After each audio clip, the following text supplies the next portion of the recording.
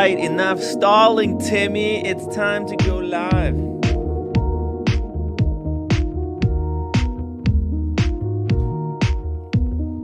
Is it going to be one of those difficult shows, or is it going to be easy? I have no idea.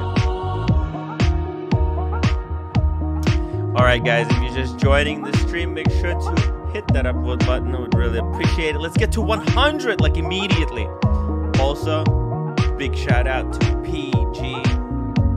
What a legend. In the past couple of days while I was missing, he got 2 stunning new pieces. Hey, the hobby is doing fantastic. It's just the gray market dealers that are dead in the backyard pool. Cut the music. And I'm also trying to get this clip uploaded here. Let's see if we could do this new drop, guys. In a backyard pool and floating face down like this. Unbelievable, but true. Unbelievable. Unbelievable. It's unbelievable, but definitely true, guys. The gray market is pretty dead in the backyard pool. I got some motor picks. Let's take a look at where the prices are at. Let's see here. Let's pull it up. Oh my God. Oh my God. That's pretty cheap. Okay. It's a 36 mil. 36 mil. Oyster Perpetual. Green dial. Unworn. New condition. 8,700. Now that's I think like with taxes, it's like a 7,000 with a little bit of change. Maybe $7,200 watch. There's still profit in it if you're the one to get it and it's in perfectly brand new condition. But man, what a watch.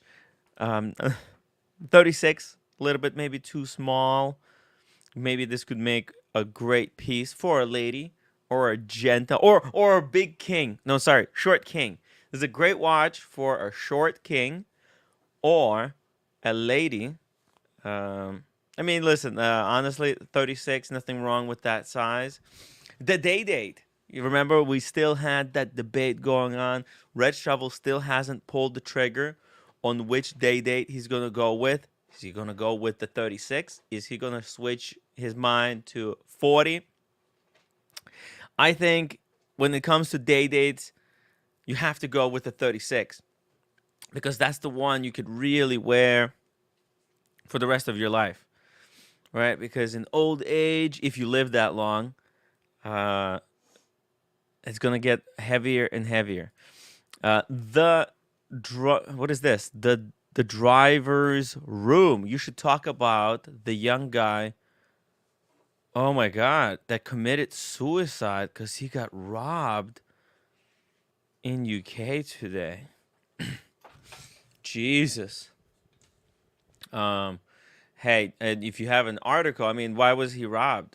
And what, that's awful. A UK dealer? UK dealer was robbed, and because of that, he committed suicide. That's awful. That's the danger of also like doing these kind of businesses, right? He probably took a whole bunch of watches on consignment, got robbed, and had no way of being able to return this money. I could see somebody doing something like that if they're like some kind of a conscientious person. Obviously, the timepiece gentleman, he's a fucking psycho. He had no problem with stealing all that money. He has no problem sleeping in jail right now. He's probably having the time of his life. But sometimes you get somebody who shouldn't really be in this kind of business, taking on an insane amount of risk. This is an extremely risky business. I mean, flipping watches, like, and think about it. Cam is involved in this, right?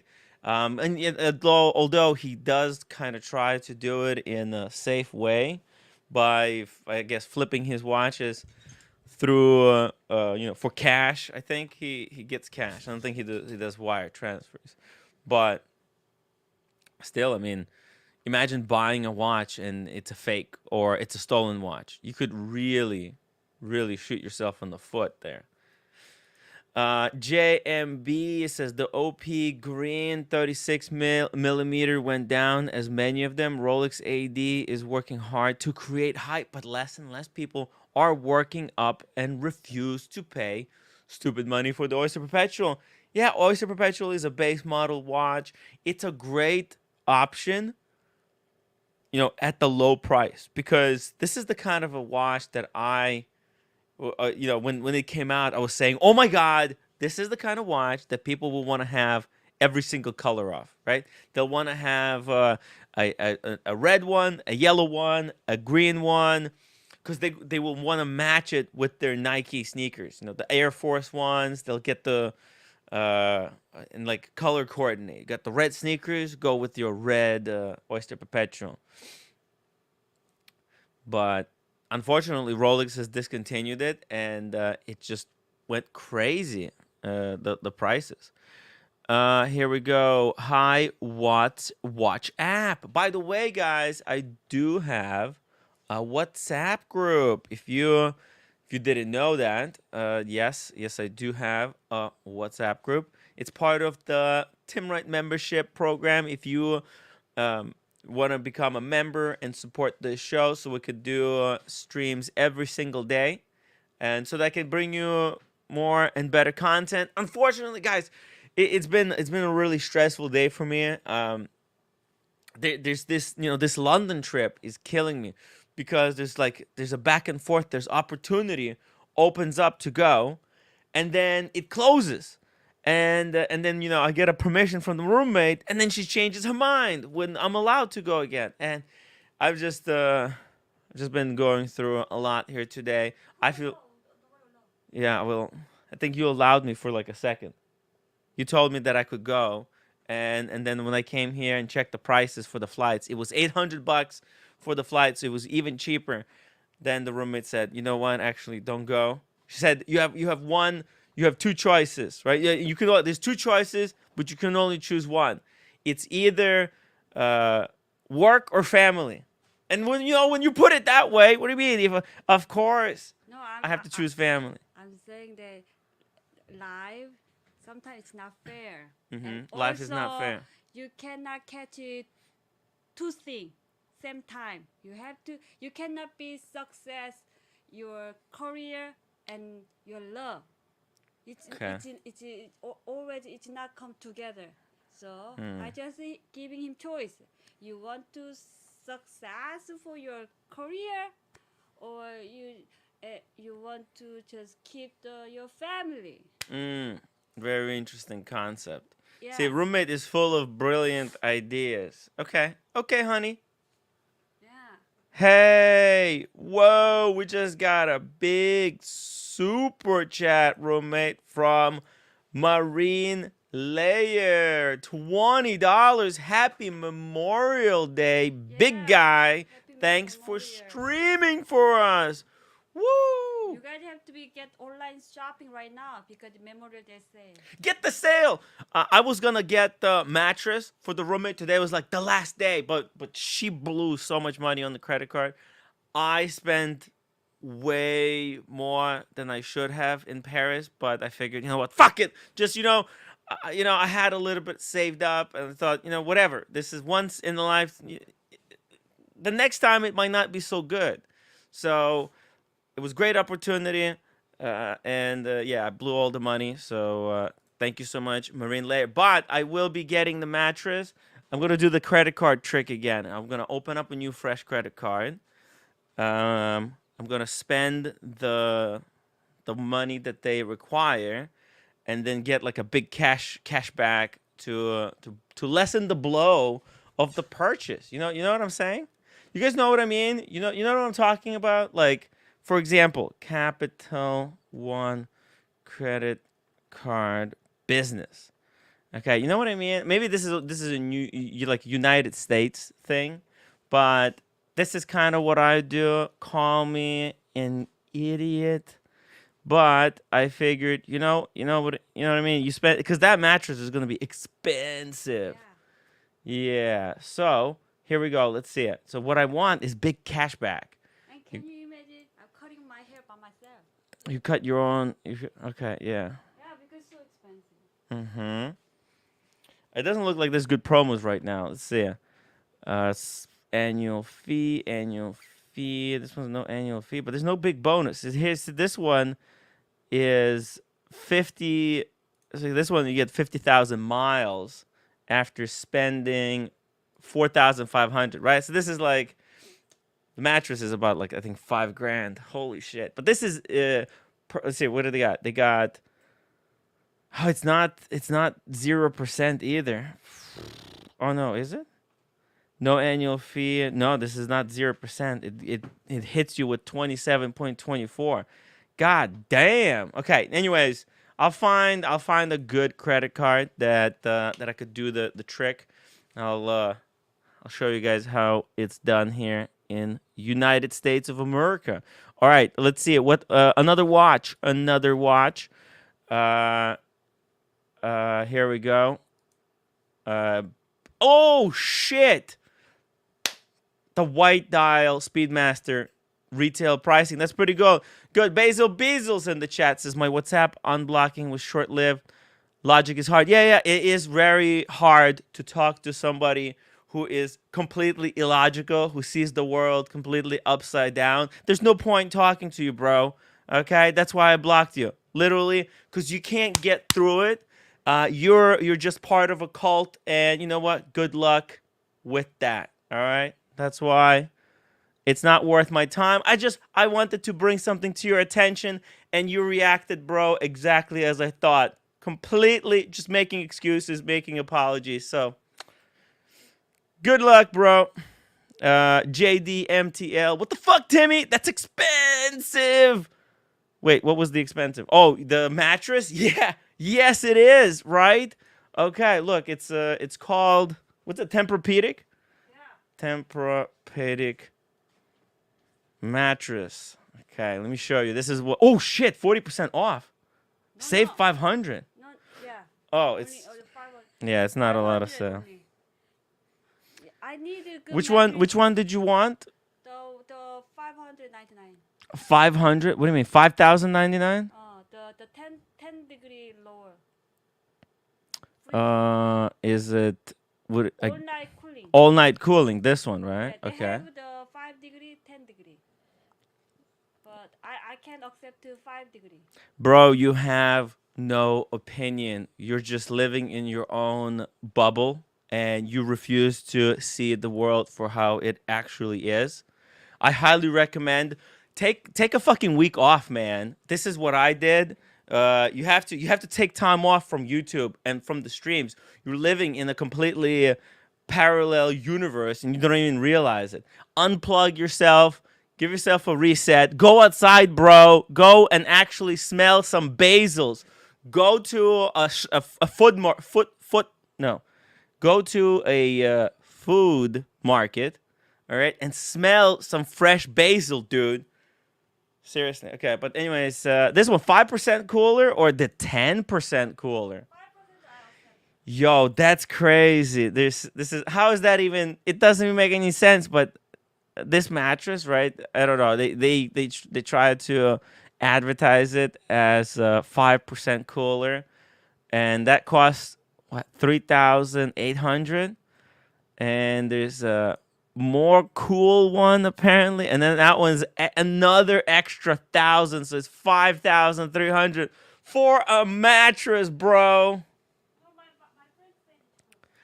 David H, $20. Finally catching a live stream. Hope everyone is well. Fantastic. It's incredible to be back. Incredible to have been away. It's really liberating to unplug from the streams. Yo, speaking of unplugged, I Tim figured I G. just say I figured I'd just say hi for like 20 or 30 minutes. A couple I things. You know how missed you, bro. Tim. no, you don't. No, you don't. But that's okay. Tim. We still need to go out and we'll have to do some stuff, but we'll do it eventually. We'll do We'll, some we'll, stuff. You know, it was a we'll, chance we we're could have done something in Boston. It didn't work out. Next up in time. Maine. It's all cool. Up in Maine. You came up during a bad time because I know. everything was broken. Furnace was done up in my house. Oh, The that was 30 grand. The engine needed to be repaired because it ate some sort of bad seaweed. So the internal engines was shot. So I had to bring that up there. That was 6 figures. So this is going. Yeah. So anyway, hey, couple things. yes. How to test a mattress. So you bring a roommate, Uh-huh. you tell them they leave, and you test each mattress. Okay. Right. I'm actually worried about this mattress because it's not bouncy. It's not spring. Well, that's why you've Spring got to load. go. You've got to go and test the mattresses. Okay? Exactly. It's gonna be useless. This is why people have ED. It's not the. It's not. You think It's not I'm the laughing? body. I mean, It's not you the think body. It's the mattress. Roommate, you know Yeah, what? yeah, This is gonna be horrible for Boom Boom because there's no spring, so there's no bouncing assistance. There is a bunch Yeah. of So how to test a mattress? You just make sure that Tim G, That- wait, listen, roommate. Tim G is saying that we have to go and test these out. Go to the Raymond and Flanagan over here on Neptune Avenue. We go there. We tell that guy. Remember, we go. Let's go in the morning when they just open, when there's not a lot of people, and let's tell the guy to give us like 5 minutes to test it out and see if it works. Because maybe it's best to, instead of going Tempur-Pedic, go with the springs. I like the spring mattresses. I grew up on the spring mattresses. I want exactly. So that's how you test out a mattress. actually Okay. go back to work. Okay, so And you know what? They'll probably let you go. They'll probably let you be because they want the Huh. sale. you know the mattress is for resting for me. Okay, she thinks, but how do you know this is going to be restful? My I hope they my- have my- 100. My coworker says she said this is really. Because you know how it's going to be restful after you guys are done. Exactly. But roommate, it's the easiest way to fall asleep is to do like really hardcore boom boom, and then it's just gonna knock you out. You're gonna sleep like a baby. I call it animal sex. But that's okay. Animal. Tim G calls it the animal sex. Yeah, that's only he for him. Okay. Only him. All right. Only him. By the way. Sorry, we'll keep it a PG show. Sorry. Just style, okay. I need to like a good mattress. I don't want to like a suffer. I think you just want the mattress on which it's very difficult to do the boom boom. Anyways, can I get? No, never mind. Tell me what you want. It's all good. Let's go test it out. I think Tim G has some good points here. You need to lay down and see how it feels. Exactly. Yeah, And because this is $5,000. It's too much. Oh, I know. Oh. They're ridiculous. The prices. Ridiculous. I'll buy, okay? If you don't want. No, I'll buy it. No, that's it. Forget it. No, I'll buy it, roommate. Okay, let's go back to Watch Talk. This is how I'm gonna try to pay for this mattress, guys. If you have any watch-related questions, make sure to super chat, become members, and support the show, or just shoot your questions in the chat. Bert Dundee, thank you so much for 13 months of supporting the show. YouTube and WhatsApp are hard. Yeah, those WhatsApp groups, they turn nasty sometimes. Yeah, Actually- I don't know. While you were away, I tried to throw some stuff in there. Yeah, I appreciate that. Just so you Uh-huh. know, that's the cool thing, guys. If you wanna, this is why the $10 membership is so cool. Because not only you get all the hidden videos, the live streams that were too spicy, you also get the WhatsApp group. And Tim G posts all the stuff that he watches that day. Like, Pretty much. yeah, it's good. It's very convenient. Yeah. So the other thing is, I know you've got a beef with Basil Beazle. I get it. I have no beef with him. He's just a hypocrite. He's accusing me of doing something, and then he goes and does the same thing Yeah, I that don't know. he's accusing me of doing that I'm not even doing. this is your channel. You do whatever you damn Yeah, please. exactly. I get it, but I actually like him, and the reason why Well, is he I've just known likes him. to tell me what to do. He has some opinions.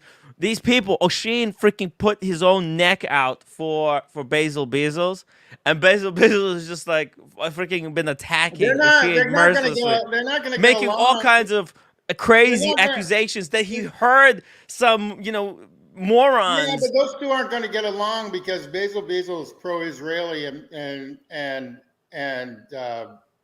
O'Sheen is pro-Palestinian, and it's like oil and vinegar. That's just not going to work. We're not going to talk What that does that about. have to do with watches? Well, it comes into play See, the somehow. thing is, O'Sheen put his neck out, right? This is the kind of person he is. You know what? If somebody, even if this person doesn't like him, if the cause is right, and in that case, the cause was correct. The wizard was a freaking thief, still is, and there's still people who are defending and protecting the wizard from justice. That's coming, you motherfucker. The wizard, if you're watching, bro, the justice is coming. So I hope you understand that. Eventually, people will break free from this bullshit, and they will turn this guy in. Anyway, I like Bezos. I've known him. I've known him since the Archie days, and that goes back like 10, 15 years. So, and he's from Now, I Western met Mass. him. I have never met him, but I've seen him being introduced to other people. I don't have a beef. I personally don't. Yeah, Have a Humble beef. Pine bought dinner for him. Really? Yeah. Where is that? I was in Watches and Wonders. Sorry. Watch Time New York. Okay. Yeah, Okay. 2 years ago. That's Humble Pine. He was in New York, and Watch Time was going down. And That's with Art when Archie was even there, right? no, just before that. Okay. Okay. I mean, Anyway, you should go to. You should. I mean, if you got a free stay, which I think you do, because Red where is in London? London. Red is No, staying. they kicked me out. They said I'm not welcome there. Who's they? Well, I don't know. It's anonymous, but I guess everybody. I mean, Okay. All right. Okay. No, you where's know. Red staying? Where's Red staying? They said, oh, if that other guy is not coming, then I'm not welcome either. It's like, what the fuck? Makes Oh, no sense whatsoever. So what? If there's gonna be no confrontation, then they don't want me there. Like, you know what I mean? Like, what? Okay. Well, All right. I just wanted a That's place to inside crash, stuff. but That's inside stuff. I don't. look, the roommate just put her foot down because there was so much. The whole day I just spent fucking going back and forth, going, not going. It's a disaster, and yeah, the roommate put her foot down. Well, it's the Said, 15th. If you're gonna go, you have to book tickets like within the next 3 days. no, I was gonna book right now. They're $800. Okay, and something's going on right now today in JFK. Like they had to like shut it down or something. What? That's what I said too. I don't know. I got some sort of blurb on my phone that something's going on at JFK. So I didn't get the whole deal. I could be wrong. I'm always wrong. So it doesn't make a difference. But I know a lot of planes are delayed in Logan Airport, where I am right now, up in Boston, and I'm trying to get down to Georgia to play golf, and at one of my clubs, and basically everything is like delayed in Boston. So I don't know what's going on, and it's not a beautiful day, but it's good enough to fly. So I don't know what's going on with our infrastructure in this country, but it's starting to really suck. Well, they're actually rebuilding a lot of infrastructure under Well, the. especially JFK, they're putting in They're putting a whole new terminal, but they need to. That place is a third world airport, for Christ's sakes. Yeah. One of the worst, other than the Athens airport, I think that's like in my opinion, one of the worst airports. In my opinion. Yeah, it's not fantastic. It's very long terminals. Yeah. It's very, very difficult to get around because, Yeah. for example, like that Terminal 4, it has 2 wings. Pain in the And if you have that, like, I think, like, gate, there's gates that go to, like, 80. And Yeah, I know. It's a pain in the ass. yeah. When I was flying to Jacksonville, Florida, it was like fucking 60th gate. I literally was walking for miles. It felt like. It's chump gate. Yeah, no, I understand because you're going to Jackson. No due respect, I like Jacksonville, but You're going to like a secondary, like a second city, so they don't care. So they put you all the way back at the end. So anyway, anyway, interesting watches. Going to watches now. Yeah, IWC, bro. The new. This is a. Is this a? It's like a concept, or Why do you want a glow in the dark watch? Why would you want that? Okay, why? because it's Huh? fucking cool. It's cool. All You think right. I so? guess. It's like those I guess. Uniglow. Look. It's like those Uniglow things that they sell at Hudson Yards and stuff. Oh They- yeah. Huh? Yeah. And is this material going to be stable over time Oh, as well? I don't know. I mean, why would you want? Why do you do this? That's all I gotta say. It's Uniglow. It's the Uniglow stuff. Like I say, when they're like a 4th of July, when they have those things around their necks and stuff. Yeah, and is this the right watch to do this type of experimental case on? I don't know, but IWC has an 8-year. Doesn't IWC 8-year warranty. It has an 8-year warranty, right? Well, what do you mean? I don't think it's going to be serviceable. Like if in 6 years this thing stops catching charge, I don't think they're going to service it by replacing you a case. No, Right. I think they've got an 8-year warranty on all their watches now if you buy them from them. Perry TV, thank you so much for the $4 super sticker. He loves it. He loves it. It's a super sticker of a pair in love. Okay, he likes the Alright. watch, the It glow. could be a companion, he or she, or he or he, or she or she, or it sort of watch, for your significant other. Mhm. Personally, it's not for me. This is like another one of these swatch deals. Could be their swatch, for Christ's sakes, huh? Uh-huh. No, how much is this going to run me? Well, good question. How much is this gonna cost you? It's gonna cost you some good money. You know what I mean? It's gonna cost you good money. Let me check. I mean, if it's over $6,000, then I mean, come on. Oh wait, you know what? There's no price yet. Of This course is not. this is still kind of a pre-production situation. It's not for me, but whatever turns people on. Like you said, how stable is the material in 6 years or 5 years? Mm-hmm. Is it going to flake off? Is it going to I don't know. Is it going to break? Is it going to crack? Apparently, it's ceramic. It's some kind of a look at that. It's called IWC Unveils Ceralume. Jesus, ceramic loom spotted in Monaco. Let's see, what's this video here? Oh yeah, they got a preview video. Okay, this is not a real watch, obviously. It's just like a concept video. Is it April Fool's? No, I it's don't not. know. I don't know. This is not for me, but if you like it, go for it. The problem is, it's got to be over $6,000. It's got to be. I mean, Because it's impressive. If it's true, I don't think it's gonna glow the way it's described here in this. If you want your watch to be a nightlight, be my guest. Yeah. I mean, my question is, how long does it glow for? How long is yeah? How long is it gonna glow for? It's probably for fewer and fewer minutes every time it gets relumed. I don't know. I mean, I'm just curious on that those sort of things. It's not for me. All night, baby. I mean, look, if you leave it on the windowsill and it charges up for like 12 hours, it might be able to glow kind of 6 hours. I mean, there's no specs right now. This is just all kind of speculation. It's IWC releasing a video. Here, let me just read this real quick for you guys. The use of luminescent. Oh, wait. Oh, no.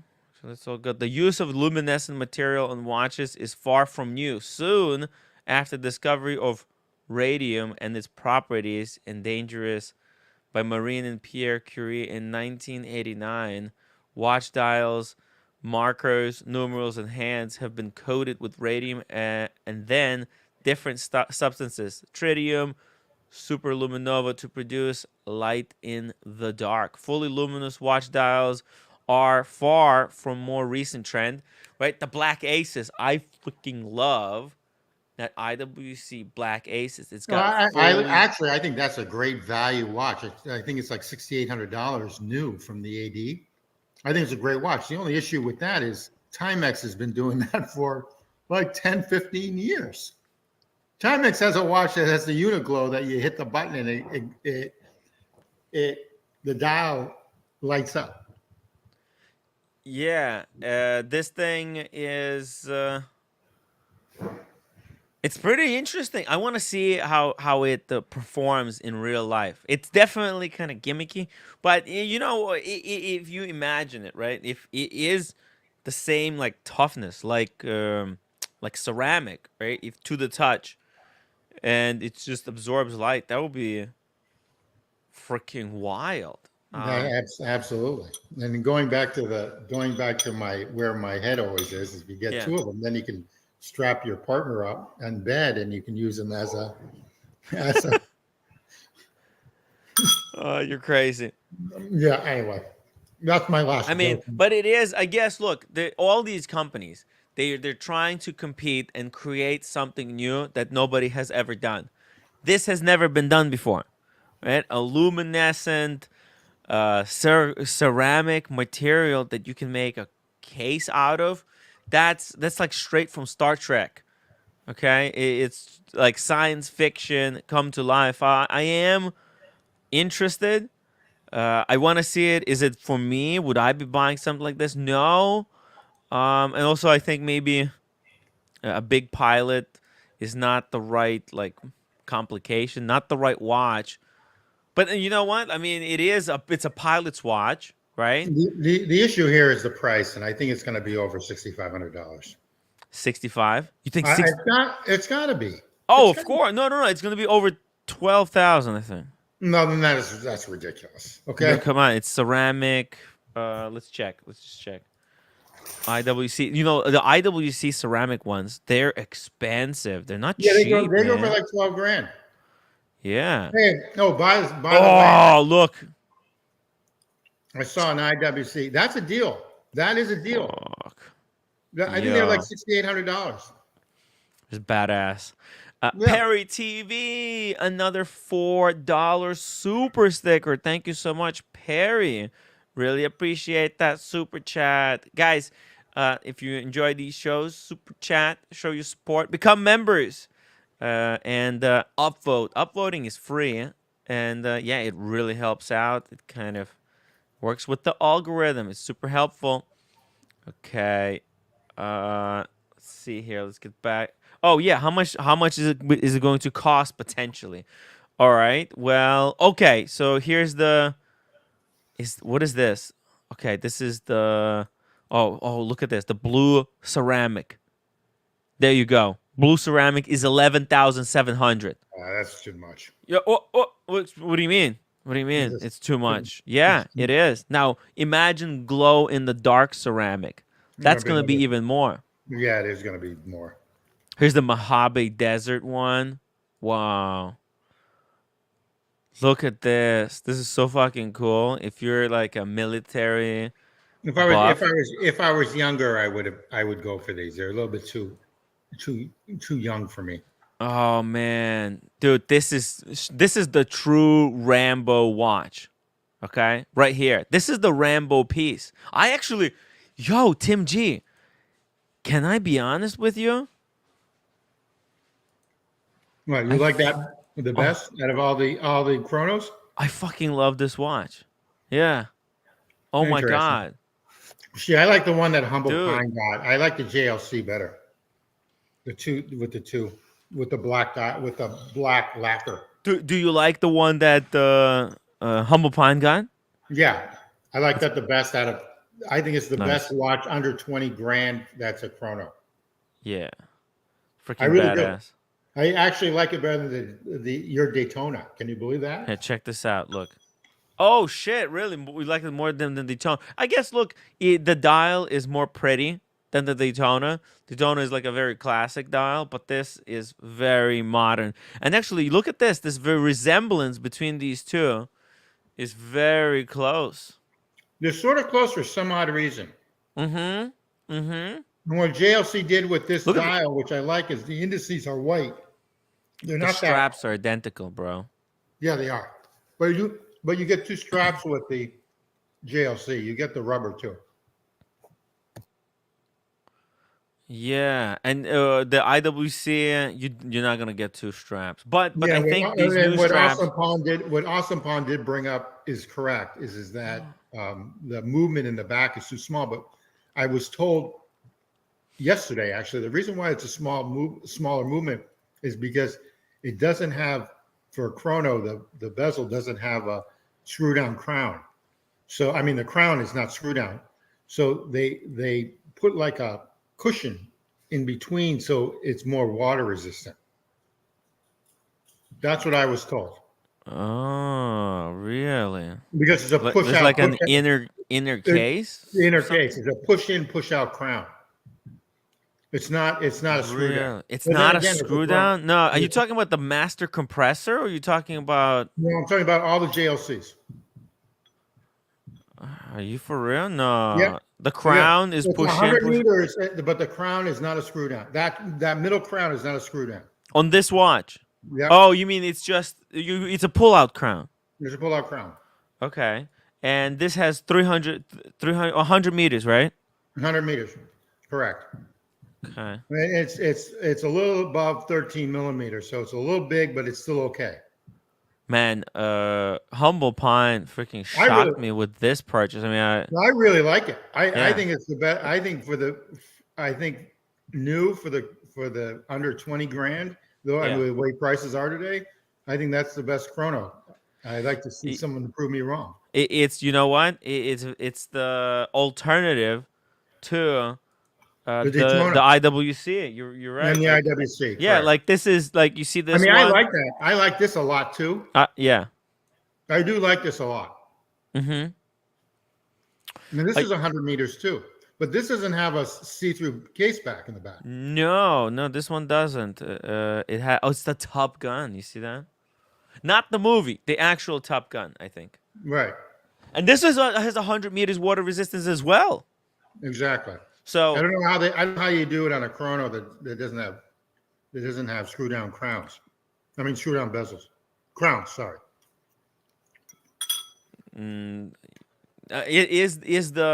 wait, hold on. Wait, are you talking about the chronograph pushers, or are you talking about screw down crown? The crown. Yeah, okay. Well, I'm talking about both.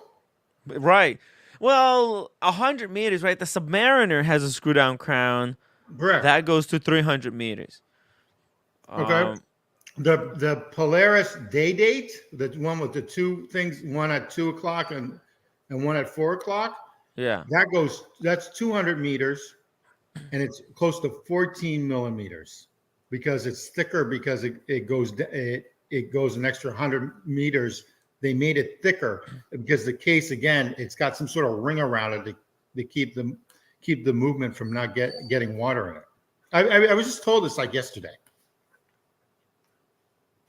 Mm-hmm. Anyway. Hey, listen, I don't know. It's just I saw this watch. This is a good looking watch. It's a good looking watch. Okay, yeah. Can I They be did a honest nice with job. you? It's very modern. I'm always skeptical about their movements because basically I think they're clones of ETA movements, IWC, but they're good movements. So, and they're 70-hour power reserve probably now. Good question. Let me just pull it up here. Ooh, it's a little bit thick, 15.5. Oh yeah, that's thick, but that's typical IWC chronos. Yeah. I And mean, the not yet. diameter is 41.9. That's funny because they call it the 41. They round it down from 41.9, and instead of putting 42, rounding up, they rounded a 9 down to 0. That's hilarious. So I mean, look, it's a 42. It's a chunky monkey type of a watch, but it's cool. There's something It about is a this cool. It is a desert cool. It's a color. cool watch. It's a cool watch. It really is. If I was Yeah. 45 years old, or 38 years old, or 28 years old, I would consider this. I think if I bought this watch, I think I might also apply for a gun license. There Why you go. not? At that point, Why not? you know what I mean. I mean, this is Then it can be a true rainbow. If they put the theme right, it's gonna be better. the roommate. That's Oshin wallet. No, but you can put your theme right. No, I said it kind of it could double as my wallet, but it's okay. This is very cool. Oshin did this in partnership with a friend who helped him translate German into It's English. really good. And you can put here. I think you can put the like Italy, like Venice, some logo. You know. Oh, on the bottom, yeah. Here. Oh, Like, yeah. Like Louis Vuitton. It's expensive to do the stamps, roommate, because each stamp cost a lot of money to manufacture. But then you could reuse it for forever, I guess. No, I'm talking about So the, like Louis Vuitton thing. Like if Venice. if people buy these wallets from Oshin, I guess on the next batch he can have another stamp. He can put like a little bit skyline of Venice or something. Yeah. Yeah, exactly. You know, like a gondola. Yeah, a gondola. Yes, yes, that would be pretty cool. Like the gondola on the watch that he did. He put a gondola on the watch. Like a kind of symbol of Venice. Yeah. I know, right? This is so funny because Oshin did this gondola watch, which is actually like a watch related to where he's from, what his YouTube is like. And when Paul Thorpe released his watch, this one, the 4P watch, nobody said a word. Everybody was like, "Yeah, it's cool. They like it." Everybody just fell in line. It's sad. Well, this is the worst watch. I need to make a video, roommate, about this watch. The worst watch ever made in history of life. Why? Because look at the price. $645. This is the $10 Alibaba watch. How you know? Yeah, I Googled it. And look how ugly it is, too. It has nothing to do. And it's trying to be AP. 4P, you see the way he made his logo? It's to kind of look like AP. You know how AP logo is? Audemars PK? This is like 4P. Anyway, 4P logo is not pretty anyway. It's not. It's not. It's almost... I don't know what it, but the logo is not pretty anyway. Also, it doesn't make any sense for him to put 4P because, it's people who are critical of... Who was the brand that made this watch? That's what I'm curious about. Humble Pine is in the house. shout out to Humble Pine. Humble Pine in the house. It says Oh, helium, right?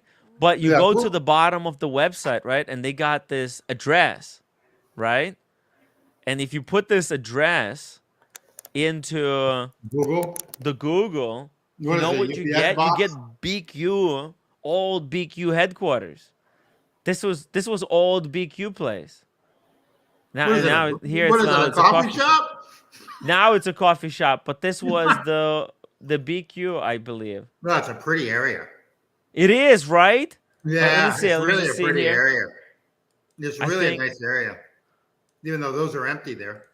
Is it BQ? Let me see. What the hell? Well, oh, okay. Oh, it's here across the street.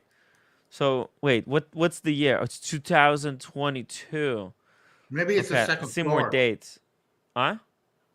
Maybe it's an apartment on the second floor. Let's put 2020. Okay, what is this? JD and behind? No, what the hell is this place? No, Well, no, BQ was in the kind of Actually, let's just put BQ watches. I think they moved now, so their location is gonna be different. Oh yeah, this is the new location. that's Look nice. at that. Yeah, that's nice. Oh crap! What did I just do? A nice You like- house. It's huge, right? Yeah, it's nice. It seems huge, at least. Look at that bar. Is this? Yeah, they always have those things at every place now, right? Wow. They want That's you gonna to be the load- London they want you to event. Get loaded so you can buy what you did when you went to Panerai. Mm-hmm. It looks really nice. It I'm looks not very gonna, nice. huh? Very nice. Humble pie. Let's see. Humble pie in the house. Hey, Perry TV. I hope this isn't out of place. Tim, keep the hairstyle and the beard. No hat. LOL. Okay. Thank you. I've been, yeah, kind of digging this look. Looks weird and odd. Okay. Roommate, you okay? Oh, Okay. humble pie. What do you think? What do you think, roommate? The full glow in the dark watch. Is that a cool idea or no? Yeah, I don't. I just think it's a gimmick. But you know what? Someone will like it. Oh shoot. Yeah, people will definitely like it. What? Yeah, IWC made ceramic material that glows in the dark, like lume. What do you think? What the fuck? It's not. This is not a real picture yet. This is just Nah. computer rendering. Nah. You don't like it? No. What the fuck is that? No, no, no.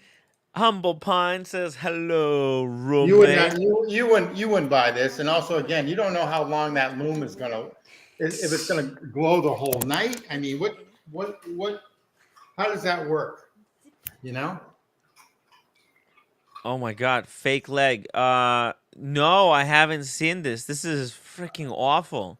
No, I don't like this. Fake leg. It was a robbery in London. This was now I kind of think that this is actually true because fake leg. Fake leg, can you get me the link? Where can I find information about this? This is awful. Look at this, roommate. This is really awful. Yeah. I don't like the people scamming and then dishonest. So people working hard to save money. Thing you cannot steal. This is dishonest. If you need money, go work. Yeah. You I know, mean, like this is like. I think that's pretty obvious. I think Yeah, you're like saying working something hard that's to get like a 3,000. Somebody stole 3,000. Oh my God, it's driving crazy. Okay. yeah. Yeah. So like don't do that. Don't do the dishonest. And he was robbed for dozens of watches. This is kind of like what happened to uh, uh, the Bell brothers, right? The Alpha Crown guys Oh, in when they got Dallas. robbed at the gunpoint. Yeah, Uh, yeah. Awful. I don't know. I didn't hear that about London, but then again, I've been out of touch with everything the last couple of days. Yeah, no. If you can email me the link, I can bring it That's up. rough. But yeah, it's awful. It's awful. The robbery is awful enough, and then that the The guy committed trauma. suicide. That is just Yeah. how did he do it? I mean, if this is in London, it's in United States. I understand it's so easy because guns are so readily available. That part of the reason I don't wanna I don't wanna have guns is because I All hear right, that a all lot of right. people do bad stuff Hey, with hey, guns hey, to hey, hey, hey, themselves. hey. Nothing bad about guns. Let's move on. No, I'm not saying it's. I'm just saying, listen, like You I can kill don't somebody want to with a have a machete gun too. Yeah, I get it. Move on. because Move I don't. on. I'm not responsible. I could like pull up Yeah, the but gun just to look down the barrel, just to clean it up or something, and shoot yeah, let's myself in the move. Let's face. move. Let's move on. Let's move Yeah. on. Let's move on. I'm a gun. Sean, $10 super chat. Hello, roommate and Tim. Why put another man's project and product down? You better than that. Always onwards and upwards. Positive. No. Look, I think I don't think all products are good, and if I believe the product is not good, I I think I should be able to express it, especially because that guy does not hold back. He that doesn't hold back. He makes stuff up about me, and I'm just reporting on kind of facts here. So it's different. Nobody. I mean, it's like I don't think anybody even bought it. That's the sad truth. The reality is, I think he probably didn't sell a single one. because the market is not. Maybe he sold one, maybe two, no shot anybody bought for it. It's just I don't think it's just too expensive. I don't think people are ready to drop that kind of coin for that watch. So negativity drains energy. Love you, kiddo. Thank you. Now look, it's not. I don't think about it as negativity. I think it's like, listen, there's if this like this watch, right? This IWC. If we think it's good, people should be able to express that they like it. If they don't like it, they should also be able to express that they don't like it. Yeah, like me. And you know what? The beauty of this channel is that I try to keep the platform as open as possible. And that way, right? Like, for example, Sean, like if you disagree with me, you could let me know that. And that's the fantastic thing about this. If it's like, I try not to restrict myself and other people. So I'm ready here for the backlash.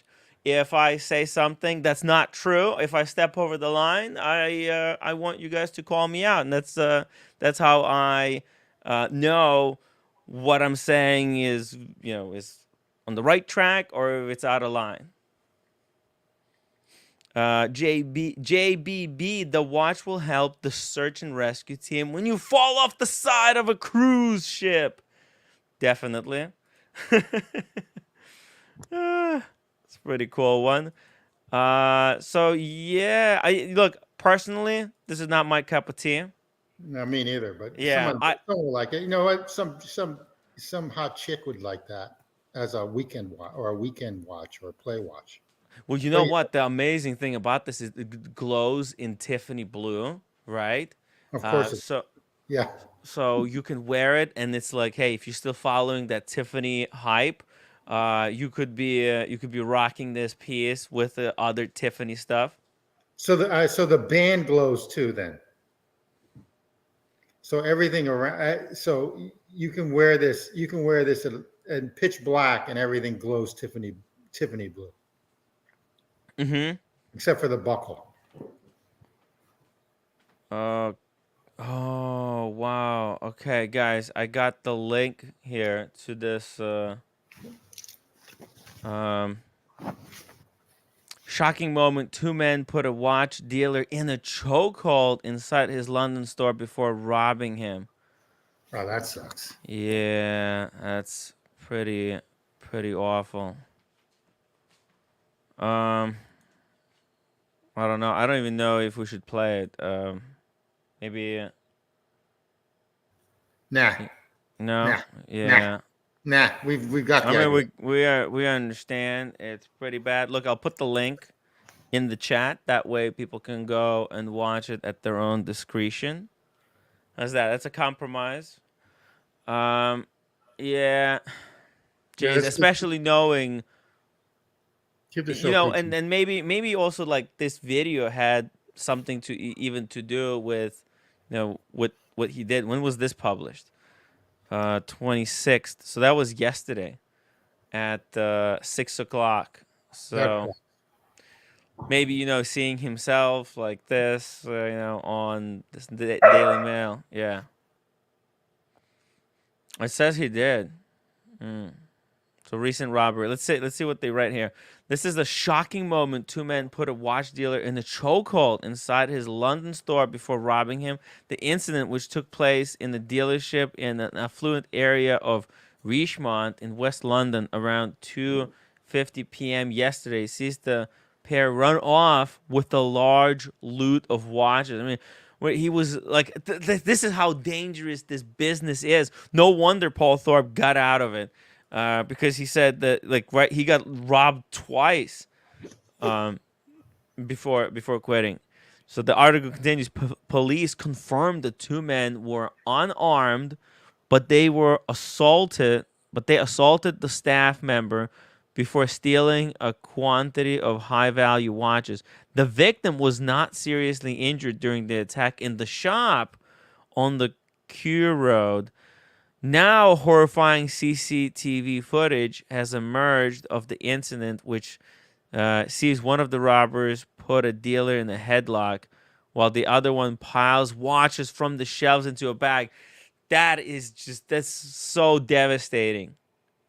I mean, there's no more awful thing that could happen to someone. Jeez, Yeah, that sucks. I'm sorry. That really sucks. man. But also, listen, no matter how bad things get, it's not worth, you know, Suicide. yeah, It's not worth your life. yeah, it's not worth your life, okay? Nothing is worth that. So, Yeah, it's I mean, definitely, I get bummed if I kill an ant. So it's one of those type of things. yeah, yeah. John Doe, I watched it. It's 2.5 minutes of torture. How these cunts even got inside the shop is surprise to me. I mean, and also like, he's working this thing. He's completely by himself, and he's got $500,000 worth of watches there on the shelves.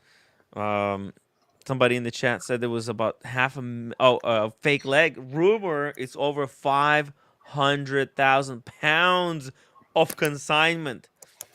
Oh my God! So that's like what, 700,000?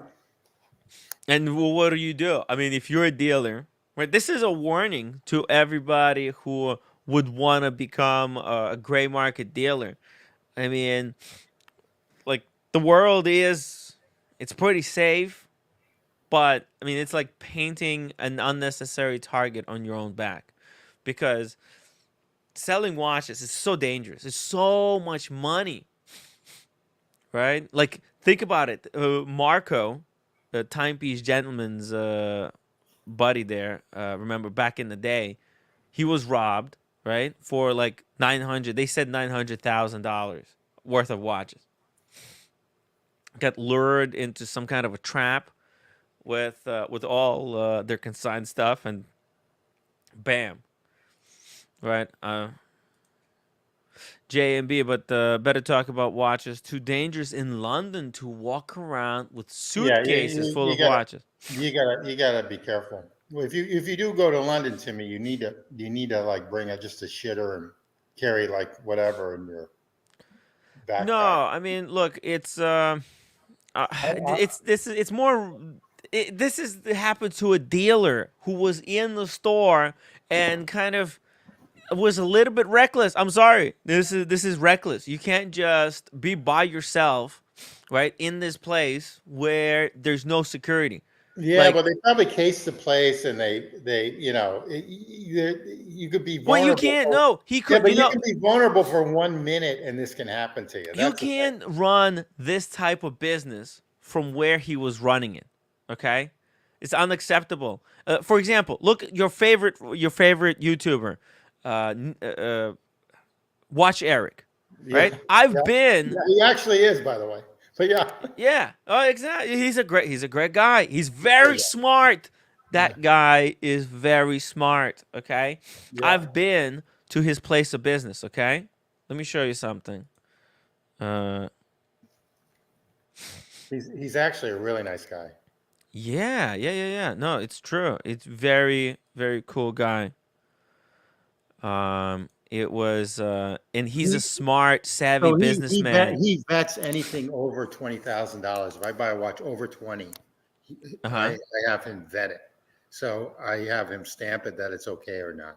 But then again, I haven't bought that much so recently. So, but the thing is that he sold a few and whatever. But anyway, I do trust him. Anyway. Watch Eric. Watch Eric. Yeah, Watch Eric is badass. Okay, let me show you something here. All right, so I was at the Watch Eric's place.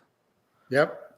This was that time where I took that famous picture with the timepiece gentleman. Yep. Man.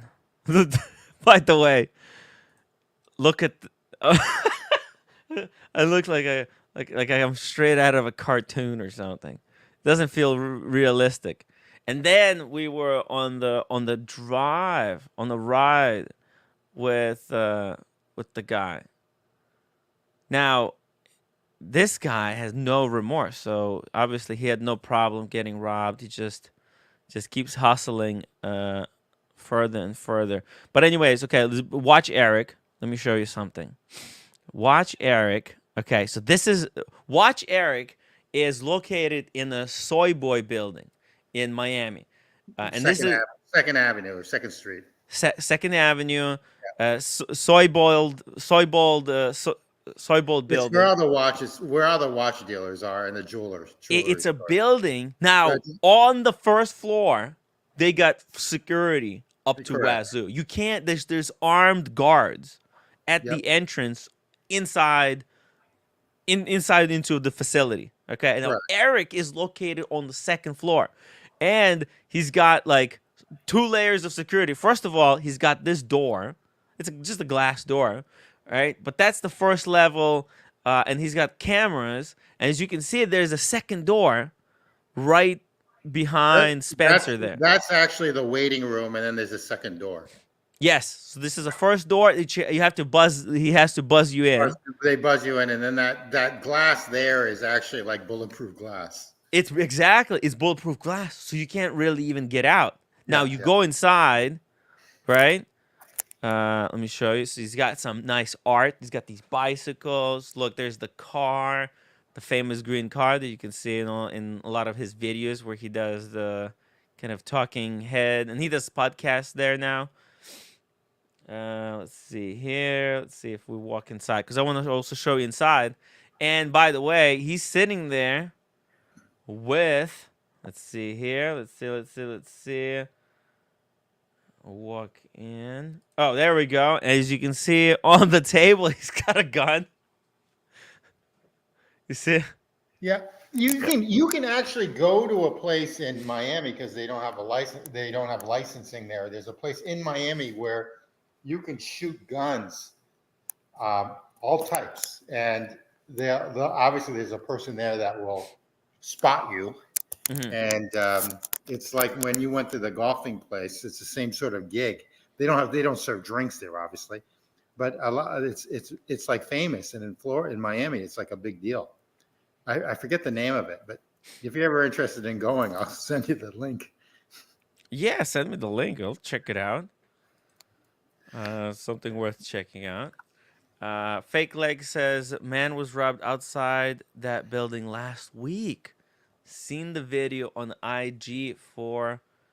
Oh, it's called Lock and Load. It's Lock and it's Load?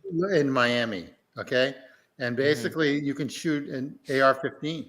Oh, really? You can shoot pistols. You can shoot everything, and it's totally legit. It's called. You know, Lock I and have Load. never shot a gun. I mean, most people haven't. Most people haven't, Most people especially haven't. people from New York. Yeah. So if you Google, No, it's Lock- impossible. You know, it's very tough. Yeah, right. to- Yeah, but there are gun as it should, ranges. as it should be. But like if you're in Montana or Wyoming, it's Yeah. it's like drinking water. No, but I'm scared of guns. You know. No, I get it. I told you the story, right, with the gun. No, I get it. Yeah. I get it.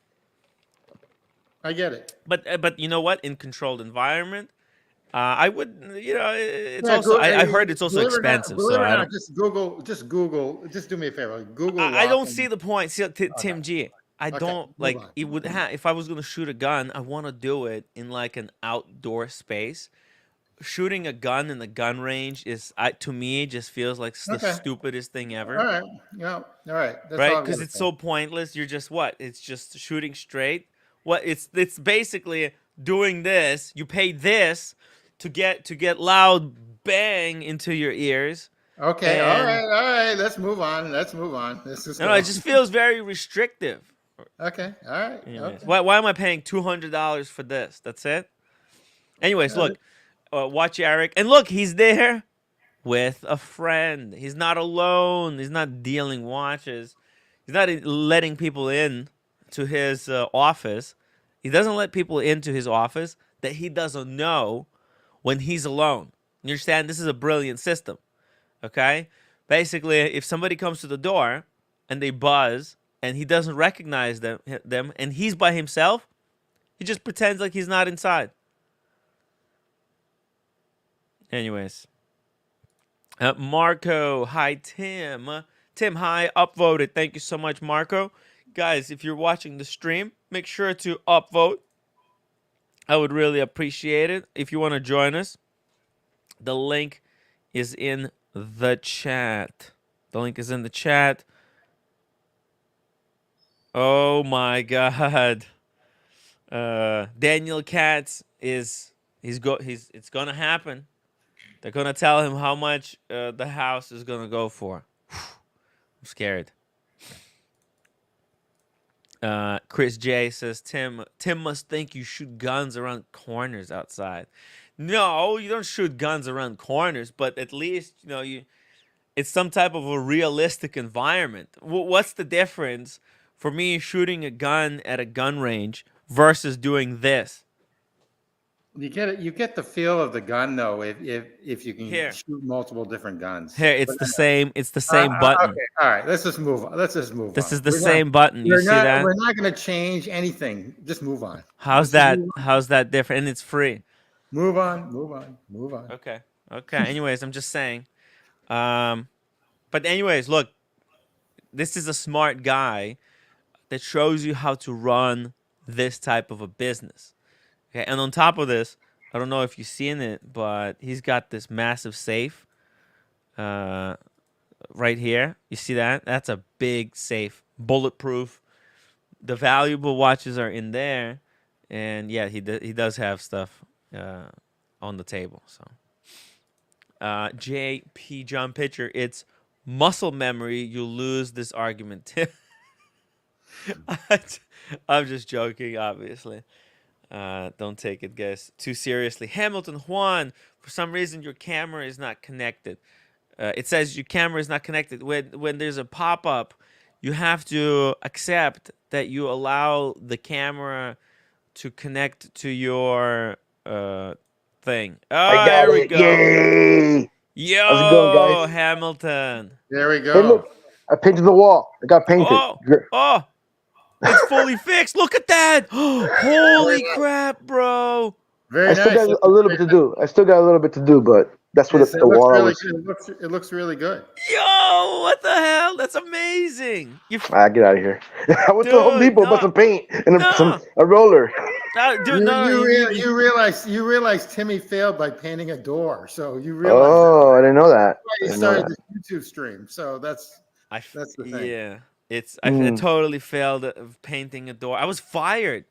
But look, I was set up. It was one of those things where they wanted to get rid of me, and they gave me an impossible task, knowing fully well that I will fail it, and then they would use it against me to fire me. You know how they do it nowadays, right? They can't discriminate, so they have to find like a legitimate excuse.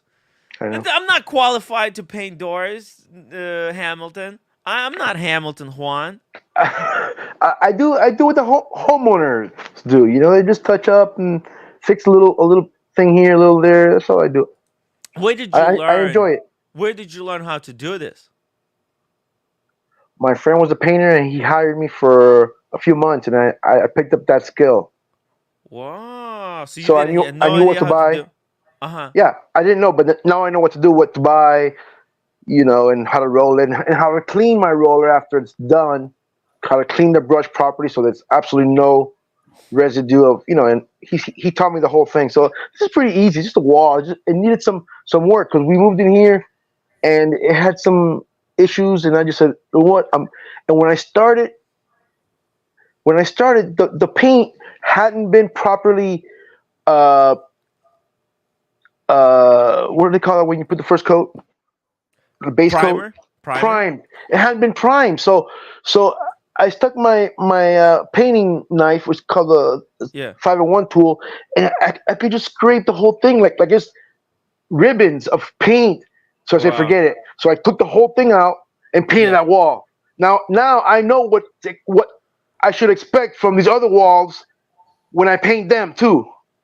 Wow. Yeah. So I know it's going to be a lot of dust, and I know to put a plastic barrier between this side and that side. Because last time I made a royal mess, all the dust got everywhere, and this was paint dust, but yeah, not lead paint. Did you sand? You applied I the did. plaster, and then Yeah. you sanded it too. Wow. I sanded the best I could, so it's all Yeah. even. Yeah. It's not perfect, but the gray paint covers everything well, and it's fine. It's better than once before. Now we're gonna put back the two frames that we had up. It's That's been a slow amazing. process. It's been a slow process. Don't celebrate me just yet. I know I did that, but it took me forever. This is you're doing this in your off time, or you retired? I'm sorry if I forgot. No, I'm just doing it in my house. No, I'm an electrician. You're an electrician. Oh shit, fucking Yeah. nice. You've got No wonder you got these other skills. That's important side skill to that's a electrician. huge skill. That's a huge skill because you're always in demand. Yeah. Yeah. I'm licensed. Wow, that's a legitimate job. How far are you from Doral in Miami? Doral area? Not very far. It's on the other side of the airport. This company's got, yeah, exactly. We're on the other side. We've got an 88-unit apartment complex that we might need an electrician for. Really? Yeah. So just to give you a heads How about that? Well, great. How about that? How about that? Yeah. Are you independent, or do you work for government right now? No, I'm independent. I've got my license that I got in Dade and Broward. Wow. So you have like your own business? But right now, no, it's just a license that says that this person is a qualified, competent electrician. Yes. Why do they know that? Because you went and took the test, you had the required hours in the trade, and then you were allowed to take the test. And then you need like 28 hours every 2 years or something, right? Mm-hmm. Don't you need like education too? Yeah. It's continuing education. Yep. 16 hours a year in Dade County. 0 hours in Broward County.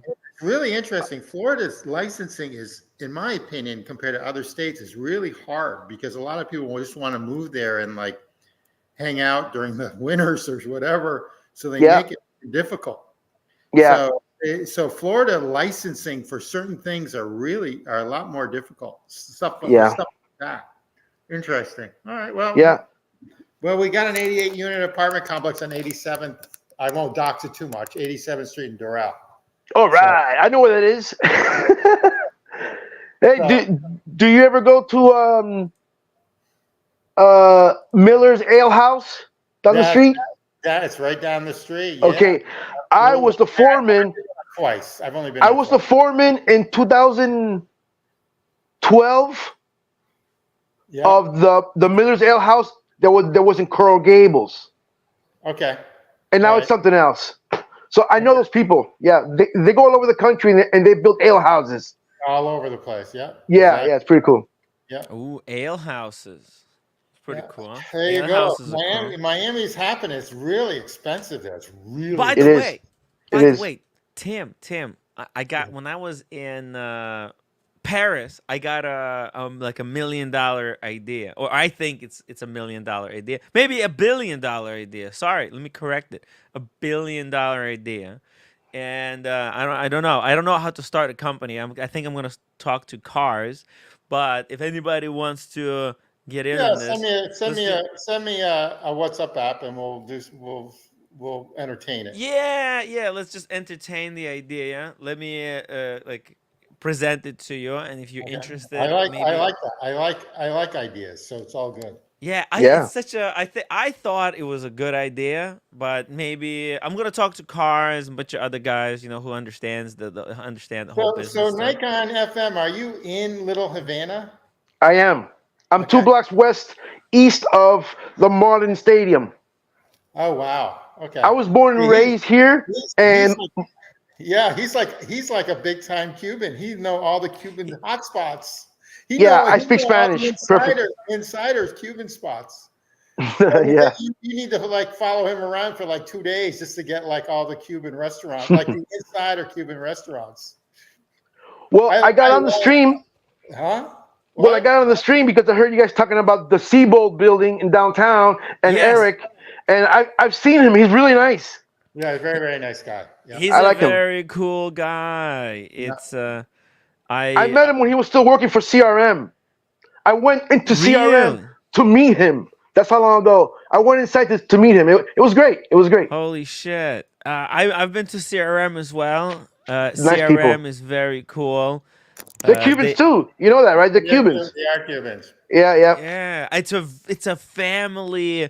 It was really amazing for me to meet the CRM crew, especially Yeah. at that time when I was like going around and just meeting all these gray market Mhm. different YouTubers, Mhm. and you could feel the difference, right, with the way each group ran their business, right, and like early on after I think the live stream is still up. I think me and Red Shovel, we visited the CRM. We're like, my God, I mean these guys are really really nice. They were told, everyone. So when I first came, this was the first time I was in Miami.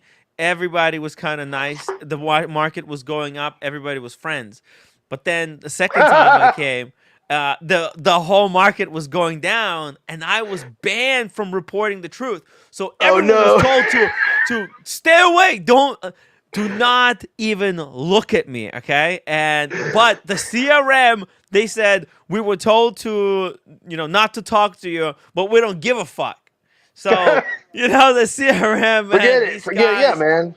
They're yeah. family, bro. They're not involved with that stuff. They have their own clientele that know them, that love to deal with them because they are family and they're so nice and they just talk you through the whole thing. I've seen it. I've seen it happen on Look, their videos. They're very nice. yeah, and you know what? Like they do try to survive in these tough times.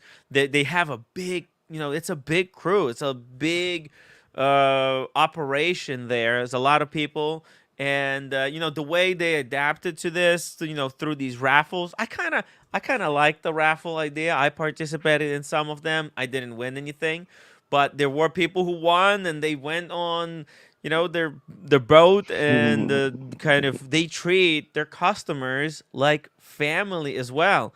Let me Yeah. bring up this Instagram post. It was so out of control. I love CRM and what they're doing on IG. Let me show you.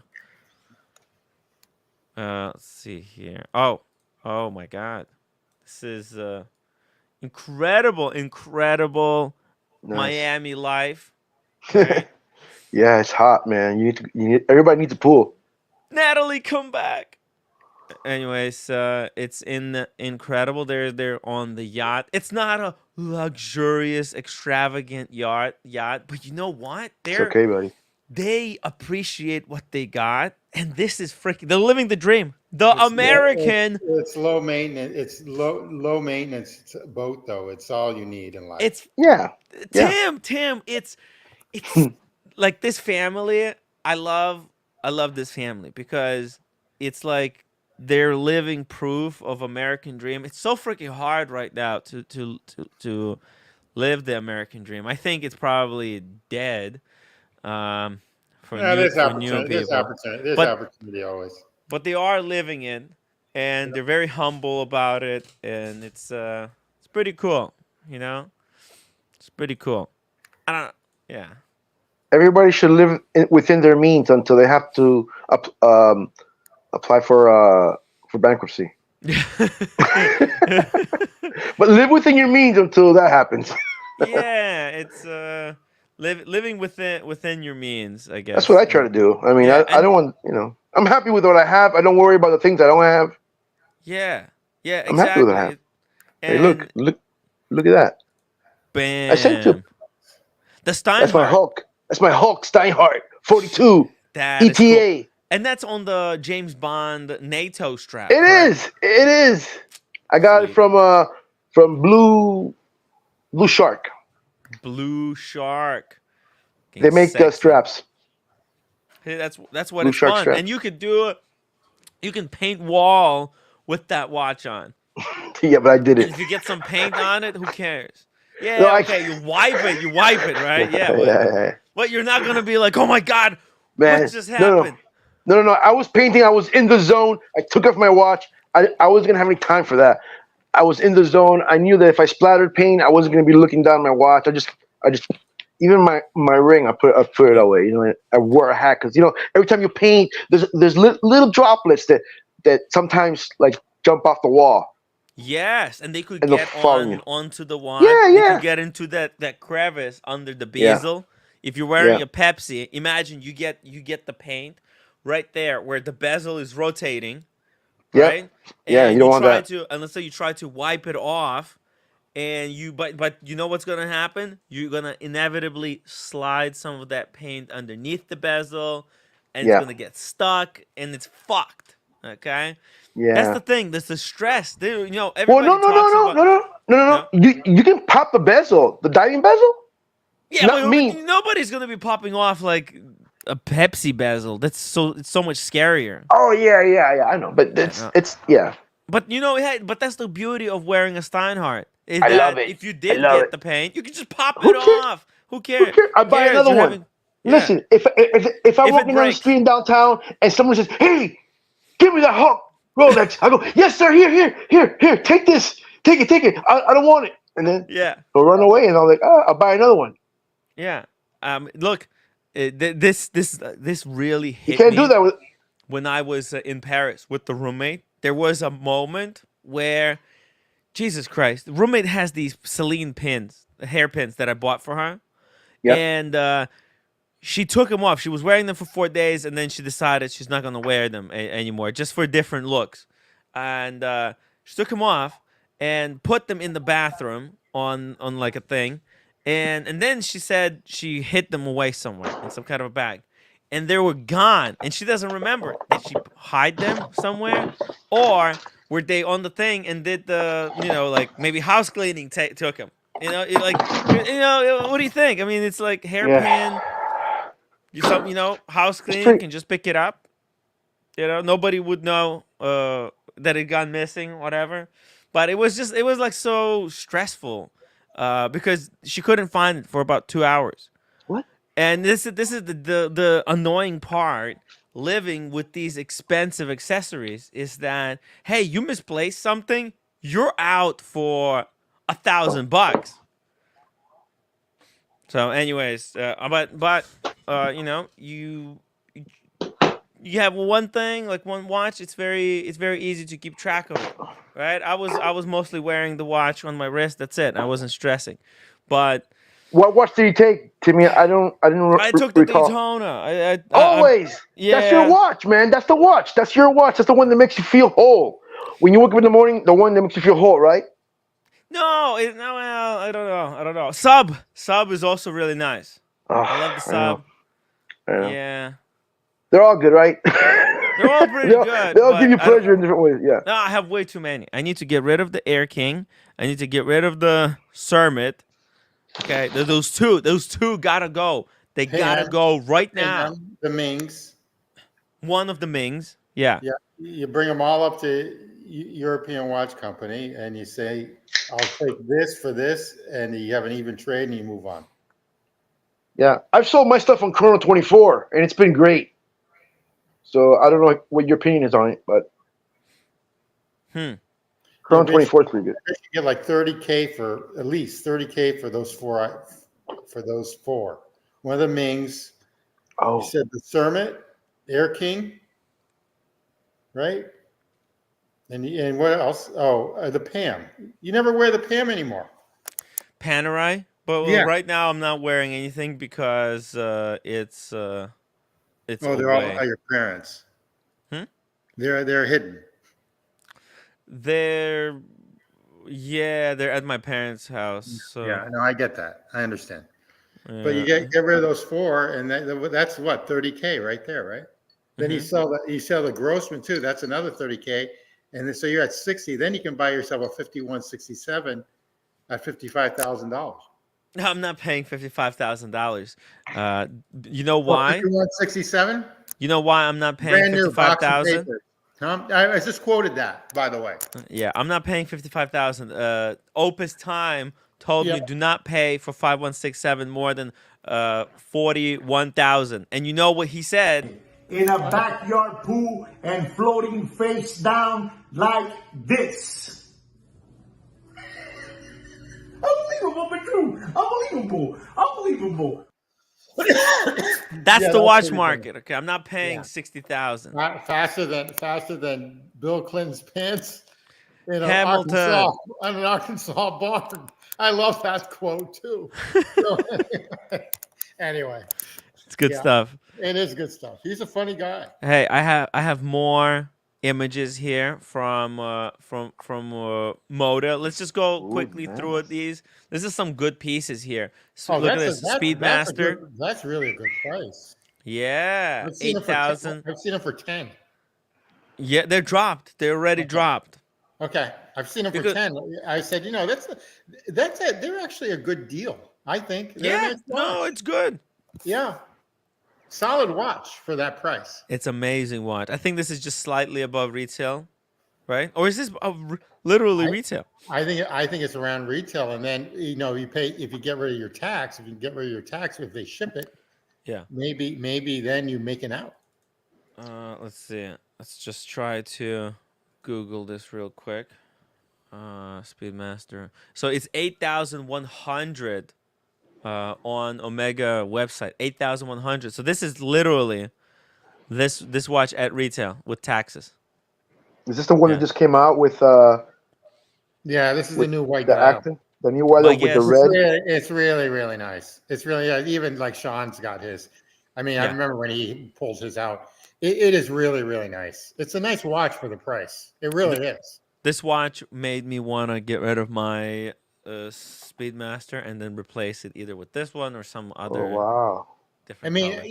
If they said they were going to charge maybe like $14,000 for this watch, I wouldn't have never surprised me.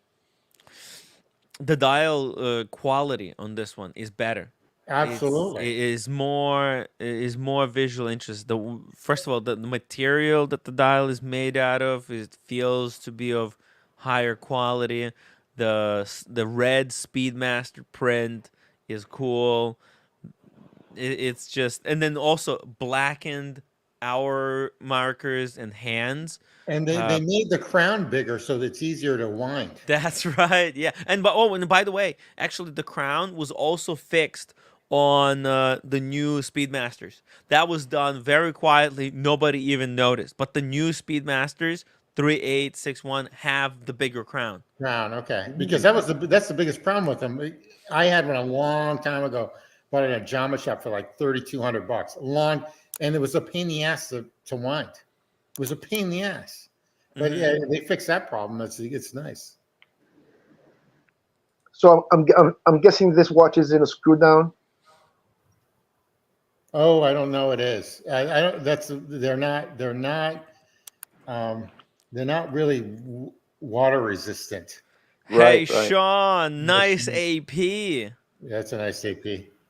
How you doing, guys? Nice. Sweet. How are you? Sweet. Fantastic. Hey, we're just looking at some gray market prices here. Speedmaster, if somebody's, I think it's already probably sold, but hey, good price. They're not available in boutiques though. If you go on Fifth Avenue, they're not gonna have it there. So it's a great piece. It's a great piece, and yesterday we were talking. Was it yesterday to me or the day before? Somebody asked, "What would be if you had one watch? What would it be?" My first choice is a Daytona. Second choice is a Speedy. Yes. And they're so versatile. And I love the white one. The white one is really cool. I love the original black one. You can't go wrong. You can't go wrong with these. You can't go wrong. I love the improved hands and hour indices. The whatever, I don't know how they did it, whether it's DLC or if they're like fired black, but the fact that they're kind of shiny and reflective, the hands. Versus if you look at the standard one with the black dial, the dial seems to be kind of made of plastic or painted. Kind of, it's a matte. No, they really they did a great job with this watch. Yeah, no, they did. I mean, usually Omega sort of f's everything up, but they really did a nice job with this watch. Do you know they also took care of some of the little stuff, and they didn't say anything about it. One of the pain points with the original Speedy is when you wind it, the crown. It's really tough to get your fingers around the crown to wind it. But they improved it on this one, and they didn't say anything. They didn't bring it up to anybody. Yeah, we were just talking about that. It's incredible. They did a beautiful job with this. I mean, if they charge $14,000 for this, people would have griped maybe about the higher price, but I still think it would have been well sold after. Well, take a look and see where they started from, right? You could have gotten, I think the sticker in 2019 for a Speedy with a bracelet was what, 6,200? Strap was 58, if I'm not mistaken. Yeah, that's exactly somewhere around there, and then they bumped it up. I mean, listen,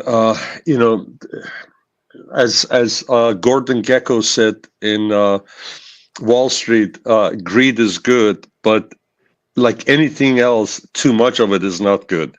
And I think they would have damaged their brand. If you go 14 grand, you're Rolex Daytona territory, right? And then it would be laughable, I think. And I'm glad that they kept it at 8,100. And in a while, probably in about a year, you can probably get these things at a discount. But it's a solid piece. It's a solid piece. Yeah, it really is. I agree. Nice piece. Let's see. I got a few more here. Whoa, what is this? Fuck 925. Is this original? Original white phased out. Oh, and wait. Is that platinum? I know it's 8.4. Is this authentic? It's like, I don't get it. Let me just double check for everybody here. Oh no, okay, so it's just a regular, but it's a customized. Huh. It's actually kind of a cool custom piece. Oh, there it is. So there's the original dial. Huh. This is it's not for me. It's not for me. It's not for That's you. not for me. That's not for me. That's not for me. No, this is not for everyone. Okay, Sean. Sean, this is okay. But look, you know what? Can I tell you something? Can I tell whoever buys that Cartier, the 925 is the reason they're able to buy that Cartier. What are you doing? You're just like you spit upwards and the spit lands on your forehead. Why even do that? That's exactly right. Yeah, I think. Look, this is obviously. How would you say? It's especially Cartier is such a classy brand. This doesn't even feel right. Timmy, this is not about. This is trashy, in my opinion. Exactly. This is what trashy. You're doing is you're wrecking. You're actually even wrecking the brand. Yeah, it's trashy. Yeah, it's really, really. It looks trashy. like a magic marker was like put on it. Now, however, I do like the idea. I like the quality of work on this. Which part? The watch or the scribble that says at 9 to 5? The scribble. Look, no, not this particular one though. Like, I wish, hey, if somebody could do this for me, and it was like request, you could work with the artist to put whatever you want, right? I like the idea of painting a dial with something that means something to you, right? And I like the aesthetic. I'm surprised they're not getting. If this was Rolex, wouldn't they sue? Wouldn't they sue the person that did this? That was trying to they were trying to mass market it. Well, you know what? The way I look at it, Tim, if you want to scribble something that really means something, go get a tattoo. So that way you'll have it all the time. But real quick, and I don't want to derail you. You know the watch that we were looking at yesterday with Universal Geneve? It's so outstanding watch. Yes, isn't it? So a gentleman that Timmy, you and OC met at Geneva. His name on IG is No Endless Time. He resides in Germany. He met up with you guys. He actually sent me that photo, and he said he knows the brothers that run that business, Goldtimer. He's been following them for a couple of years, and he sent that, and he's been eyeballing that watch. And I don't know if he wants to get it or not. I'm just saying he took notice of it, and then this morning, I guess he was watching the stream from yesterday, so he sent me the He sent me the photo. It is a solid piece, Tim G. It is Yeah, it's beautiful a beautiful piece. Matter of fact, when you guys were mentioning it, I watched the stream later because it was out, but it's a beautiful. It's a beautiful piece. It's a gorgeous, perfect size. There too. It is. It is for a vintage. It's especially for a vintage, a perfect size.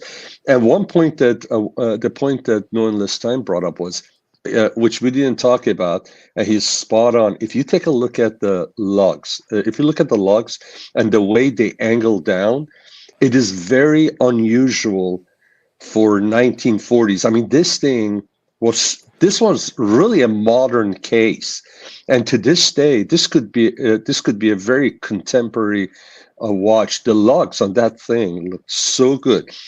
If you go to the front to have a better picture of it with the lugs and the way they angle down. You see how they angle down? Go. That's not the back. I'm gonna bring it up. Wait just a second. Okay. I'll bring it up on the. It's really a nice piece. Let me show you.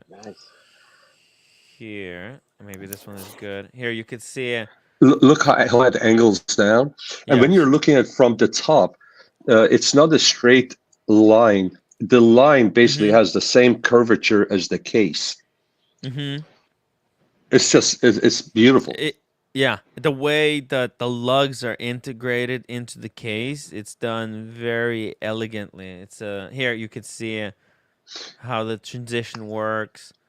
And if you look at the top, exactly. If you look at the top, and then I don't know if I can you zoom in on one of not the one on top left, but bottom left lug. You see how it's bent? Bottom left. That's right, bottom left. Oh, sorry. Jeez. Yeah, you see how it's angles down after like a couple of millimeters. It's just beautiful. It's you know what it kind of reminds me of, because I was literally just earlier today watching this Grand Seiko video that Tim Massa was showing, this crazy tourbillon. And let me show you, because to me when I was watching the video, let me see here, was it called 1918 company? What 1916. 1916 company. Okay. Now they officially renamed the watch box YouTube channels. See, now it's the 1916 company reviews and the 1916 company. Yeah. Pretty wild, right? Okay. Is there a reason for that? They did that? Yeah, they changed the name of the company officially. And because they changed everything because their Patek store down in Florida and everything else is 1916. Oh, there's a point where he holds it really nice. See, like this, it's kind of it's got this beveled side here. You can see it's the very similar kind of bevel on the side here. Let me see if I could show. There's a picture like over here. Because to me, you see these lugs, they flow into the case, and then they flow out on the other side into another lug, and that is a gorgeous piece, right? It is, Tim G. I mean, look at it. It's screwed on case back, and it's so nicely made. I mean, it's a solid piece. I mean, I was debating on it last night. Yeah. Should I pull the trigger? I don't know if it's still available, but I'm like, I shouldn't. I mean, I can't just keep on buying whatever that I like, and there are a few more that I'm waiting to, I want to buy, but I hope somebody from the community picks this thing up. I really think this is a great buy. I wonder if maybe does he do a bit of a discount if this watch is still available? I'm not sure. Maybe it's possible to talk to him and maybe have him a little bit lower it a little bit.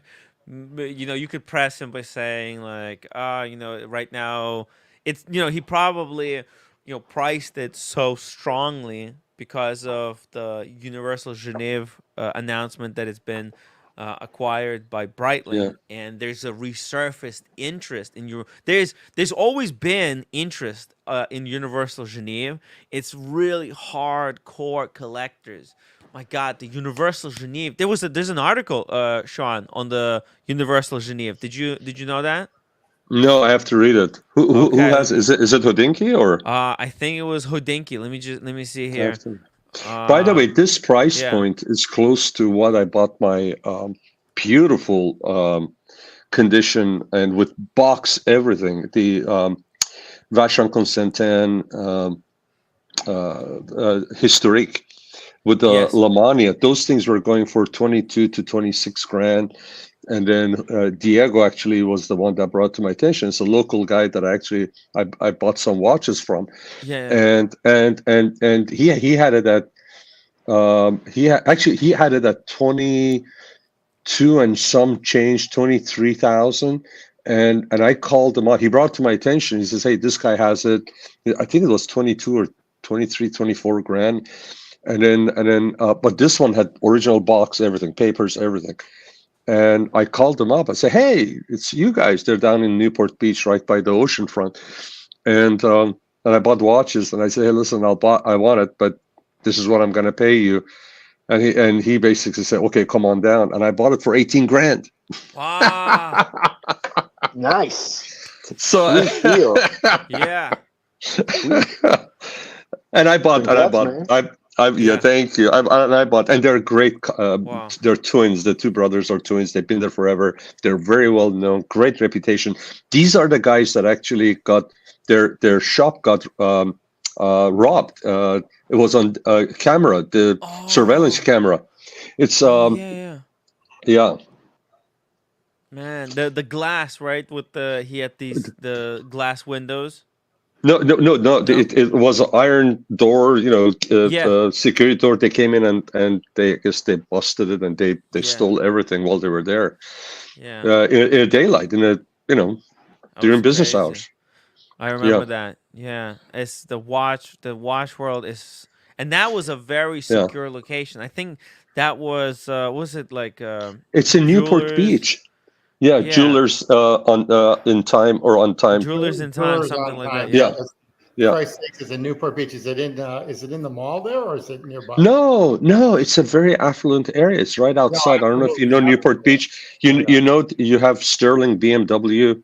It's just to the left of Sterling BMW, to the right of Wells Fargo. So I actually went there, took a look at the watch, and I just walked over to Wells Fargo, got the cash, walked over, gave him the cash, picked up the watch, and it was.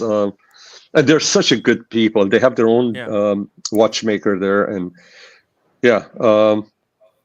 trustworthy people. If you guys are in SoCal and you guys want a trustworthy guy, they work with you. Family operation, great reputation, and they have a lot. Mainly, they deal with Rolexes. So I picked up a few years ago. I picked up a Patek from them, and again they worked out a good deal for me on it. Oh, which Patek was that?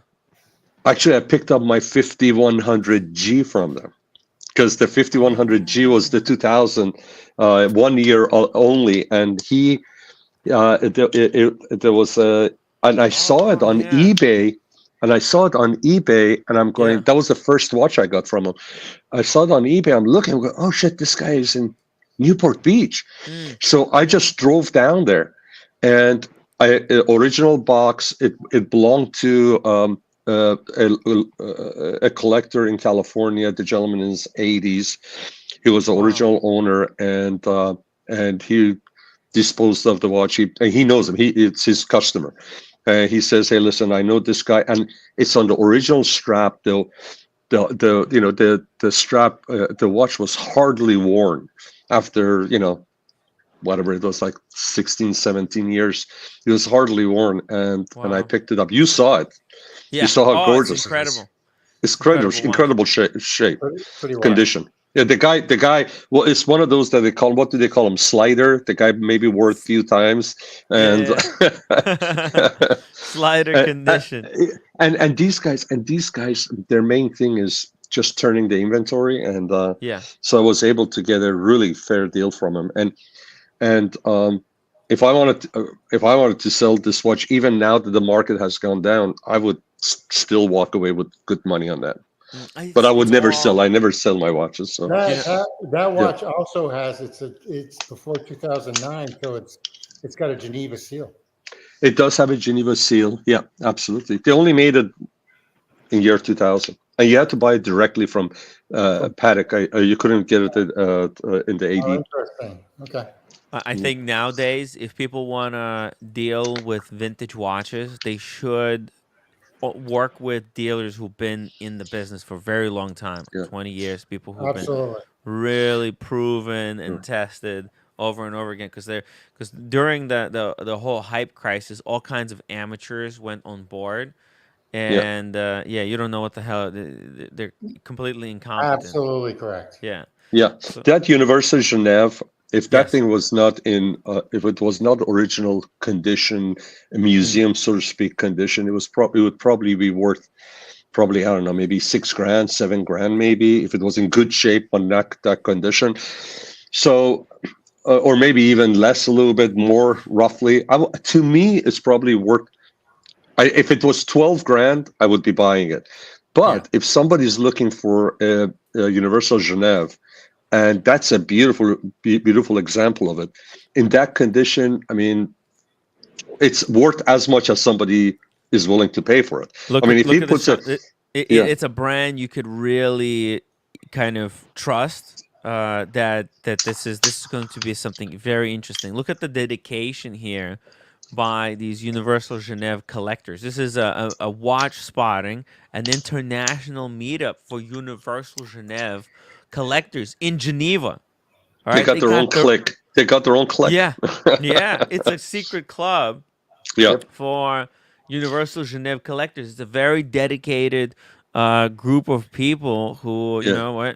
they travel from around the world for this type of a meetup. It's pretty Yeah. pretty It's cool. going to be it's going to be interesting to see what happens when they're revived by Breitling. Yes, Yep. it's gonna be very Yeah. interesting. And I'm They might my have a thinking is better. like, They might have. I mean, I don't mind Breitling, but they might. That might be a good gig for Breitling because people who have a following for University of Geneva, they're going to be following this. They'll go Google over this stuff as long as they keep this design, their old designs, and bring them up a little bit. I think it's a home run. hey, Perry TV, thank you so much for all the super chats earlier today. It's Memorial Day. Thank you, sir, for your service. See you guys tomorrow. Take care, brother.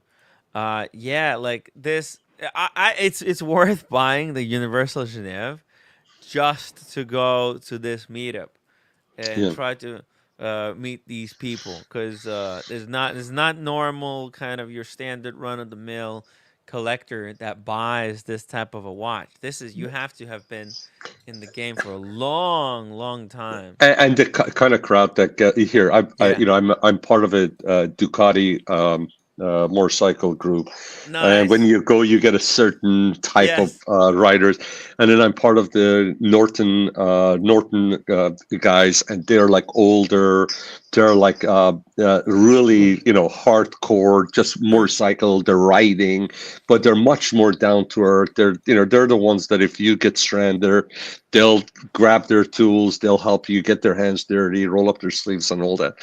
And it's just like car clubs. You go to the Mini Yes. gathering, or you go to a BMW, you go to the Lamborghini guys. They all have their own thing. And Universal Geneve, that meetup's gonna be probably people that are not necessarily older, but they probably a little bit more mature. But I bet you're gonna have some younger professional people there, and they're all about watches and not about show off, right? That's And exactly Yes.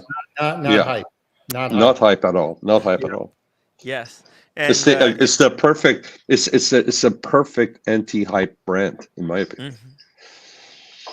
And getting these watches that from the before, because hey, we don't know how Breitling is going to handle Universal Geneva. What if Breitling does a fantastic job and Universal Geneve becomes like this really big demand brand, it would be very cool to be one of like the Yeah. founding fathers of bringing this brand back.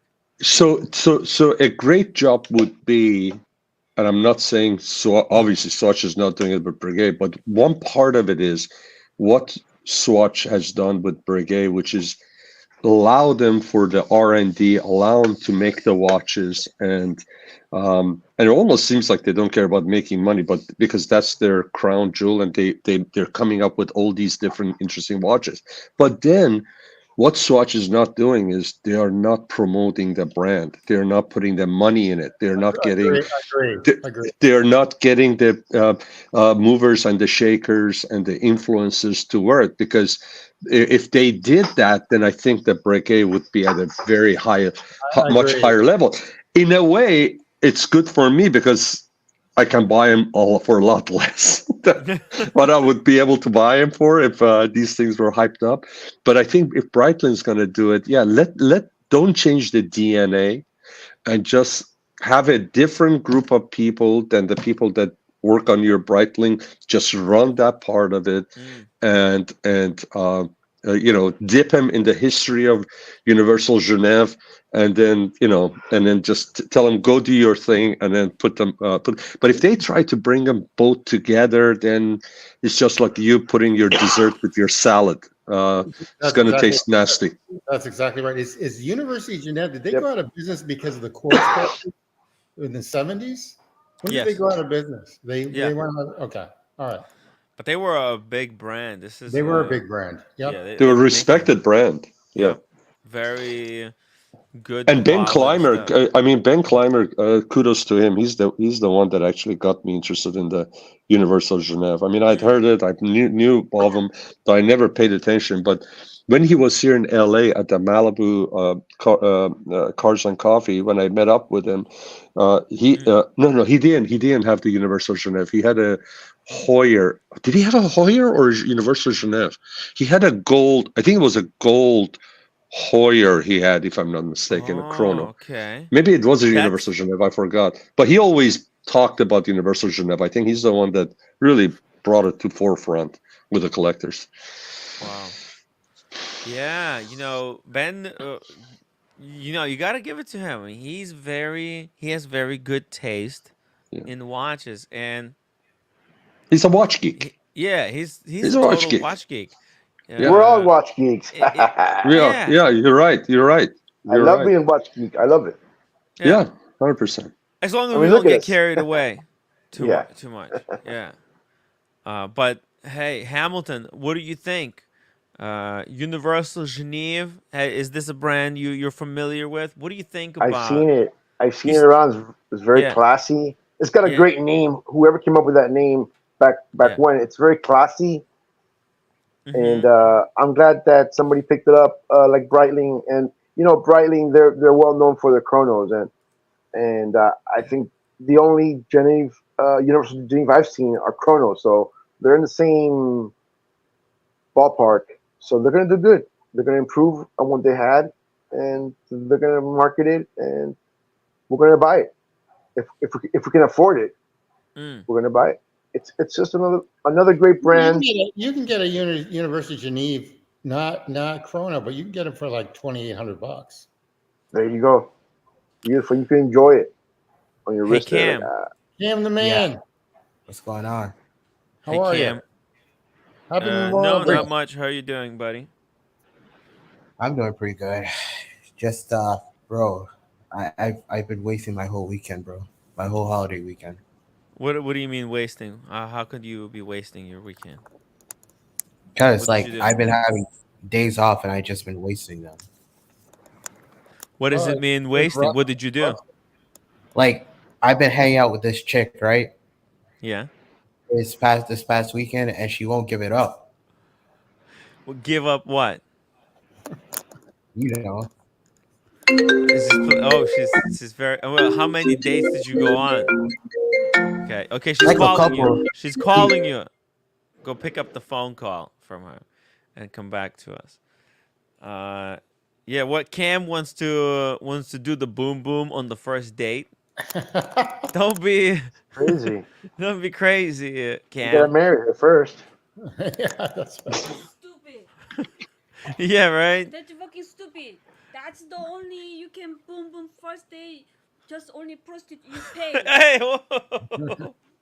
There is no like. How many dates do you have to go on No. to do Yo, the act, you guys. the sinful act? How many times I'm telling you guys lesson? Listen to me. Listen to me. Lesson one. Lesson one. You guys just wood, and the woman is stone. Okay. You light. You guys like burning up, but the stone it really takes time to heating up. But once it's like ready to, you Yes. can cook any food. So what do you recommend that Cam do to warm up the stone? You have to just working out. You have to show work them hard. What you are. Woman is like a watching you. What you doing? So Cam bitching and complaining about how he's not getting any yet. Is that a good look or is that bad look? Would this woman like that? Yeah, woman doesn't like what the It doesn't like the woman. Don't like that. like what the fuck. Cam. I think he should wait to get married. No, Actually, you cannot fuck just first day. No, you have to be patient. Yes. Okay. hey, You you're not have to afraid of be getting listener. getting her pregnant? Whatever she talking about sex, You just came to listen. your shit first. And they just agree. I'm not gonna Yes, lie, bro. you're right. Yes. Like and whatever she need help, you ready to help. Yeah. Listen to the roommate. You have to Okay? help. And then once in a blue moon, Yeah, I took a just bigger give L, her bro. the nice Like, I was trying You to took get away, some. you took a way bigger. Some L, ass, bro. nigga. You dead ass was in her room, and that shit just didn't work out, nigga. Talking nonsense, just listen if you like. If you like the girl, you have to be patient to listen. What the fuck? Just one day, just try to fuck. What the fuck? It's too fast. I told him that. It doesn't work like that. It doesn't work that way. At least you are billionaire. You should try to buy a mattress first. No, nigga, I swear to Yeah. God, I swear to God, if she was a winner, she would have big gave that shit up. Double D, Cam, no one believes your nonsense. It's painfully obvious you sat around and scripted what you were going to say to get a rise out of people. That's funny. That's funny. So Cam spent his weekend alone by himself at home. No, it can't be true. Cam, do you have pictures of you with this girl on a date? Like, Shorty lived 10 minutes from me, so like. Yeah, that really wasn't that bad. I guess, yeah, I'm still taking just as much of it. Okay, still muted. He's still talking to somebody else there on the phone. Okay, he's yeah. Yeah, I gotta Anyways. go to dinner. I'll talk to you guys later. See you soon. Be patient Be patient, Cam. and don't watching some stupid movie. No one just open right away. Yeah, unbelievable. Yeah. At least you want to some really you gonna just really reach it. Yeah. Anyways, Hamilton. So check this out. The Universal Geneve. You know, I actually I wouldn't mind getting one either. This is pretty cool. Whoa. Something happened. Suddenly everybody's gone. What just happened? Was it Cam? Okay, let's drop the link. I guess it's dinner time. It's dinner time. It is. Hey, Double D, hop on the stream. I can only tolerate nonsense for so long. Oh my god. Whoa. Okay. Let's see. What do we got? The Universal Geneve Super Club. Hey, Hamilton is back. Hey, buddy, how are you? Hey, no. We're cool. I've got something like that. I've got my own my own twist on that. I'll show you. I wonder what what's it called? The Breitling. What they're going to do with the Universal Geneve?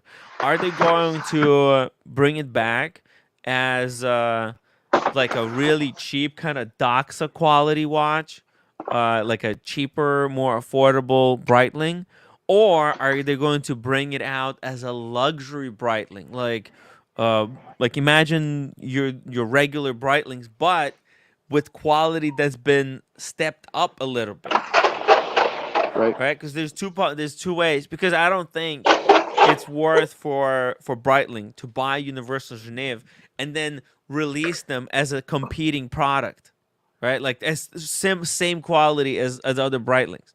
That would be just cannibalizing your own market. Why would you want to do that?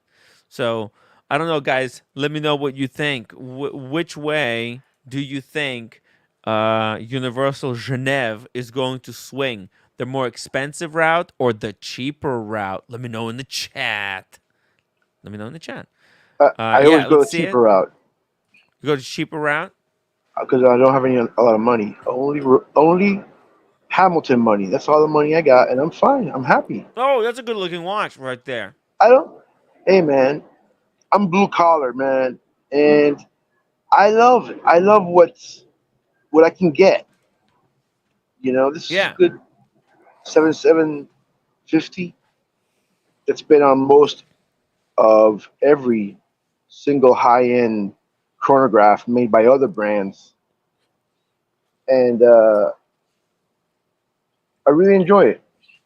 You know, I don't there's have a like a big Universal article Geneve, right but now on 7750. Did you know that?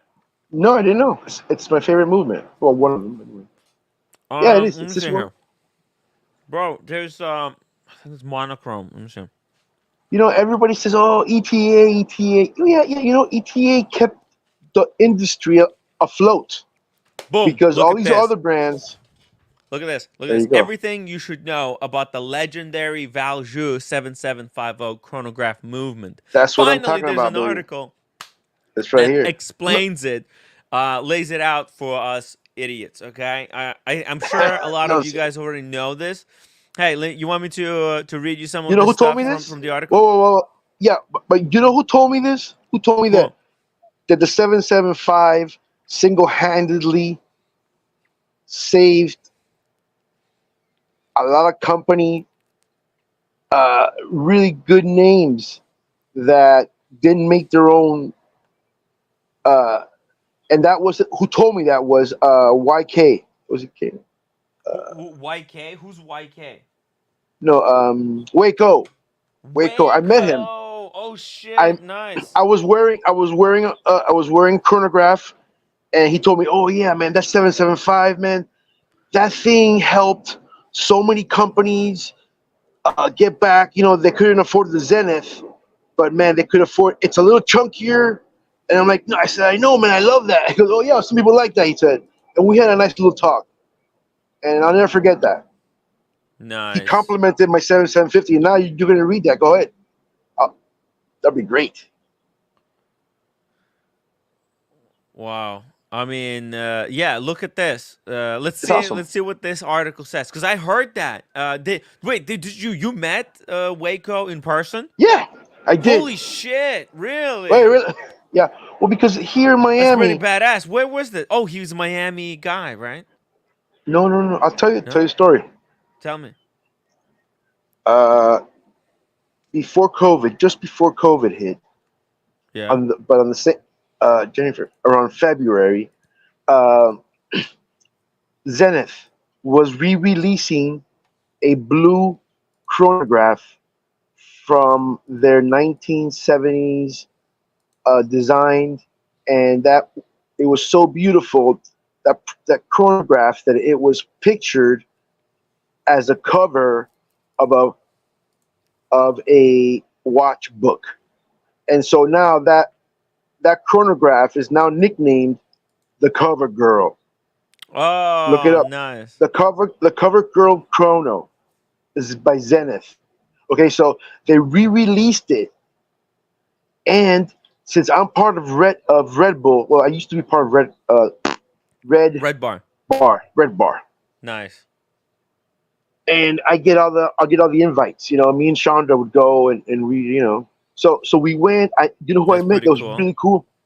Adam, he's the editor of Revolution. Mm-hmm. You know him? He's bald. Yeah. Adam Coriol. Anyway, he's the editor of Revolution magazine. Nice. Okay, Yep. let me just pull it up. Adam. Adam Croniotis or something. Croniotis. Yeah, watch guy. He's like you gotta see his Craniotis. Yes. you got to see his early stuff where he's talking about the passion he has for his watches, and he goes into history about it. You got to see those videos. Oh, yeah? At least 4 of them. See them. I mean, this guy's passionate about watches. He's the one that started Red Bar. Him and his pal. Really? In a place called, Holy shit! Yeah. In a place what called. Year was this? Hold on, I don't know. In a place called Red Bar, a bar that was called Red Bar. So that's how they got the name. Oh my god! You gotta That's see. Unbelievable. You gotta Thank see. You. You gotta see the. I know. You gotta see his his interviews, man. They're wild. They're wild, man. Okay. This is on. He's got kids. It's like archived from back in the day, or what was the or are there recent videos about this? No. From back in the day. Oh, okay. About 5 years ago or less. So this guy is OG, and now he's an editor at the Revolution. Yes, it's awesome. And I met him. He gave me a big bear hug. Like he knew that we were both wearing jeans and like a blue blazer and a t-shirt. Yeah. He just saw me and he just gave me a big bear hug. I'm like he knew me all my life. Wow. Yeah. And okay, so this venue was really cool because it was open air, but it was still within this fenced area that was private. And it had all these vintage cars. The whole thing was themed on motorsports, and that's where Zenith. Oh, and I got to meet the CEO of Zenith. I forgot his name. Really nice guy. Chandra and I, we had never mind. It was great. It was great. So this was like early days of the Red Bar. Like when did you meet Waco? No, I met him in 2020, right before COVID. Right before COVID. Right when COVID started. Yes. Listen, right before, and even me and the CEO of Zenith. Yeah. We talked about COVID.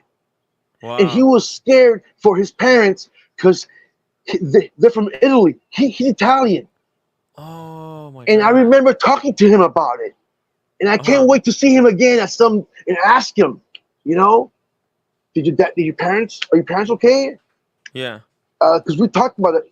He was then leaving to Cuba because Zenith was introducing or pairing up with a cigar company in Cuba. As a marketing thing. As a marketing thing. I don't know. They released like a cigar. Cohiba. I think it's Zenith Cohiba. There you go. We asked him, hey, so where are you going next? Oh, I'm going to Cuba. Oh, yeah. And he told us the whole story. He's a really nice guy. We were both drinking cranberry vodkas. Oh, nice. It was good. That's all they had. I don't know why, but that's how they had it. It was cranberry vodka. That's good stuff. Good stuff there. And this is at the Red Bar. So he came to. It's like a marketing, right? Was Zenith sponsoring that evening or something? No. I'll tell you. Red Bar was alerted that was happening. The Red Bar is a really nice lady, and she's in business, and she's the one that makes up the Red Bar group. So they get invited. Us Red Bar people, we get invited to special events because we're watch guys. So we get invited. We get invited to all kinds of here in this big city, relatively big, Miami. There's lots of stores, boutiques here that it happens all the time. Just we went that one time and it was great. It was great, and Yeah. Yeah, Yeah, you know, Memphis I guys. went to a couple of I know all like three of them. in New York. We have Red Bar, and we also Yes, have. yes. But you know, the thing is, Red Bar. And they I vet you. applied, You know, but you they have to vet you. fill out Yeah, an application. There's so many questions, man. It's like, yeah, man. Because so many people, man, they want to know that yeah, you're true blue. That you're a true blue. You know. you're not a flipper. You're Well, not some kind of yeah, yeah, yeah, yeah. Listen, listen. We leave on the table with little lights. We leave our watches down there, and we check out everybody. Everybody checks out our watches, and we check out everybody, and nobody's scared. We're all drinking. You know, when we have the Red Bar group, there's like there's like buy one get one. You know, we get a special Mhm. offer because we're going there in the large crowd, and we all hang out and we all talk to each other, and everybody picks up your watch and asks you questions. Do you still go And to Red Bar I or haven't, I have not what in a do you long time, but I think? do. I still get the invites, When was the but I'm last just time there was an event? Do you remember? Do you check? Was there uh, something like a couple of months ago, last month? How uh often does Red Bar do events? well, okay. You know, let me get back to you on that because I want to be Yeah, accurate. It wasn't too long ago. yeah, But I know you want to see, you know, but you should be a shoe in. You have your own channel. yeah. I actually I need You know, you to. gotta go. No. Yeah, yeah. Talk to Adam. Talk to Adam. Email Okay. Adam. Tell him Hamilton Huang from Miami Yeah. told me to send you this. Okay. Hamilton Huang. I was wearing my Hamilton shirt, He's got the and You still have the Hamilton oh shirt. yeah, man, Yeah. of course, forever, Nice. forever. Fucking And it's good times. I was representing Hamilton because nobody Yeah. represents Hamilton. It's pretty cool. Hamilton is a great brand. I It's love it. fucking I love it. incredible. Yeah, it's fucking unbelievable. Good stuff. It is what it is. And It is. and they just released a few new versions of that compass watch. Badass Oh, stuff. Yeah. yeah. I I think I got out of it just in time. Mhm. You know, I'm really happy with the pieces I have, and they all have, you know, value sentimentally. You know, Mhm. how what it took to get them, little Yeah. sacrifices here, there, saving your lunch money. Oh, you got your Omega Aquaterra that was gift My from your wife got this roommate. for me. It's Yeah. crazy, man. She's nuts, bro. That's the She's nuts. best watch I cannot believe anyone it, could man. ever Oh my get. god. I know. It's still in the shop. Would you believe that? Yeah. It's still in the shop. A watch Yeah, is an amazing gift. yeah. Well, there it Yeah. is. So yeah, There's the Omega Cohiba edition, as you can see. It's kind of a weird collab, but it does it makes it's sense nice. on paper because a lot of watch guys, they're also cigar guys, Hmm. right? Like Yeah. The finer uh things in life. yeah, like you know. Except smoking is terrible for you, but I know what you're saying. Yeah, no, the smoking is awful. But like for example, Carson Chrono, he loves cigars. Oshin, right? Oshin loves Yeah, smoking a cigar whenever he's doing his live streams or whatever. yeah. I love occasional cigar. We had one at Napa. It was really nice. I had one in Switzerland as well. It was awesome. But Nice. man, I it's guess. cool. Look, It's that's me cool into with that stuff. with like other people. It's cool to do cigar. I mean, do you Look, do cigars, Hamilton? listen, What's your opinion listen, of cigars? listen. When I was a kid, my dad would pick me up on the weekends, and he had a Hmm. big old stogie about half a foot out of his mouth all the time, and I hated that smell. I hated it with a passion. I roll the windows Oh, down. I'm like, what I gotta spend the weekend with this smoke in my face. So I hate cigars. I hate cigars. damn. When I smell somebody doing tar on the roof, and I smell that tar, it reminds me of sitting in my father's car with his smoke. It smells Oh, just okay. like Was the your tar. father smoking cigars or cigarettes? Cigars, He cigars. was smoking cigars. How many cigars was he smoking? You know, Like he one smoked per day? like no, like 3 a day. 3 a day? What the fuck? Well, this guy is a legend. Yeah. Okay, Hold look, on. it's Like bad for you, these are but just hold on. These are just regular run of the mill cigars for the general public. They're not very expensive. They're about $3 a piece. $1.50 sometimes. okay. It's not a Hey, big deal. Anybody can Daniel. just. I'm in transit, so I just thought I'd say a quick hello uh, and then get Yo. off. Is it raining? Is it gonna rain? You got umbrella there, and the sky looks kind of. It was raining earlier. It Oh, it looks like it's was? going to come again. Guys are practicing for the rain, as you see, and little kids are Wow. practicing. You know, It's and I'm beautiful. Looks like a beautiful day. was it? Daniel is such a hipster, man. This is so unbelievable. I love the outfit. Sorry. You got Is, the bowler's is he hat. peacocking? Yeah, Peacocking. He's yeah. peacocking. He is I'm peacocking right peacocking. there. I'm peacocking in training. Peacocking in training for was it the 11th and 12th? I'll be out there making an ass of myself. So Hey, we got a super chat from Dr. Bob's Nightmare. $5. I have this one friend with a whole bunch of Invictas and Nixon watches. I don't say anything. Does this make me a good friend or a bad one?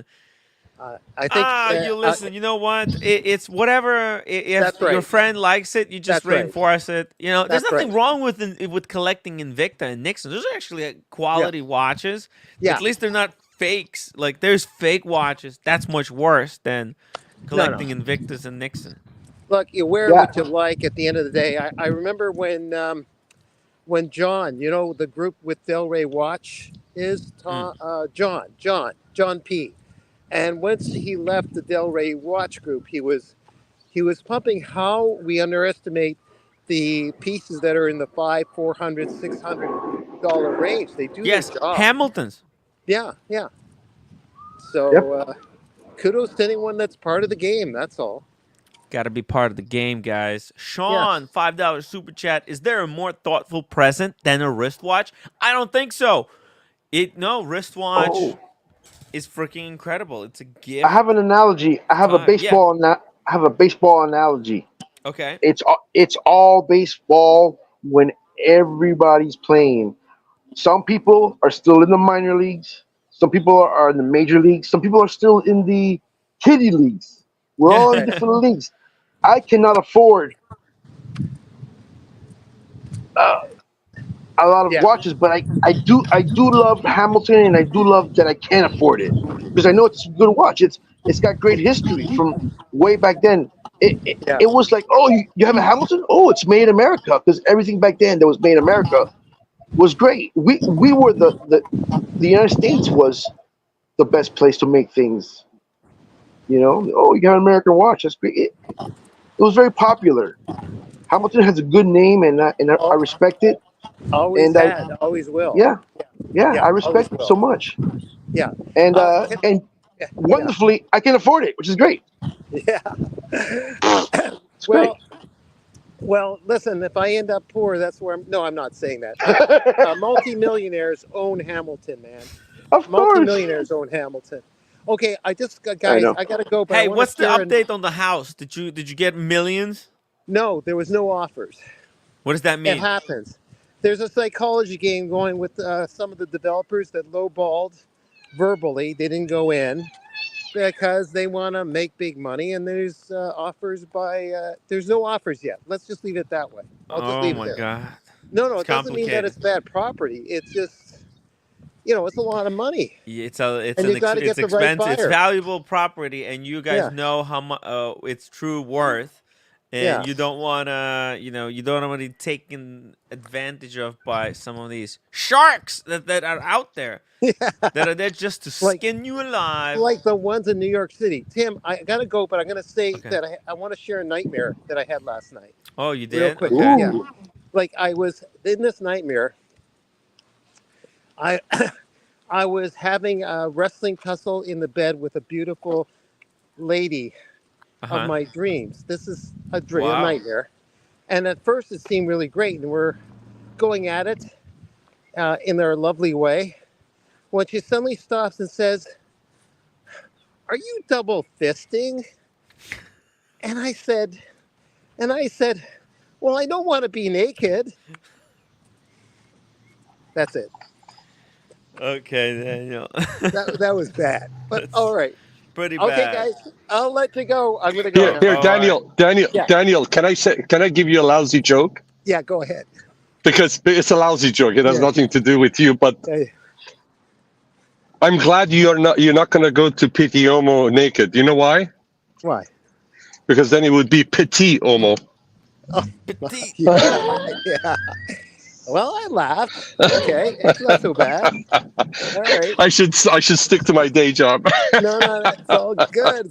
Okay, guys, I'm in transit. I'm gonna go. Sean, we'll talk later, man. Take care. I want Okay. to pick up on what Hamilton one just said about American quality. Growing up in Iran, when I was a kid, American cars, anything American, was of the highest degree and respect. My grandfather moved from Russia to Iran when he was 18 years or so, 17, 18 years old. And he was an industrialist. He had a factory, and to this day, his factory is still there. And before Shah left, actually, General Electric had offered to buy in, and they wanted my grandfather to be the minority partner because they wanted to use the factory for production and whatever they wanted to do. Wow. And my uncle, my oldest uncle, was for it, but my grandfather wasn't, and it was a good move because not shortly after that, a couple of years after that, the regime changed, and if an American company, especially General Electric, was part owner, then the family would have lost the whole thing. So that was a good move on my grandpa. But why I'm bringing this up is because my grandfather hated Bolshevik, Bolsheviks, and they had to get up with whatever jewelry, whatever they had to come to Iran, and then he started from nothing, and he became a very successful man. And when he passed away, they carried his body from his factory to where he on the street. They carried him to where he was buried in the cemetery, and they called him the father of industry. And he would only buy American cars. He loved America, and only once he came to the United States. He traveled to Europe a lot for business. He had a lot of machinery that was European, but only came to the United States in 1985, and he loved the big rigs, the trucks that he would see, and he would say, "Look how beautiful it is." He loved this country and what it represented, and he only would buy American cars, and he thought that they were the greatest. He had Pontiacs, Buicks, and all of that. And the very last car that he had was the Cadillac Seville, and it had the Rolls-Royce grill. It was nice silver with the landaulet top, and all that. But yes, America. You right now you think Germany or Japanese or other parts of America stood for quality, and I think to this day, in other parts of the world, it still does, and that's something I just wanted to share since Hamilton 1 brought that up. Yeah. Yeah. No, it's a really good point there, Sean. Thank you so much for sharing that story. That's really it's remarkable. It's it's like with a lot of these things, right? We all try to find something that we're good at, and then celebrate our advances in that field. Watches is a great way to kind of remind yourself of these victories. It's such a great symbol, right? Because it tells you the time. Man, it's and then there's complications. There's history. Yeah.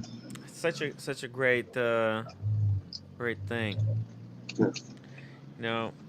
And Hamilton, with the way you're involved in this whole hobby, it's freaking amazing. You surprise me every single time.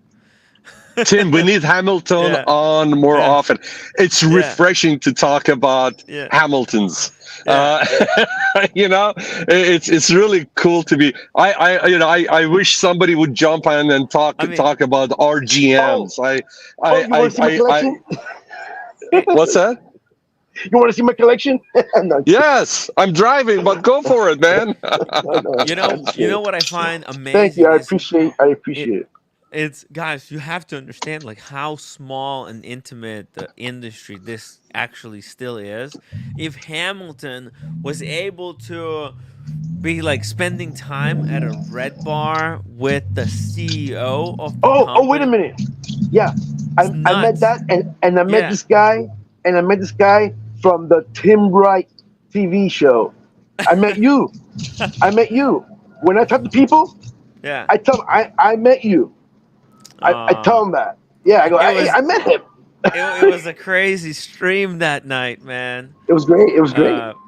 The Whiskey Reaper was out of control. Red Shovel was just nuts.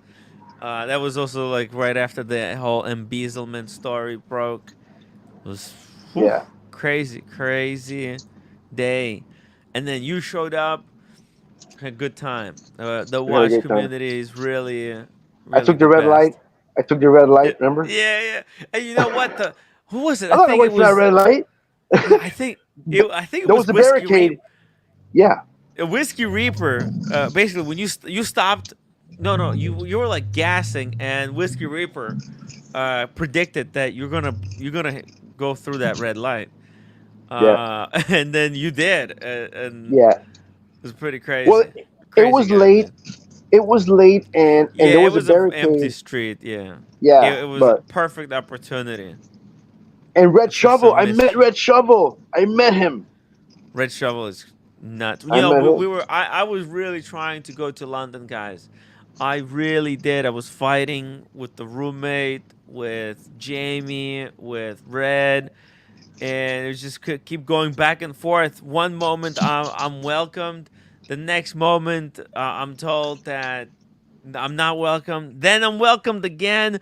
Then I'm not welcomed. Then Red Shovel finds a great deal for a hotel, and I can go once again. And then the roommate says, "No, I don't want you to go." And it's just It happens. No, you know what? It was a good thing that you didn't, because you were able to spend quality time with roommate. I mean, if you would have come back, not spending quality time with that wonderful woman that has your back, and she comes from a long day of work at the hospital. She comes back with a smile, and she comes behind you while you're on the stream, talks to you and all that. I mean, if you didn't do that, then shame on us as men. You know what I mean? So I'm glad that you took the time to spend it with roommate. Yeah, sorry, Red. We'll do the next one. If it's pre-planned, I'm sure we could do the next trip very easily. So what happened to Mathis? No, okay? Nothing. Okay.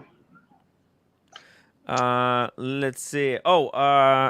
Let's see here. I've got a whole bunch. Can I tell you something? And hopefully they'll find. And I don't want to get into it. To me, Mathis, and there are a few more guys too, but to me, Mathis will always remain Timmy's biggest supporter outside, except from his roommate. So even stuff that's going on, Mathis is. I always think of him as his greatest supporter, and hopefully things will iron out one day, and things will come back to normal. But they don't want to go down the rabbit hole on that, Timmy. I just needed to say that because listen, it's really I understand. I totally get his perspective and how he kind of fell for the whole thing. I don't blame him. I don't blame him. It's all cool. Let me just say this: Hamilton won. Mathis is just like you. He's salt of the earth, hustler, hard worker, and what you see is what you get.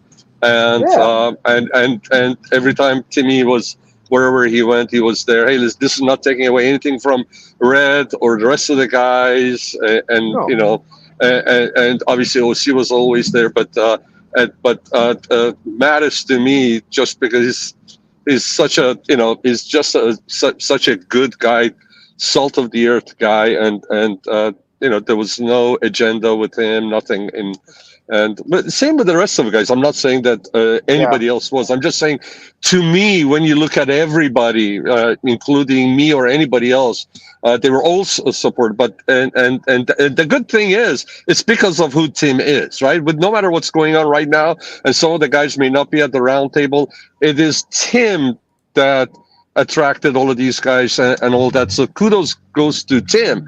But to me, Mattis was diehard supporter, and I know that he still is, and hopefully, again, I'm a hopeful kind of a guy. I always believe future is going to be better than what it is now, as long as you work towards it. Hopefully, everything's going to be fine. But I just had to say that because I have a lot of respect for Mattis. Thank you. I asked because I haven't been around in like more than a year, so I didn't know what the ins and outs of what has happened. I know that he's a great guy, and I really liked him a lot, and I like Red, and and the things happen Whiskey in life. Reaper. Let's not forget about the Whiskey Reaper. He's a funny guy as well. Yeah, he wasn't a watch guy. He wasn't a watch guy. No, not he much really of wasn't a a watch watch guy. No. But you know what? It's interesting because there are a lot of people. There are a lot of people out there that may not be totally into watches, but they kind of like the discussion and the camaraderie and the dynamics of when we get together, and they want to come and sit around the table with us and listen to our nonsense about watches. And as much as they're not into watches, they just like that interaction and all that. There's nothing wrong with that. The more the merrier, you know what I mean? So yeah, exactly, that's the thing, right? That's what I like to do as well. Just chat about stuff that's interesting. I'll talk about watches. It's more of a filler content for me, because hey, if somebody wants to talk about something that's important to them, or some kind of interesting story like this, the Hamilton Juan fascinates me, because he's such a he's real. He's real, right? And he is someone that I feel like some people kind of they could see, like, he's a really good example of someone who's became obsessed about watches. He's relatable. He's relatable. Yes. I don't care if you're guys. I'm gonna no. I'm not blowing smoke just for the sake of blowing smoke. I can tell you this: you're relatable. You're likable. No matter if you're a mega collector at the high end or you're just starting out. Your enthusiasm for watches is common among any level of collector. So that's what you have. You have the quintessential reason why we gather around this round table and we are so attracted to the watches. It has nothing to do with the dollar or the brand or where it comes from. But the fact that you say, hey, I enjoy Hamilton because I can afford it, and look what it looks like on my wrist and all that. That could be somebody with a multi-million-dollar collection talking about his RM. Your enthusiasm is no less than somebody wearing a $500,000 RM. And if anything, it's meaningful even more because it's more relatable to the people out there. There are people out there that get sick and tired of talking about Rolexes, Pateks, RMs, Vacherons, and all that, and they rather talk about Hamilton, because there are more of us that can go out there after talking about and getting excited about a Hamilton or a Cassie or Seiko, go to their local store and pick one up. It brightens up their day, makes their month, and just puts a little bow on top of their in their life, versus somebody that comes and looks at these watches, drools over them, but it's not reality for them. So they all they do is just dream about it. So no, you're relatable. That's what's important, man. And Hamilton also teaches us a very important lesson about watches and what watches we can afford, because I think there's a lot of people they confuse what it means to be able to afford a watch, right? Buying like a freaking like this, like, for example, let's just say this Daytona. Now, I have like some kind of mental disorder, but you have to imagine, like, this is like $13,000 watch. Okay, you wear now, you buying it, right? Like having money in cash to pay for it. That's not what being able to afford it actually means. It's like you have to be able to wear it in such a way that you're not constantly paranoid that you're going to be robbed for this watch, and this is an amount of money that, if stolen from you, is going to put you into financial like situation, right? So, and like sometimes we get, and a lot of this happens to a lot of people. They get ahead of themselves in this watch game. Instead of buying watches that they can wear comfortably, they overextend themselves. They wear a watch that they really can't. If that watch were stolen, it would be devastating to their life. I know. And you don't want to wear something like that. It's a stress on the wrist, right? Yeah. Now, people tell me to be really worried about, wearing my watch, that I'm going to get robbed. Personally, I'm like a really big statistics guy, and I believe that, statistically, I'm more likely to get killed in a car accident. So that's why I'm like, you know what? Look, if I'm going to get robbed, I think chances are that I could also, get killed by a bus as well. And it's, like, I'd rather get killed with the nice wristwatch on the wrist. You have to live. You have to live, Timmy. Yes. I mean, I'm not saying be reckless, but you can live worrying about every corner. You can. Yes. At the same time, I'm not saying go full speed and just be blind to what's around the corner or what's in front of you. No, you have to be, you have to have common sense, but at the same time, you can't live life being scared. That's not life. Look, I took precautions when I went to Paris, right? I brought only one watch, which means I'm not leaving a watch in the hotel room, right? I'm not taking a risk that, a hotel room is going to be broken into. Or it just gets stolen by, somebody in there. Also, if I go into a shadier area, I cover it up. Yeah. Nice. Yeah. Listen, going back to what you were talking about, Timmy, and enjoyment. We just saw a couple of weeks ago, 2, 3, 4 weeks ago, perhaps. Time gets by. Humble Pine for the first time jumping on, and he was very gracious to share with us his amazing collection of Pateks and everything else, and then he got this beautiful JLC. That's he's probably enjoying it as much as the most expensive watches he has. Listen, that white Speedy that I have, it's an $8,100 sticker. It's less than 1/5 of the price I paid for my Breguet, and I love them both the same. I enjoy wearing them. I'm not BSing you. I enjoy wearing them the same. The way the Breguet brings excitement to me is with the movements when I put the loop on it and all that is something else. But the way the Speedy sits on my wrist, and just thinking about it, that here's a watch that for more than 50 years, it's the same watch as they made over 50 years ago. It just brings another joy to me. And I was thinking about it today, if driving to work for a few hours just to shoot the breeze and just take a look at the paperwork and all that stuff, since my wife is not home, I was getting bored at home. I was thinking about it, man, if I had that Universal Geneve on my wrist, what would it feel like right now?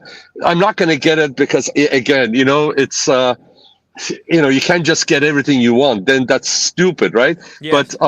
But it has, it has nothing to do with anything.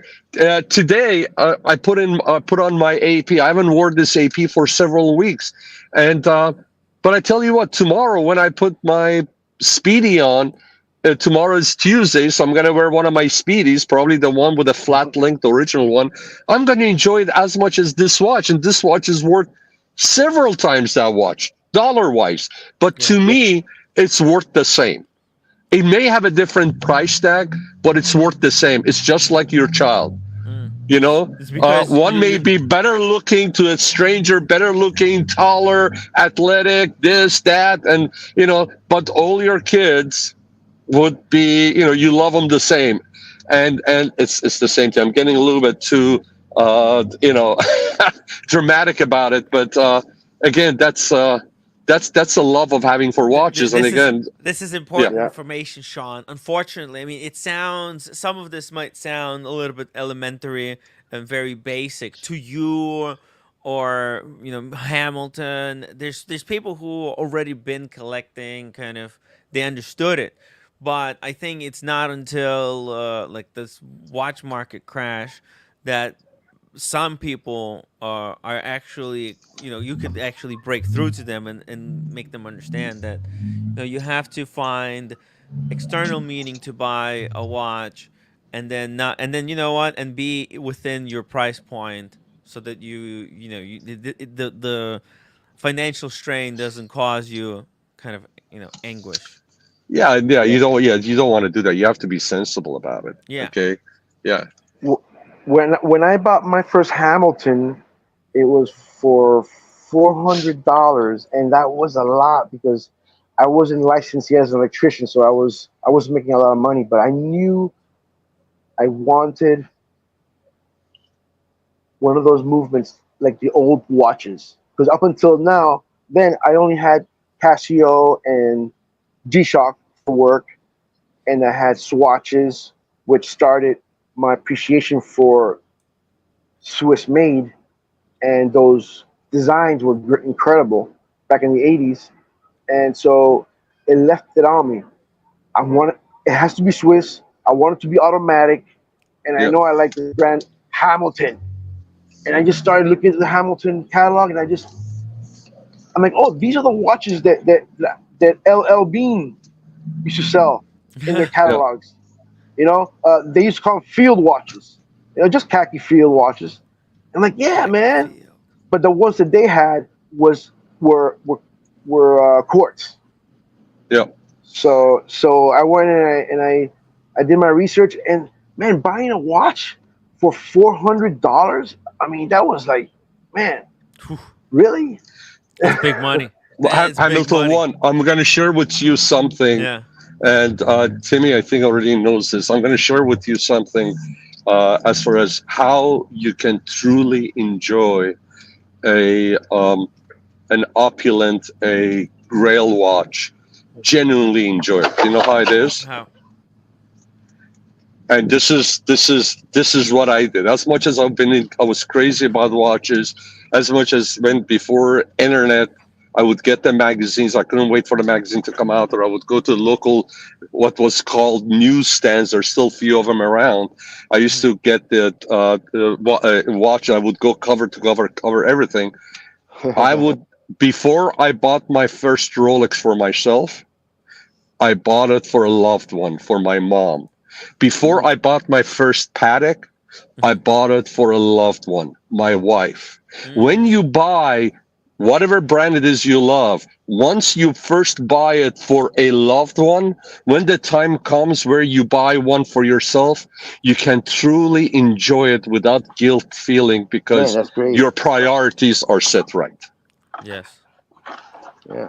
Yes. I went the other way. I got one for her later, because I couldn't afford it. But it cost me $700, and I was like, "Whoa, $700!" Yeah. And yeah, And just listen, little by little. I could listen. The first time I was able to buy a Rolex, I could afford to buy a Rolex. Yeah, I bought it for somebody else. The very first time I could afford to buy a Patek, I bought it for a loved one. Beautiful. That's I think if you do that, do that in life, you always put. Obviously, we all do that. But if you do that for your loved one, then when it's time for you to indulge yourself and get one for yourself, the sweetness goes deeper, right? You actually can enjoy it more.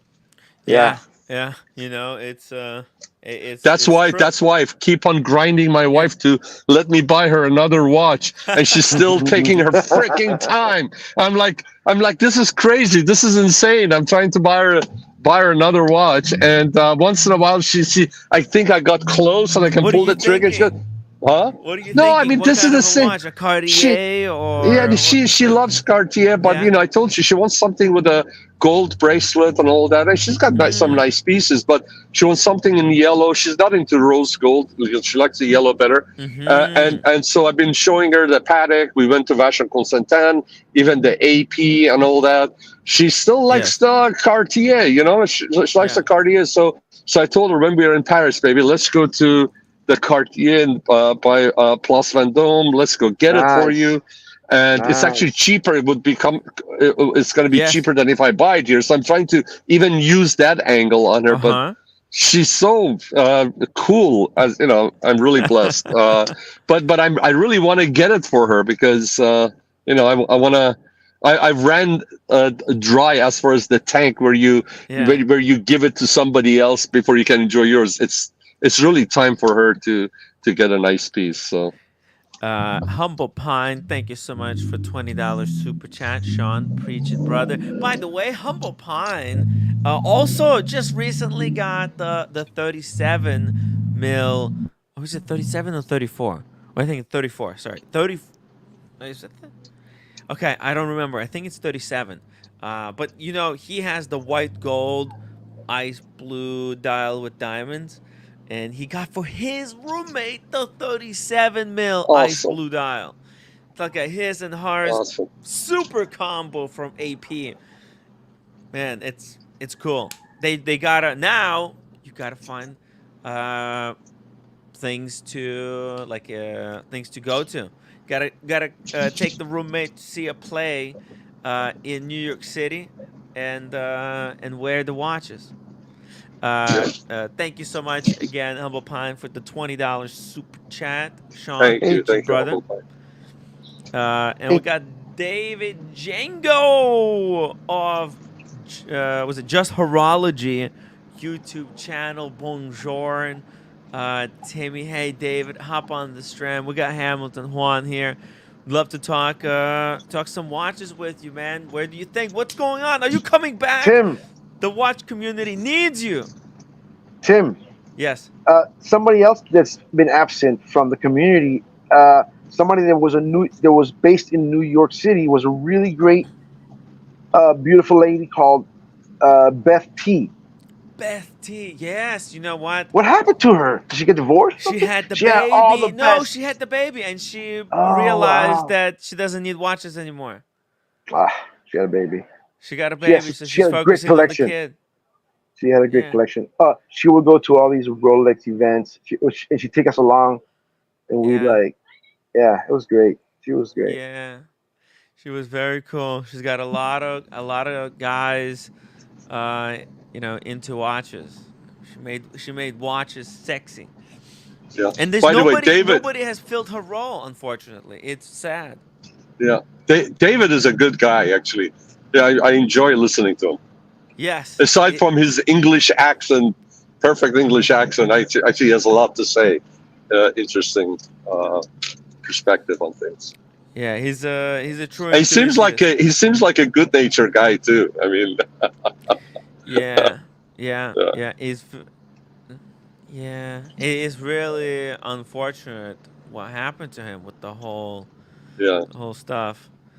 And even Hamilton, see it now, he regrets No, it was no, Yeah. I know it's painful for all around for everybody that was involved, but it was very cool for Hamilton to say it the way he said it a couple of weeks back, and it was good that you relate that to David so he knows that, because at least him knowing it, not what's done is done. Thanks, But at least him knowing it, not to carry with him, it just makes it easier for the people involved. So I'm glad that you made that clear to him. That's was what sentiments from Hamilton won.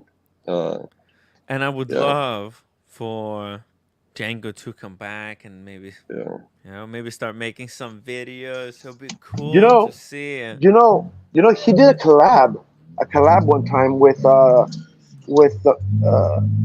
guy that does Just Bluefish. Yes, I haven't seen him for a while. I mean, I haven't.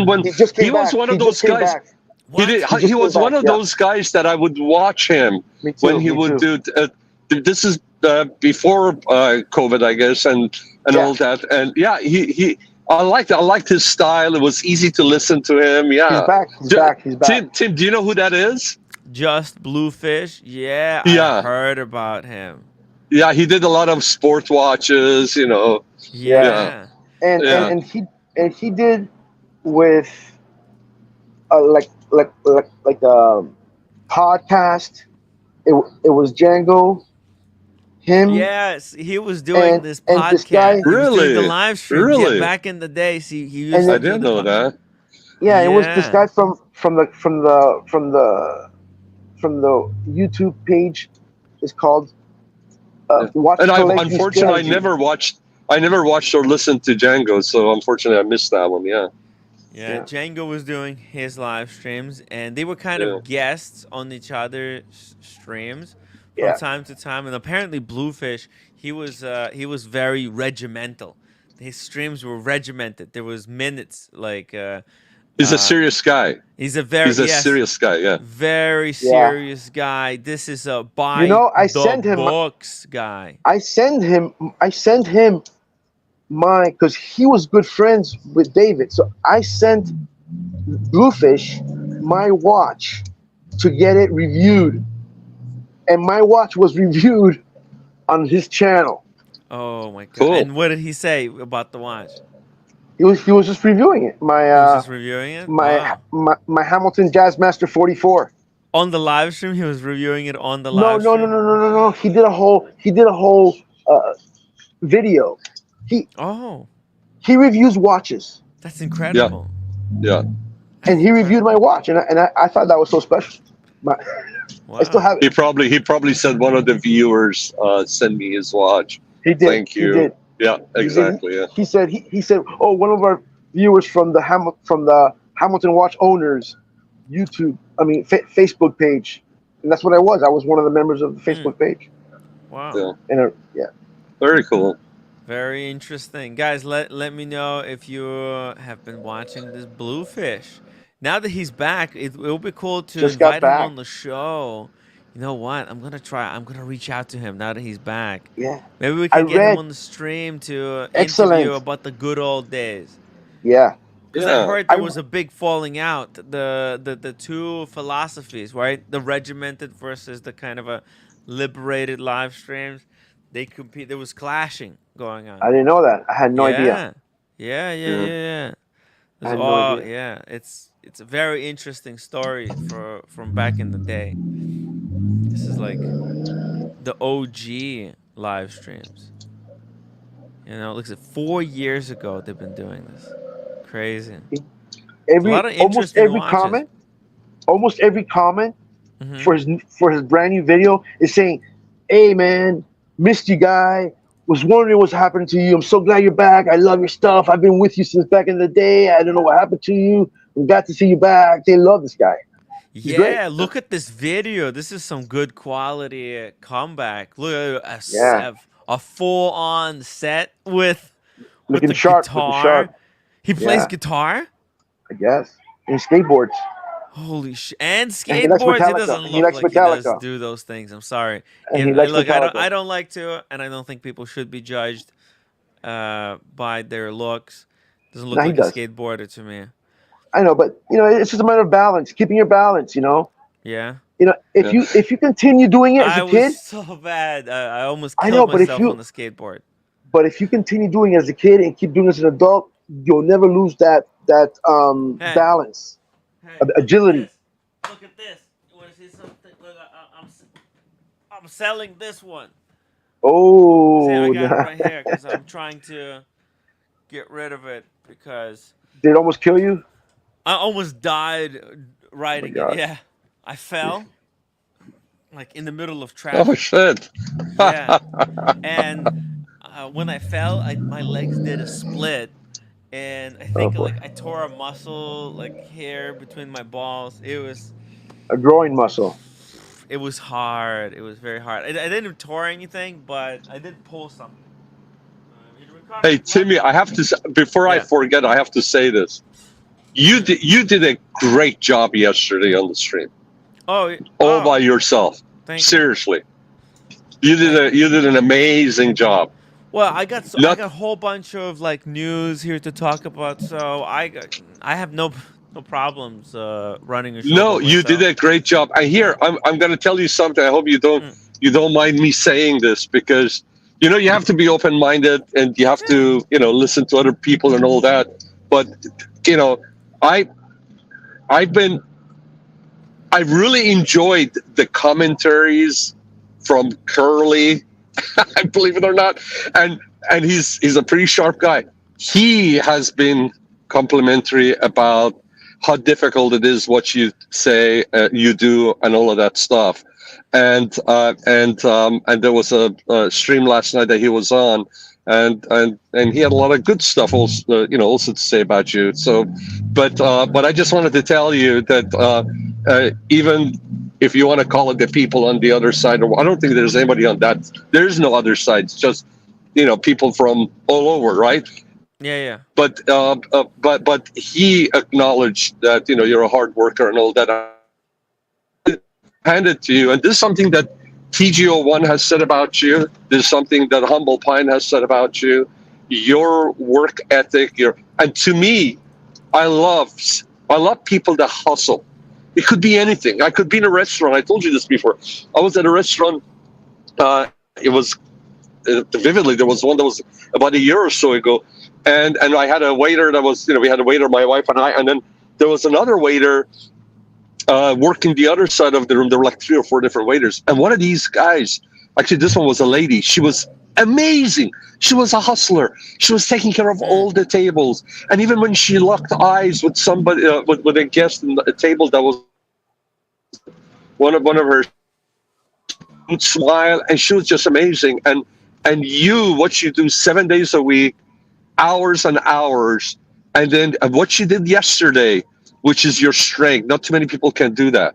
And when you go do your live streams, you go do your what do you call it? The Gonzo streams, and you go talk to people, perfect strangers.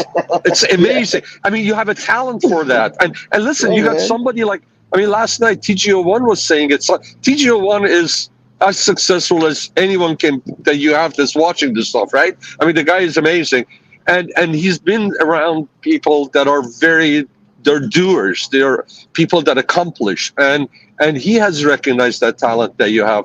And so I just wanted to get that to you, that yesterday, yesterday's stream, honestly, you did a great job. You kept the enthusiasm. You, as a listener, I was listening. It was entertaining. You have a lot of knowledge, and man, and you're so young. You're only 33 years old. 34. You only got 34. Yeah. You only gonna get better, man. You're only gonna get better. I'm telling you. So even though things may not be a little bit choppy right now, I know financials, but you know what? This is just like any road. These are a couple of bumps, but the horizon is looking good, brother. Just stay on course. Just work on your skills, on what you do, your talent. You got a natural talent. Just hone it, and as long as your attitude is right, between the ears, that's the most important thing. What's between your ears? You take care of that. Everything's gonna be fine, man. And we gonna benefit from it. The people that listen to you, your supporters, and people that that follow you. So kudos to you. I just wanted to tell you that. You did a great job, man.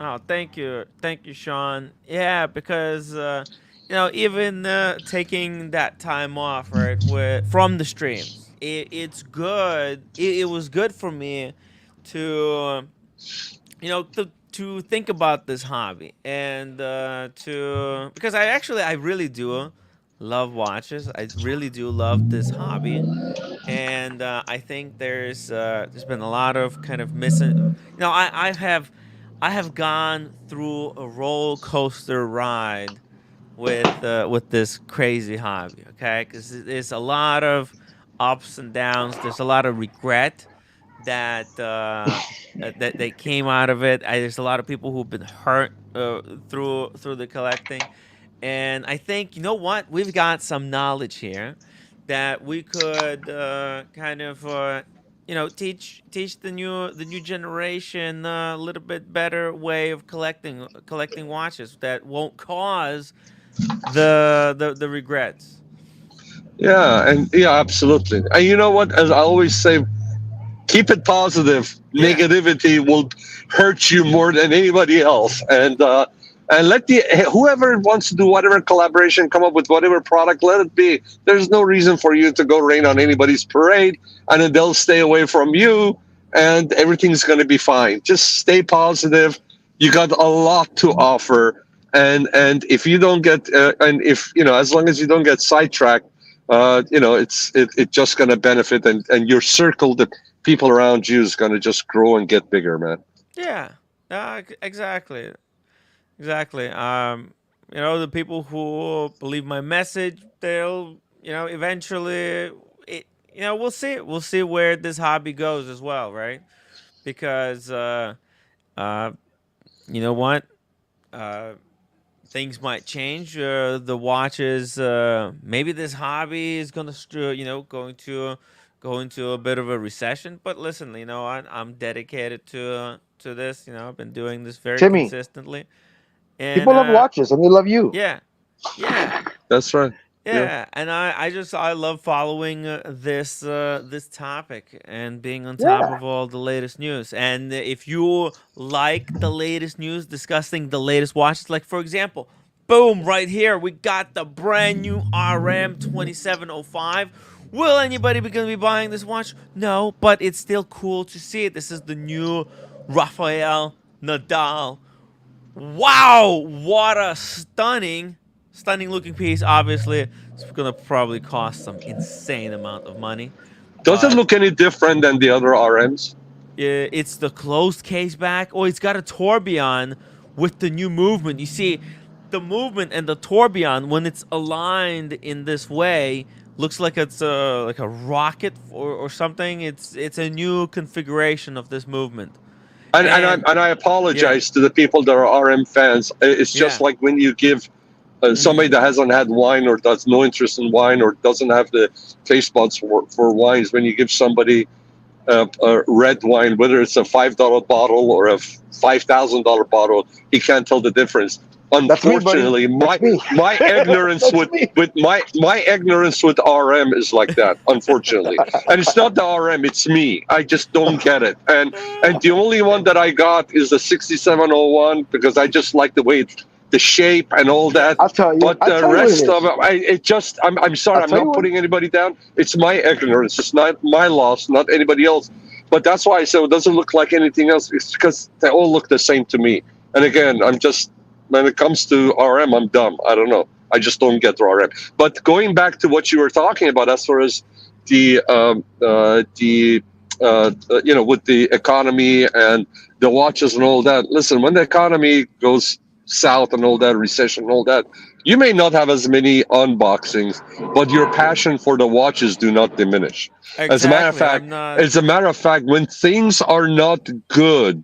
As they're tough, life is a little bit tougher. There are more worries.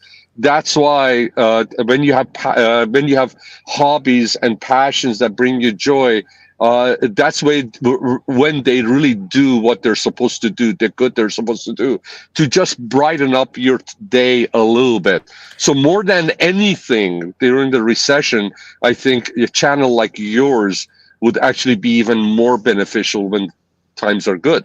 Well, Sean, that's a really good point. I mean, my show has never been about unboxings. That's never been the focus. The focus is daily news. This is where we come to talk about the latest watches that were released or interesting watches that are like available right now.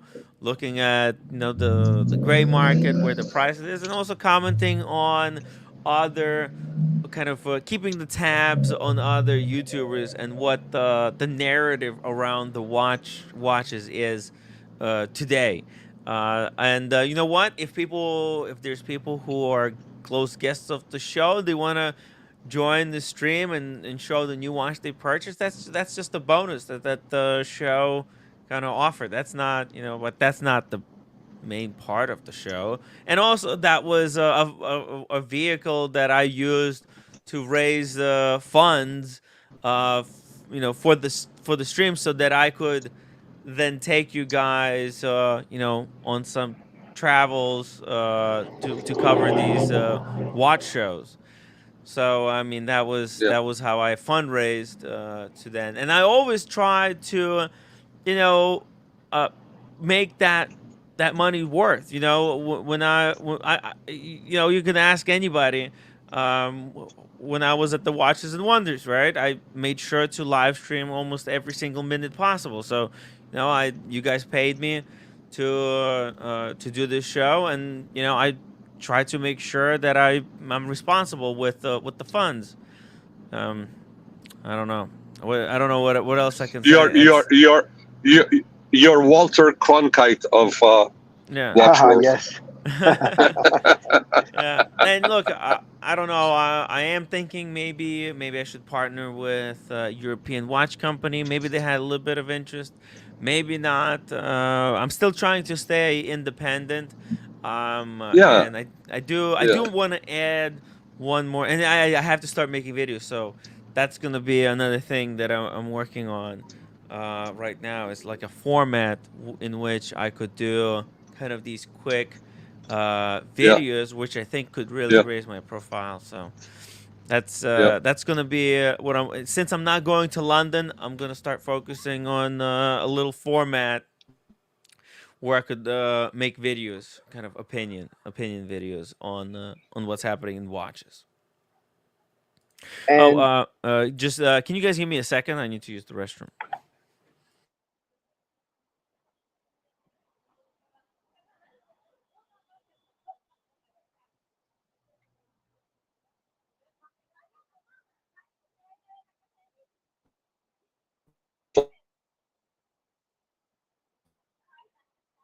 hello.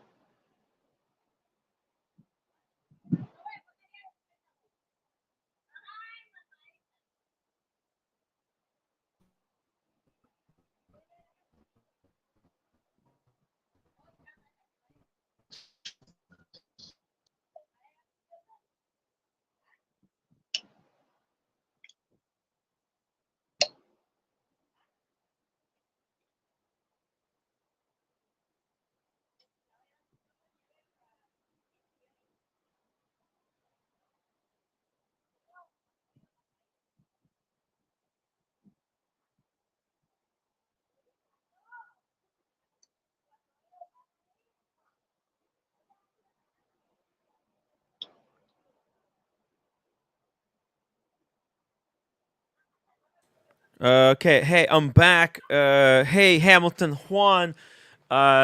We Sean had to go. I don't know. My Okay. wife says that what we're doing Yes. is that we're like little kids Yes. playing with their little Hot Wheels cars, and everyone Hmm. and we're all showing off our Hot Wheels car, and we're all that's what we're Hmm. doing. But now we're adults, and some people do it with cars, but we do it with watches. Has to do with being human. I don't know that we just fall in love with this little automatic clock on your Yeah. wrist, and how many different configurations you could do it in, and it's never ending. So it keeps it fresh, keeps it Yeah, it's relevant. like art. It's art, Yeah, yeah. and it's also kind of a way to test at what level our kind of society is at, because it's like, hey, look at what kind of shit we can make as a human species. That's freaking badass, right? Yeah. The fact that it's all automatic, it's all with springs and gears, right? Old And it school. We love actually it. works and it tells the time. Like, Yeah. what That's an why we appreciate insane. it so much. I know. That's what Yeah. got me. I was like, I gotta get an automatic watch, man. I gotta get one of those old timey watches with the springs and the gears. I want one of those. I And want it's one not. that I have to wind. No, I wanted one. I wanted one that I needed to wind. I wanted to have that connection with the watch. I gotta wind it every so often, you know. It's like you're putting your own body's energy Yeah. into this watch. Like you're I keeping it alive in I a don't know if way. that's poetry or stupidity, but I love it. I don't know what it is, but it's a thing. Yeah. You know how Rolex has marketed themselves Yeah. in a great spot. You know, I like to say that they are a marketing company that happens to sell watches. Like the Explorer. Explorer went up to the mountain in '53, but it wasn't really an Explorer, but whatever. But a watch that had been used way before 1953 was a watch that thousands and thousands of troops fighting with the Allies against Nazi Germany. You know what they wore? What did they wear? Hamilton, khaki Hamilton. Fuck, nice. Yes, 100%. That's what they wore. That's what they Nice. wore. You know. So Wait, I let's see it mean, full screen. it's tough. Let's see it. Oh, full screen. Should I Yeah. change the? Are you seeing it the right way or the wrong way? Yeah, no, we see it the right way. There you go. Boom. Now that's a very nice piece. Reliable. That has to be Cool the stuff. first piece. Casio or past Casio, this has to be the first piece a newcomer gets. I mean, Yeah, I know. yeah, 100%. It's awesome. I tell everybody to get it. They go, "Oh, should I get this? It's all expensive." Like, hey, don't worry. Go to Hamilton, man. You'll be. Do you know another? Do you Go know to another Hamilton, brand? relax. Do you know another brand that's really good and they're solid and they're reasonable? Is Glycine. Glycine makes some nice watches too. They do. Yeah, they make some nice pilot watches. Yeah. That's a very underrated brand. And you don't hear of them at all. I mean, nobody's talking about it, and it's a great watch. They're great watches. I mean, here Are those the ones that make the square? I'm gonna try to pull it up. Sean, your audio cut out. I'm raw.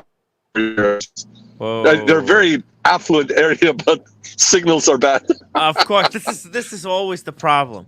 The better the neighborhood, the worse the internet. It's the curse.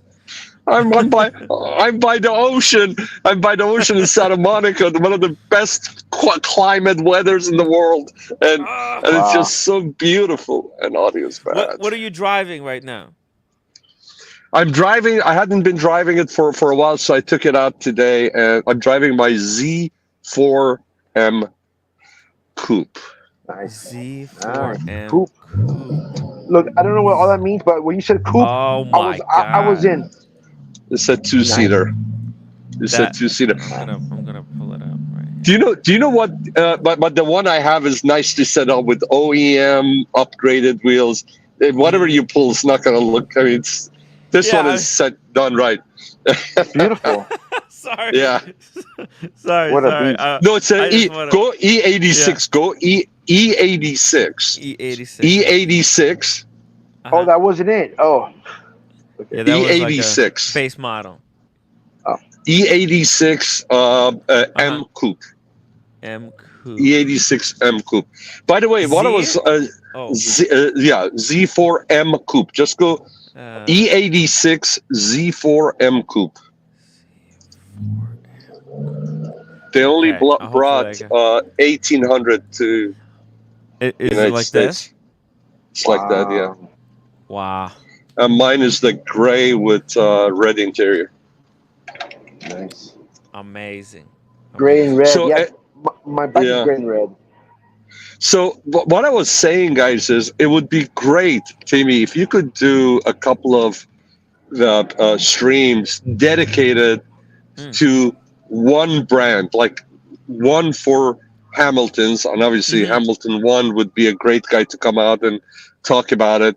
See, among the followers that you have, listeners you have, see who knows about glycine, and have that person come in maybe a half hour, 45 minutes, an hour, just talk about and share their collection, talk about, educate us, because I have admiration for glycine, but I don't know much about glycine. I have admiration for Hamilton. I have admiration for Longines, but I don't know a lot about them. I have admiration for Universal Geneve. I don't have a lot of knowledge. Maybe what's his name? The gentleman that you meet, you've seen a few times in Florida at the he's one of the, it's not Waco. The gentleman that has a vintage, he's a vintage dealer, and he used to work with, I believe, Sotheby's, maybe, if I'm not mistaken. Oh yes, Eric Wynn. Eric Wynn. Wynn. Oh yeah. Maybe you can say, hey, Eric. Wait, stop. Yeah. Tim, I saw him too, but I didn't meet him. But I saw him there. Yeah, he's a great friend. So here, Timmy, if you tell Eric Wynn, hey, listen, the other day we were talking about Universal Geneve, and now that Breitling is in the picture now, and there's some kind of an interest in the future. There's a lot of talk on my channel with the Universal Geneve, and the viewers want to learn more. And honestly, with your knowledge, yes, it would be really cool if you could come on and maybe educate the guys, talk about it, maybe take some questions. That would be amazing. It would be amazing. Yeah, it would. And just knowing kind of a guy he is, I think he'll probably welcome that, right? Yeah, of course. Yeah, I'll make sure to contact him. That would be great content. Yeah. Oh my God, that would be amazing. Bill. That visit with Bill was great. I already spoke with him at the Miami Antique Show, and we spoke about him coming on the show, and he said no problem. It was just a matter of just reaching out to him. So he's nice.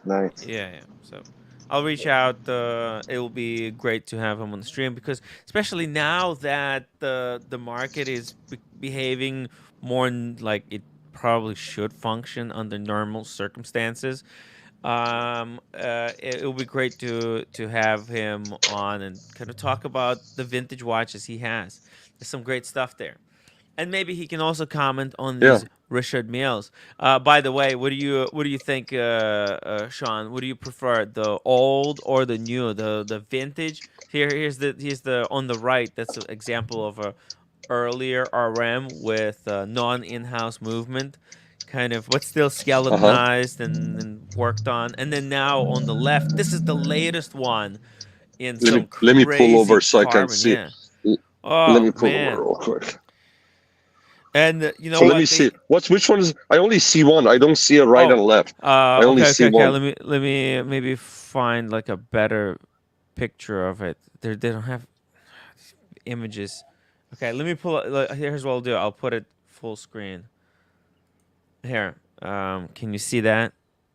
This is the new one. Is this the one? This is the one with the tourbillon. What's the other one that was on the right side? What was the original one? Just a simple. That was just a basic like three-hander with a date. So it quite frankly, it's just like you telling somebody that. Because again, I'm not a RM aficionado. It's just like you telling me, somebody that doesn't know, just got his driver's license. Which one do you like? Do you like the do you like the 3 Series, or do you want to get a F1 car? I would go for the 3 Series so I can get going and not kill myself. To me, the one on the right side is a little bit more digestible for me. Yes, I actually. I agree with you. I think vintage RMs could be potentially kind of great buys. if you can afford the service, because that's the biggest expense of this watch. The retail price is deceiving, right? 112,000. You have to think of this. It's like just add another 100,000, because just padding for service costs over the next couple of years. It's just like Ducatis. People look at secondhand Ducatis and they say, "Oh my God, I can get a Ducati for the price of a Honda." Yeah, just wait for when you go for service. Wow. Yeah, and then they realize what they paid for the bike. They have to do it for normal maintenance to adjust the valves and all that. It's just then it's all of a sudden they're in a shock. So yeah, that's true with anything high end, my friend. It's not the original cost; it's the upkeep. Yep. Exactly. It's all about that pricing. It's the price. Watches are expensive. People forget about the services, the service costs, and RM. They don't hold back. It's part of the. That's part of the actually. The flex of the RM is that it is outrageous. It's outrageous in every single way, and you could tell when somebody can afford a RAM and when somebody can't, and it's like how they wear it. It's pretty crazy. It's just like it's very similar to the Roger Dubuis. You get a Roger Dubuis, one of the perpetual calendars or one of the complicated ones. They only made few of these, and they're totally these are not made as in a series. They're not serial. That they have their own nuances, right? So cost of service at times is like a big part, percentage of the value of the watch, and that's just you have to be ready for that, right? Yeah, you just have to be ready for it. There's some crazy Roger Dubuis watches. I actually freaking they're so cool and badass in person. Yeah, like every time I had a chance to handle one of these Excalibur, especially this Excalibur, it's such a something cool about it. I don't know. I'm not a fan. Like I'm not a fan of the new ones. I'm not. There's just something. It's Sean, but it makes no sense. You understand?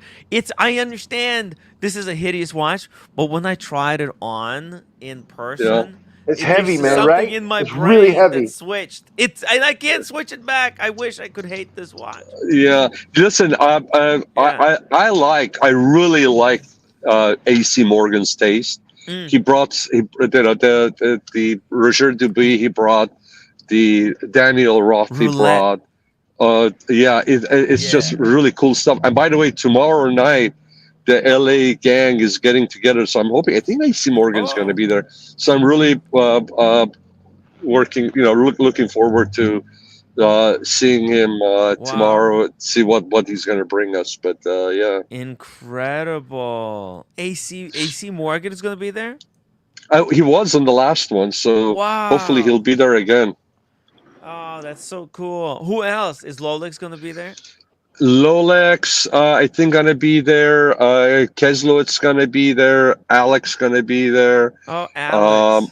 And I think Brody's going to be there. Cool. Who else? Who did I miss? Is Lord maybe? I've never met him. I hope he's going to be there. Because is that the gentleman that has a channel? He talks about watches in depth for about an hour or so. He picks a few watches. Is that who he is? Yeah. Bill Sanders? Yeah. Pardon me? Bill Sanders? No, not Bill Sanders. No. I'm just kidding. I'm just kidding. I know. No. If that's who you're referring to, Lord, I really like his take on watches. He does a pretty good job. I want to meet him. I want to meet him. Yeah, I want to meet him. Yeah. He's not a huge fan of me. Why? It's a crazy story. Anyways, Timmy, you're an acquired taste, brother. I'm an acquired taste. Let's just put it that way. You're like caviar. Yeah. It's an acquired taste, but once you like it for life. Listen, it's funny stuff. I try to be open-minded to So he's not coming everything. back. He's not coming back. Who, Lord? No, Bill Sanders. Oh no, Bill Sanders, of course. Bill Sanders. Bill Coming Sanders is a back. great guy. Yeah, He's actually, a great guy. I'll message him. I'll message Bill Yeah, Sanders. he was great. He was Yeah. great. Yeah. He was I have amazing. him. Yeah. Yeah, So I was great. just in Paris, so I came back. I still, I'm still just trying to get back into the groove of things. I was really nervous today because I thought, oh, okay, well, what are we going to talk about? And then I have so much news, guys. Watch World is full of interesting stories. So I don't know if what is full name of Lord? Can you say that? No. He's super anti-doxing. Oh, so that's not the same Lord. This is not the gentleman that has a channel on YouTube, is it? No, he does have a channel. He's the one that he resides in LA, correct? Yeah. No, I know, but it's Lord. It's Lord something, isn't it? I don't know. I know His him channel. as Lord. I know. Oh, Okay. no, Anyways, I think he changed it. It is something else now. I don't remember. yeah. So, anyways, I can if find that's it for you. him, he would because he's into tradition, old world tradition, and all that. He has that vibe about him. I think he would be a great. It would be great to talk about in general these different name brands, Breguet, and all these different name brands with the tradition, and what does that mean? The tradition, and how does that translate when a brand is off the map and all of a sudden some conglomerate picks it up and tries to revive it? What happens to that tradition? Does it do you just shine it up and put it back on the shelf, or do they have to go through some process, some paying their dues to be respected again? That would be a good topic for him to talk about it, because he's into old world but he has such rigid traditional opinions. watchmaking. Well, that's Sean, why it's interesting. That's why it's interesting to listen to him, though. It's just, but you don't have to agree with. That's why, he doesn't like me. Yeah. He wouldn't talk to me about anything, I think. But that would be interesting. I would love to debate him on some of these watch topics. That would be great to discuss some of this stuff. Yeah. That would be cool to have some. You see, there's a wealth of knowledge out there from Bill Sanders and we the gentleman that we were Bill Sanders on. That's the gentleman we were talking about that's into vintage watches, and he's a dealer. I forgot his name again. He's a great guy. Yeah, he's very accessible. He's young Brando now. So there we go. Young Brando, that's the one. Young Brando. Yeah, I listen. Some people may say, "Hey, that's too stuffy and all that." Hey, he is who he is, and it's interesting. It's a different take on watches. But he takes offense to that. Yeah, but by the way, he doesn't BS. He knows his stuff. Yeah. To me, I haven't caught him BSing on anything. The way he does, he's very opinionated. He may come across as, to some people, as full of himself, but the guy knows his watches, and a little bit rigid, because if somebody disagrees with him, he doesn't like it. So I don't know. So, well, we don't have to bang heads, but we can ask him, so he can. We don't have to make. Do we have to agree on everything, right? What would the world be? there's a way to disagree, and then there's a way to disagree. Yeah, exactly. You can say, that's what I think. Please have a seat, or sit down, or sit your ass down. There's different ways of saying the same thing. Yeah. What is it? What is it? This is YouTube. This is entertainment show. What are we here for? Yeah, the young Brando. Actually, I like his content, especially if there are any specific watches or any type of watches that you're interested in acquiring or looking into or learning. I think he provides pretty good content, in my opinion. Yeah, but he hates me so much. I don't think there's anyone in the world. He really doesn't like. You ask him. But you know what? But don't forget about it. He doesn't want to. He's a traditionalist. He's old world. Old You know. world. Yeah. Oh no, yeah, old Older world. than he actually is. No, but that's how it is, right? And then here comes. It's just like you go to this beautiful. Who the fuck am I? Viennese. Well, he hates me because like, who the heck am I to offer but any here, opinion? here. It's like you go to an opera, all nicely dressed up, or you go to a Viennese cafe and you go there with your neck scarf, and then all of a sudden here comes this guy to the watch world. I think. Here comes this guy with a t-shirt, Bermuda shorts, and then dress shoes with white socks that go all the way up to his ankle, and it comes up loud and obnoxious. Yeah, there's gonna be a little clash. Sean, dude, you understand that he used to be on the same wavelength with me.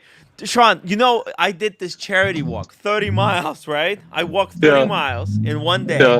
And then I donated that money to Roman Sharf's Ukrainian charity. It was, anyways. But after that walk, this is what you have to understand. After that walk, I came home, and I thought it would be so funny if I joined Archie's live stream from the bath, because I filled up the bathtub with water. And I needed to rest my legs. I was dead after that, right? And I thought, oh, wouldn't it be fucking hilarious if I joined the live stream from a bathtub?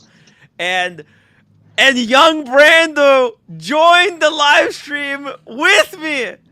Oh my god. Yo, no kidding! That's cool. That's cool. Yeah, he was very cool. Used to be buds. He was very cool, you know, but I don't know. Something then switched off, and he was not cool at all after that. You know what? Reach out. Reach out. I had fun with him, Sean. You know what? That was great gag that I did, and I'm so glad that he kind of joined in on the riff with me. You know, so listen, cool. he has really good knowledge, guys. I'm telling you, and you know, and do you know what I like about him? His pronunciation of the names, at least to me, is spot on. Yes, because he's very accurate. He has to be. His pronunciation is very good, and if anybody cares about that, it's really good. It's educational. So I hope you see this is there's a wealth of knowledge out there just sitting there, and if we could bring once in a while these guys in with really focused subjects to talk about, very focused subjects to talk about, and not get lost and get off the track, I think it would be so good. It would be so good. Yep. It would be amazing. It would be really amazing. He's I mean, you got people, you got people like Lord that can come and talk about the high echelon. You got people as far as watchmaking, me and you him can are bring kind of people. polar opposites. In opinion, I think we're on kind of very similar. On par. I think On par, yeah. We're kind of both enthusiasts, maybe in a little bit different angle. We might have certain, but I think like general basics of our opinion on watch hobby could be aligned, but your different styles, different style and delivery. Yeah. That's where you guys clash. Totally opposite, yeah. And the thing is, like, I have no problem.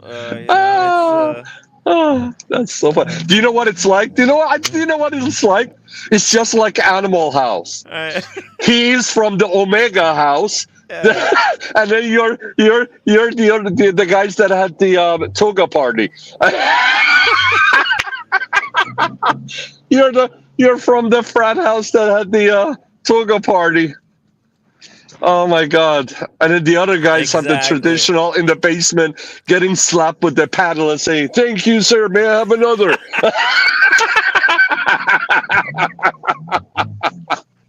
Oh god, that's too funny. That's too funny. It's true. It's very, very true.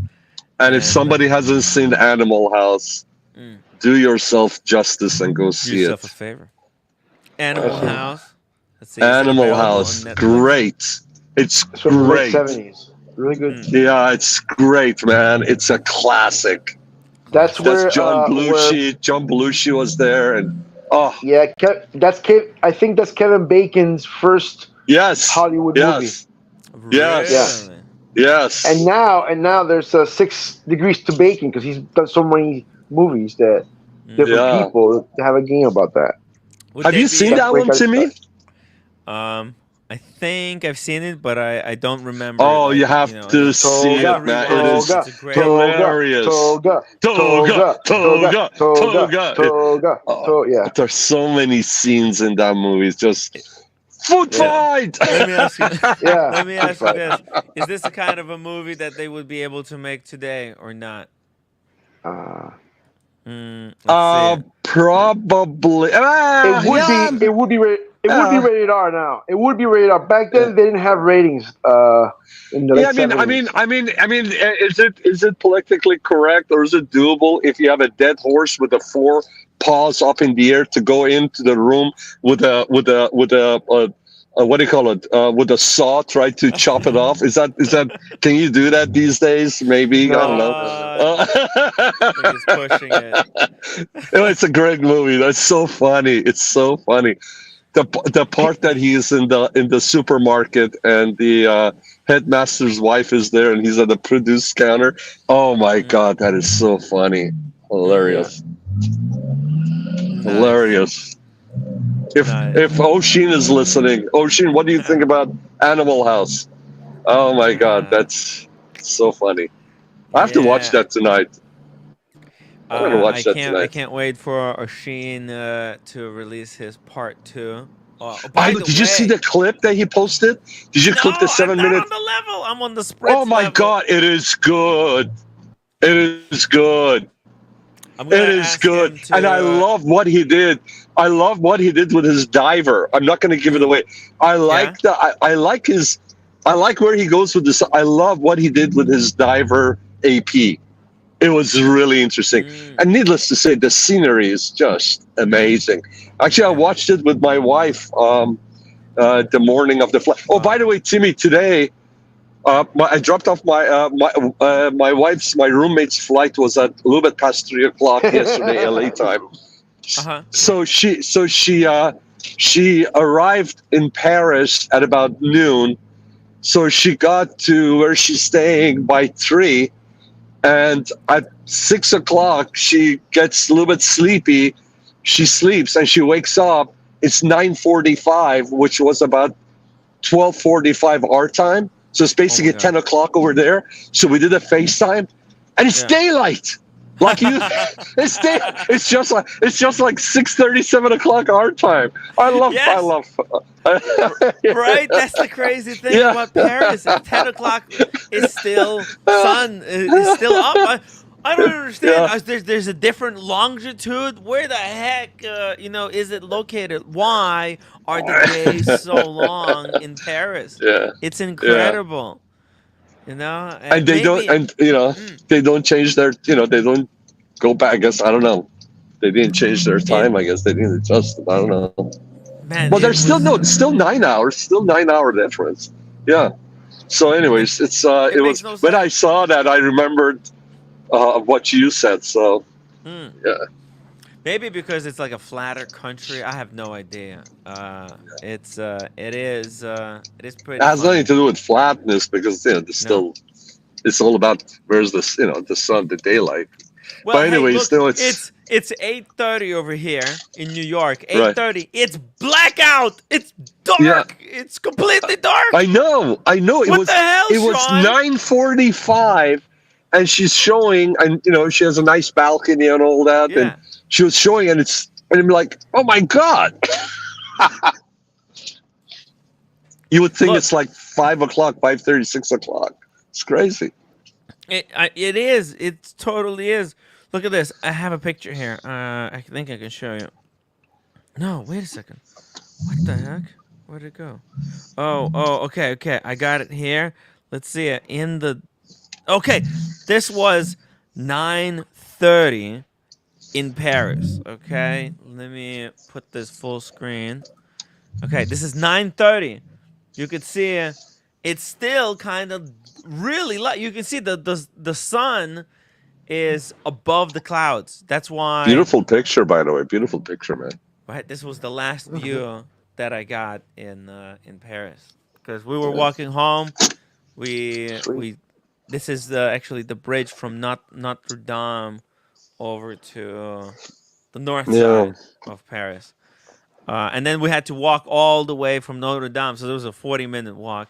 Pretty fun. And so 9:30, we got to a hotel. It was still light outside. Amazing, huh? Yeah. And now it's 8:30 over here in New York. It's freaking dark. Totally dark. Right now, I don't know. It probably was already the way it's dark now. It's probably been dark for 1 hour. Yeah, if I lose you guys because my battery is almost gone. So, but anyways, I'll chat till if I drop off, it's because of my battery. Okay, Sean, cool. Hey, I got a watch here. That Red Shovel wants to buy. Let's see. What do you guys think? Shout out to Red Shovel. Shout out to Red. Red Shovel. He's that's my watch that I want to get. I feel my bad. My wife loves that watch. I feel like I abused Red Shovel today. I kept going back and forth with him about going to London. There was so much promise. I was almost Sean. I was almost in London reporting live from this, which could possibly be the last gray market watch event, depending how bad it goes, or how good it goes. Maybe it'll revitalize the watch community. I wanted to be there to see what does it feel like on the ground on the gray market. Or actually, it was not a gray market. There's not much gray there. For the folks out there that hate gray market, guys, gray market is the only defense we have against these brands that got both of our testicles in their hands and they squeeze as they wish. I'm telling you, gray market is the only defense we have against these brands. So don't hate them all. Yeah. Don't be a hater. Don't be a hater, man. Hater. Amazing. My wife loves that watch, by the way. And if you see the Earth, it's like a topographical globe. It has the different coloration. It's pretty cool. Where's Red? Can he jump on the stream? Because we need to ask him questions. It's really late. It's really late. Yeah. I think he went to sleep, but he did mention, I guess, somewhere that he wants to get this one. Can you zoom into the middle part? Yeah, exactly. Please. It's a World Time Omega. That's awesome. Aquaterra. There we go. I guess this is the closest we can get. Is he looking for a world timer? Is that why he wants this watch? David Jacobs says, if you come to London, Tim, you're getting the tap on the shoulder, my friend. Sorry, Sean, what did you say? No, I'm saying, is he looking? That's a funny comment, by the way. Yeah, I Dave, know, right? Jump on, man. Jump on, Dave. Come on, brother. Anyways. Jago. Hop on. Is he looking for a world timer? Is that why he wants to get this? It's a great watch. You know what? Like, I'm not a great fan the way they laid this out. I've been very critical against this watch because, there is a separation between the city and the inner ring where the hours are. But you know what? It is waterproof though, because with the 150 meters. Yes, that's the amazing thing about this watch. Like my watch. Compared like to, my watch. Like my Aquaterra. Yeah, exactly. Like your Aquaterra. Whereas the Patek Philippe World Timer is 30 meters water resistance. Okay, it is more practical, but this thing is that one you wear with a suit. This one you wear casual. No, you can wear it actually as you travel the world. It's a great kind of a beater category. This watch would be amazing. Beat to hack Yeah, while you travel the world. you have to realize one thing. The water resistance to a watch is like a vehicle that's got off-road capability. So Patek Philippe is not an off-road vehicle. You know, Omega does make off-road vehicle. It's like a Jeep. Omega is like a Jeep. It's a tool watch. Yeah. The other one is not. The other one is, you know, is a you know, leader, captain of the industry kind of. So they both serve different purposes. Exactly. Exactly. This is a great piece to kind of actually, you know, aware. And you know what? This is you won't be scared of getting robbed because this is not like a crazy flashy looking watch. Also, I really like this one. This is the 75th anniversary edition. It's got this cool like image on the back, which is like, you know, you in the world where every single watch has an open case back, it's refreshing to see like an actually cool carving, because it's a cool watch, but why does he like it though? What's his reason? Well, you know what? He's got the Seamaster. The you know, he's got the regular Seamaster 300M. So why does he like this one? But this one, you know, this one comes with two straps. It comes with a rubber. Okay, so he can get a lot, yeah, to watch events, to all the watch events. Right? Travel. You can't go wrong with that. You can't go wrong with that and piece. he wants to go to the Dubai next year. Dubai Watch Week. Guys, I'll be honest with you. I mean, you know, I have a world travel. I have the a couple of watches that have dual times and all that, Fashion Constant and all that. Let's face it, I didn't buy it because of that, because I need that. I mean, yeah, I travel often, and I don't need a watch that tells me. I'll pretty much know what time it is, where I'm at, and what. It's just, you know what I mean. It's so that's what I'm saying. No, that's what I'm saying. I am that nerdy. No, I am that nerdy. I am that much of a geek. Watch me. I was like, yeah, I know. That's why if I'm gonna get a dual time or a world, there has to be something other than the functionality of the watch that really attracts me. That's what I'm saying. Hey, why does he want this watch? I mean, it's a great watch. It's a cool watch. But what is his reason? That's what I want to know. And also, I wonder if he was gonna get this one, is he gonna sell the other, the Seamaster? Exactly. Those are the questions to ask. And then try to build the entire collection, complete the set. You know, get everything. Because without asking those questions, how can you answer, should he get this or not, in your humble opinion? How can you answer that? Yeah, you need more. You need more information, right? Yeah. But overall, it's a nice piece. Yes, it's a nice piece, obviously. But should he get it? I don't know. Yeah, it's an interesting watch. The price is, it's expensive. $9,000, right? This is not, it's not cheap. Secondhand? Yeah, secondhand. What were they? What year is this, by the way? This is actually from last year. It's brand new. And how much? What's the list on that? Yeah, I'm checking right now. Let's see, Omega. I think this is slightly below retail. By the way, if Dave is in England and he's on the chat, how come Red is not? Yeah, Dingo, jump on the stream. What are you up to? Tell us what's going on. I'm curious what he's been up to. You know, he's a good guy. Because you know I want him to start fucking his channel again. Why I don't understand why he's being so freaking stubborn. The watch community needs him. There's this bunch of these people who've been kind of telling me like, oh, Jenko is not maybe he's got something else going in his life. Maybe he's got something else going in his life. We don't know. Yeah, or if he doesn't want to come back and start doing videos. Okay, then you know what? No pressure. But you know, hey, he's great. He was great contributor. His opinion in watch space is valued. And it would be cool to, if he wants to join streams, kind of. There's no pressure, obviously. If he wants to just be in the chat, just let us know. He wants to be a chat I shark. hope he would. I really hope he Yeah. would. Yeah, and I think you know what, with Hamilton on here, that's a great pair. You guys are freaking OGs. You guys been doing streams since before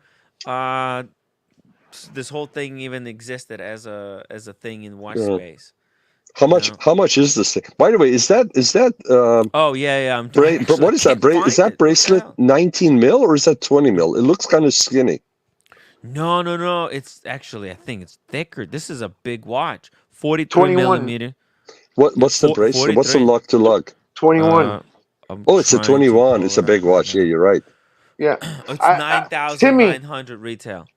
Timmy, can you please show my watch there? It's just like that. Oh.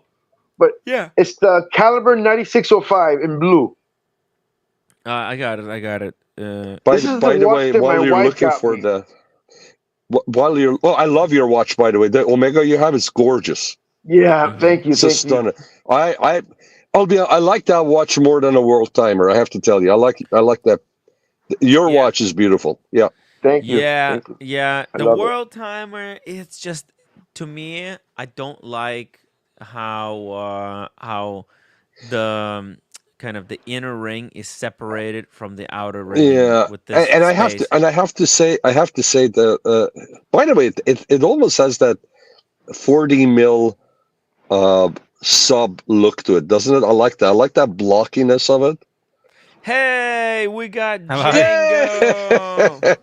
What's going on? How are you, sir? I'm good. Thank you for jumping on, man. I know it's late where you are. I know it's late where you are. Thanks, man.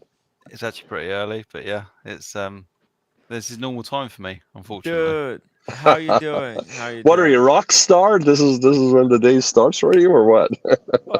I wish. Yeah, I'm good. How was Paris, Tim? I was watching out for a stream, but there was nothing. Yeah, there was one stream. Yeah, it was I know I was on it. So. Yeah. That was the one stream, and then after I did that stream, I had a feeling like, you know what?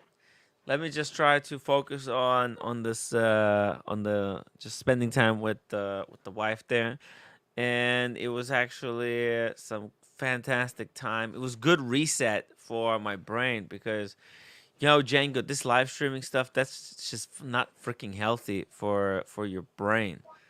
No, day in, day out. No, yeah. Especially the regularity that you do them as well. It's something. Yeah, it was good to be able to break free and just say, hey, you know what? This thing does not control me. Where it was good to take time off, reset, think about it, think about what this hobby is all about, and come back so we could accomplish some goals here. It's interesting. And also, with respect to your wife and your marriage. It's good for your marriage that you did that, right? Yeah, and it's good, set good example for the viewers, because sometimes we're in this hobby for the wrong reasons, and it's good to kind of take time off. It's good example for everyone. I highly recommend that you guys, if you are watching streams consistently, stuff. See, it's gonna hurt my channel, but I do highly recommend to take time off from the streams. And kind of focus on the people who are close to you in your life. Just give that attention to them. I think they deserve it. It's whether it's your kids, your family, your friends that you haven't chatted with. Yeah, it's good. It's good to take time off and then come back and with renewed appreciation for the hobby, because I think we do want to kind of bring this watch hobby back, right? And that's why we need you back, Django. Whether to just come on here and that's all I will do. It's all very non-committal. I don't think there's ever going to be an occasion now where I jump on and do my own thing. I do sometimes not have a really impromptu stream and about 4 people join on my own channel, but that's it really. Yeah, but that would be pretty cool. That's a secret stream. Yeah, that's a real, it's so secret no one knows about it. Yeah, I just like jumping on, bouncing You put off the you guys. videos back up? No, they're all down. They're all down, and I think that's the way they're gonna stay now. It's I don't feel like they did what they needed to do, and they can go and die now. I'm sorry, I never had an David. opportunity to watch your content. In all fairness, well, back You back see, in the look, day, Sean would love a long to time go ago. and watch this stuff. You see, there's people like Sean, people like Hamilton. Sounds like guilt tripping, Tim. I'll be honest. Okay, sorry. David. I just like those videos. I'm trying to get you to relinquish, and bring them back up. I loved it when they were up. It was good to go there and see the comments. That they were turned off though. But in the live streams, there were the comments. I loved seeing who was back there and in the streams. It was cool to see Red Shovel there. Fun stuff. It was a long time ago. Ago. He was a much younger man, and he probably was still up at this time back then. It was a much bigger guy. He lost a lot of weight. So Red was one of your original followers, huh? Yeah. Yeah, like a long time ago, and it all sort of started. I don't even know when I started the channel. It was like maybe late 2019, I think. And then he joined the Discord because that was something that I really pushed back in the day to get the Discord up and running, and I achieved it. But then other people started doing it. Red was in mine, which is where I was going with that. And that's where it all started. But other people, I think, as I joined other streams and people caught wind that I'd started this chat server thing that was completely free to do, and I almost promoted other people to do it. The whole Discord scene in the watch community became really toxic and really horrible. So I shut mine down in the end. There was, yeah. I mean, there was that fake one with the fake people promoting that Aragon or whatever that watch thing was. Oh my god! Rich Buddy had his own Discord, and this is the thing: is with the YouTube stuff. Tim, you might have had it in the past, and the Discords. It's very much the same thing. These people, I don't know who they are, and we never will know. Unless Tim gets his magnifying glass out and his little hat and pipe. But they used to coordinate attacks on each other's Discords and stuff like that. It's just... Dude, this is like childish. Yeah, but this is the thing, and it's when let's be honest. Where do these people find the time? Well, this is the thing, is even though I think there was only about 2, maybe 3 women in the Discord ever that I was aware of, and that's between all of them. So it's all, for the most part, men 35 and above. They were all much older than me anyway, right? So the fact that they're coordinating attacks and like mass joining each other's Discords and writing profanities and stuff, it was at that point I was like, you know what, I'm out. You know, David, I'm glad that channel, nobody ever threatened your life. No, they did. I had multiple death threats, emails. And I want to apologize to you publicly in this public forum right now, and I hope you heard all my commentary last week or whenever it was. I did watch it. And I find it strangely ironic that the main point that you made. I don't remember what it was. Go ahead, tell me. That I joined that other Hamilton watch owners group and accused them of stealing my name. That was like the straw that broke the camel's back, if you will. And look, I'm not angry for me. It was for me. Long ass, it's a long ass time ago. I'm not bothered anymore. However, don't worry about it. They changed their name to be the same as the Hamilton watch owners group. They were Hamilton owners originally. I didn't know that. But it's ironic, isn't it? That such a small I didn't know that. It was all over a misunderstanding. They were the one who stole his name. Oh my god! So when you were saying that, you weren't being like sarcastic. You were being serious because they did change the name to your name. Oh, I didn't know that. I was protecting them from what I thought was a bully that was trying to gobble up this little channel. Wow, look at how the world is turning, it's bro. interesting, isn't it? 1984. It's Holy it's cow. interesting. There's not much that I do that I don't put a lot of thought into. So when I created the group, I made the name very Dude, unique. I didn't know that. And I Man, I remember wanted to end you, bro. I was like in such a like psychotic thing I'm that aware. I was like obsessed, man. And I'm so sorry, I man. know. If I terrorized you and your family, I'm so sorry. I'm on my meds now, a lot better, and yeah, man. I hope that you accept my apology. That's fine. It's a long time ago. We can move on from that. Excellent. But, Yeah, yeah, it's weird. strangely ironic, isn't it, that someone. I appreciated you so much what you had done, that you made that page, and I had a place to go every day. I just retired and I had a place to go, and I was just like all over it, man. You gave me like this whole. I mean, I was practically there the whole time, if you remember. So. Oh yeah. But you know what? I think you separating me from the page helped me expand my horizons, and I got into Steinhardt. I got a few of those GMTs, divers, and 1655 Rolexes, and my wife, she got me that Grail I was always putting up, that blue. Remember? I always kept putting up that watch on the page, even though it wasn't a Hamilton. I'd say, look, this is. I want to get this one day, maybe. I don't know. I'm never going to get it. And had a little picture of it. I actually cut it out of the catalog that I had. I cut it out because it was a 1-to-1. So I used to put it on my wrist. I used to put it on my wrist and take a picture of it and say, hey, look, this is going to be my future watch. And finally, my wife got it for me for our 21st anniversary present. Oh my God, I was beside myself. I couldn't believe she spent that much money on a watch. But we got out so good at Joma Shop.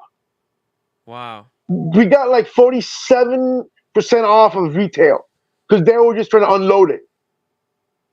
Because it was Joma the last Shop year. Is actually freaking amazing. I think Tim I G know. is an investor. I know. In my friend Joma Shop. only. My friend only here, he only buys through them. He's got Cartiers for his wife, for his sons. He's got a bunch of stuff. You can't beat it. Yeah. Joma Shop. Yeah, you know what, Django, not as clear what happened. That was a tough pill for you to swallow, man. Yeah. What was that? That was very tough. No, the fact that you're saying here you started this, and the ironic thing is, they're accusing you of taking the name, and you were the one that actually came up with the name. That was a tough pill to swallow. That's like, this is the thing, right? It's one of those things that I think when you start anything, like when Tim started this channel, what it looks like now is different to what you initially envisaged it being.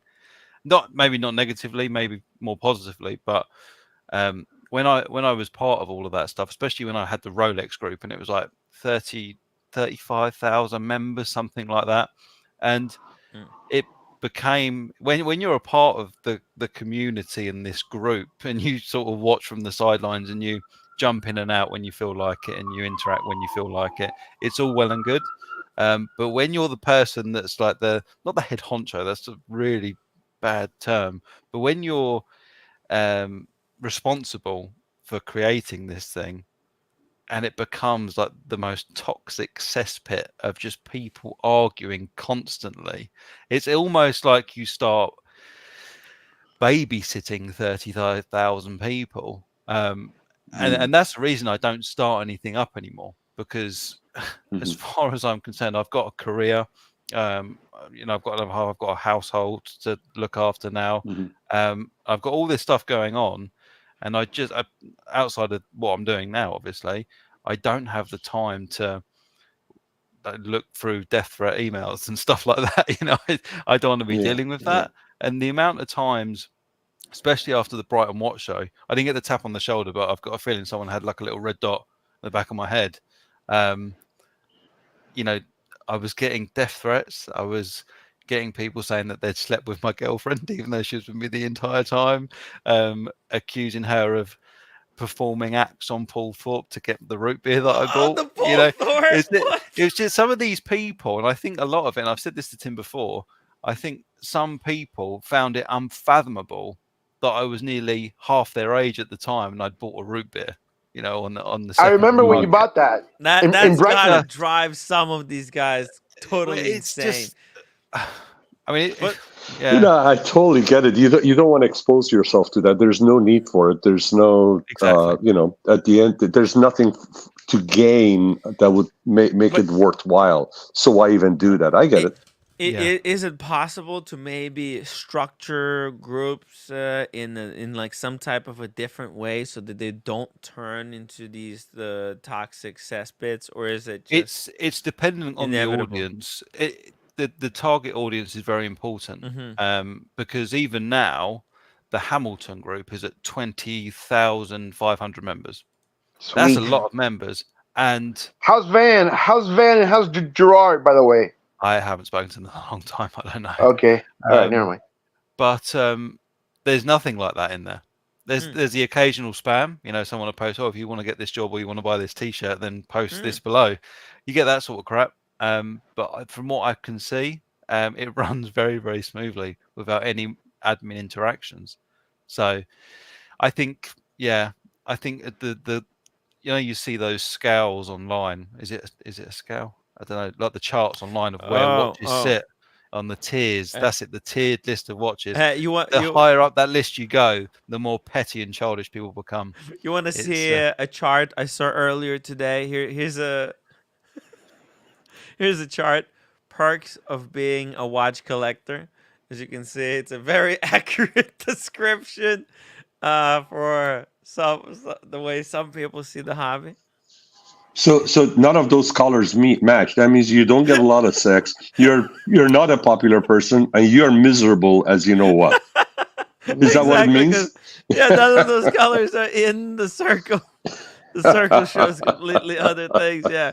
So you don't get any of these. That's funny. Good one.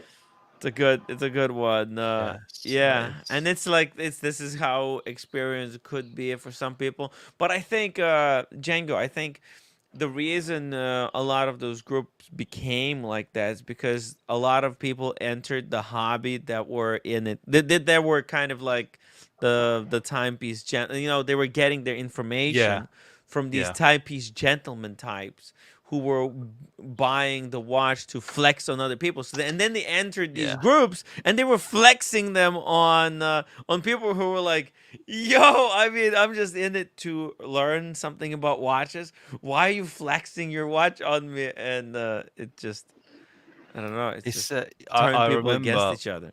The Rolex group exploded. This was all during the pandemic, so it was pretty easy to grow. What happened? Like, give us an example. Like what it became originally when it was like under, I'd say 5,000 members. It was pretty good, and there was a lot of people talking about how they were passionate and they'd go into the history of watches and Rolex, like all that good stuff. And then when it exploded in popularity, is when the market was ridiculous.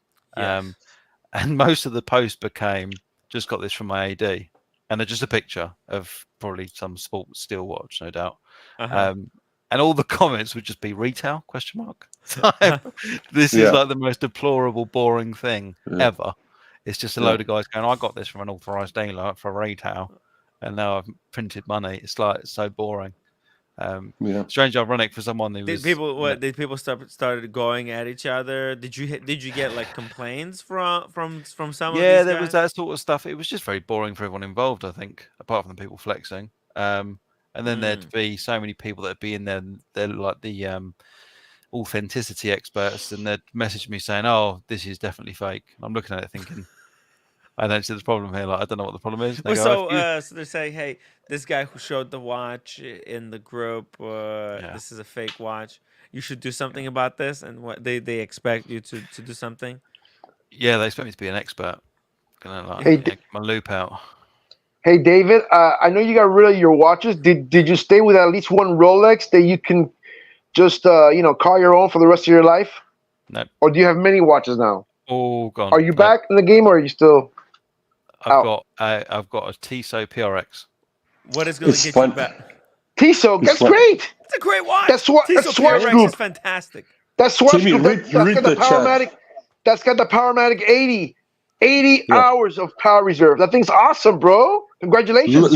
I love the angles. It's very 70s. Whoa. I think I should. Mine's a quartz. That's probably. It doesn't matter. It doesn't matter. It's the angles. That design is very 70s retro, man. Really nice. Yeah. Helgestran has a very great comment here. Is it blue? Read it, please. Yeah. Helgestran, when I sold off my 10 Rolex and a few other luxury watches, I sort of lost interest myself. Wow. Yeah. So this is what it is, and you have to be careful when you really dive into the deep end with anything. You could easily lose interest as fast and really get cold with anything.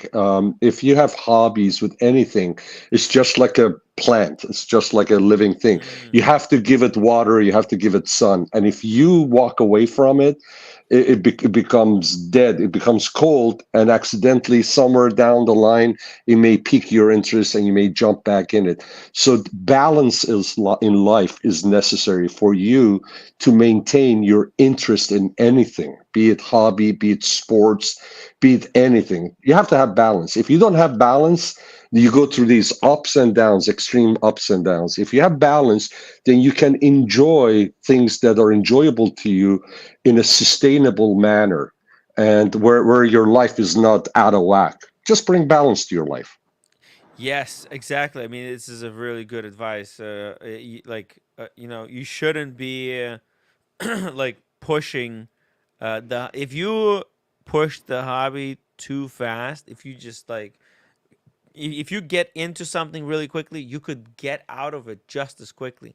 But if you take your time, you pace yourself, you could stick around for much longer. But that's not necessary. This is not really actually kind of applies to somebody like Django, because social media, being responsible for watch collecting has nothing to do with also doing YouTube and dealing with the stresses. No, dude, what he went through was, what he went through is just something else. I mean, he was getting death threats and his family members and all that's scary shit. That's totally different. Oh yeah, but I also received death threats. I understand. I totally understand what he's going through. Some people are more kind of resilient to it than others. I've been getting messages. By the way, Django, people are really worried about you. They're like, Tim, you got to be careful with this guy. He might not be ready to come back. I'm like, relax, everybody, be cool. Django's cool. The difference is now I'm a cynical old man, so I don't care anymore. Nobody's got nothing to worry about. It's interesting. Something that struck a chord with me earlier. I can't remember who said it now. Someone said it, that having one of these expensive luxury watches is just a stress on the wrist. I think it was you, Tim. And I couldn't agree more. And I felt like when I sold all the Rolexes, like a weight had been lifted. Awesome. To the point I would never want to own another one. That's awesome. Well, maybe it's maybe come back with Hamiltons. Why don't you get a Hamilton, man? No, Tissot is more classy. Tissot is way more classy. One Tissot. Even long jeans. Long jeans is classy too. Don't forget about Hamilton. Just leave that in the past, man. Go forward. You sure? Look, there's some cool watches on here. Django, I'm gonna get a flintlock for you. One of those flintlock flick flack watches. No. Yeah, I bought one. How is it? Wow. Hamilton flintlock, right? Is it Flintridge? That was it. Flintridge. Yeah. Yeah, and you wanted to sell it, and you sold it. Man, that was a cool watch. It was like undercover. Nobody knew what you had there. Hey, it was just such a pain, Tim. You've seen that before, haven't you? The Flintridge. It's just a pain to tell the time. It's just. I know. I know. Yeah.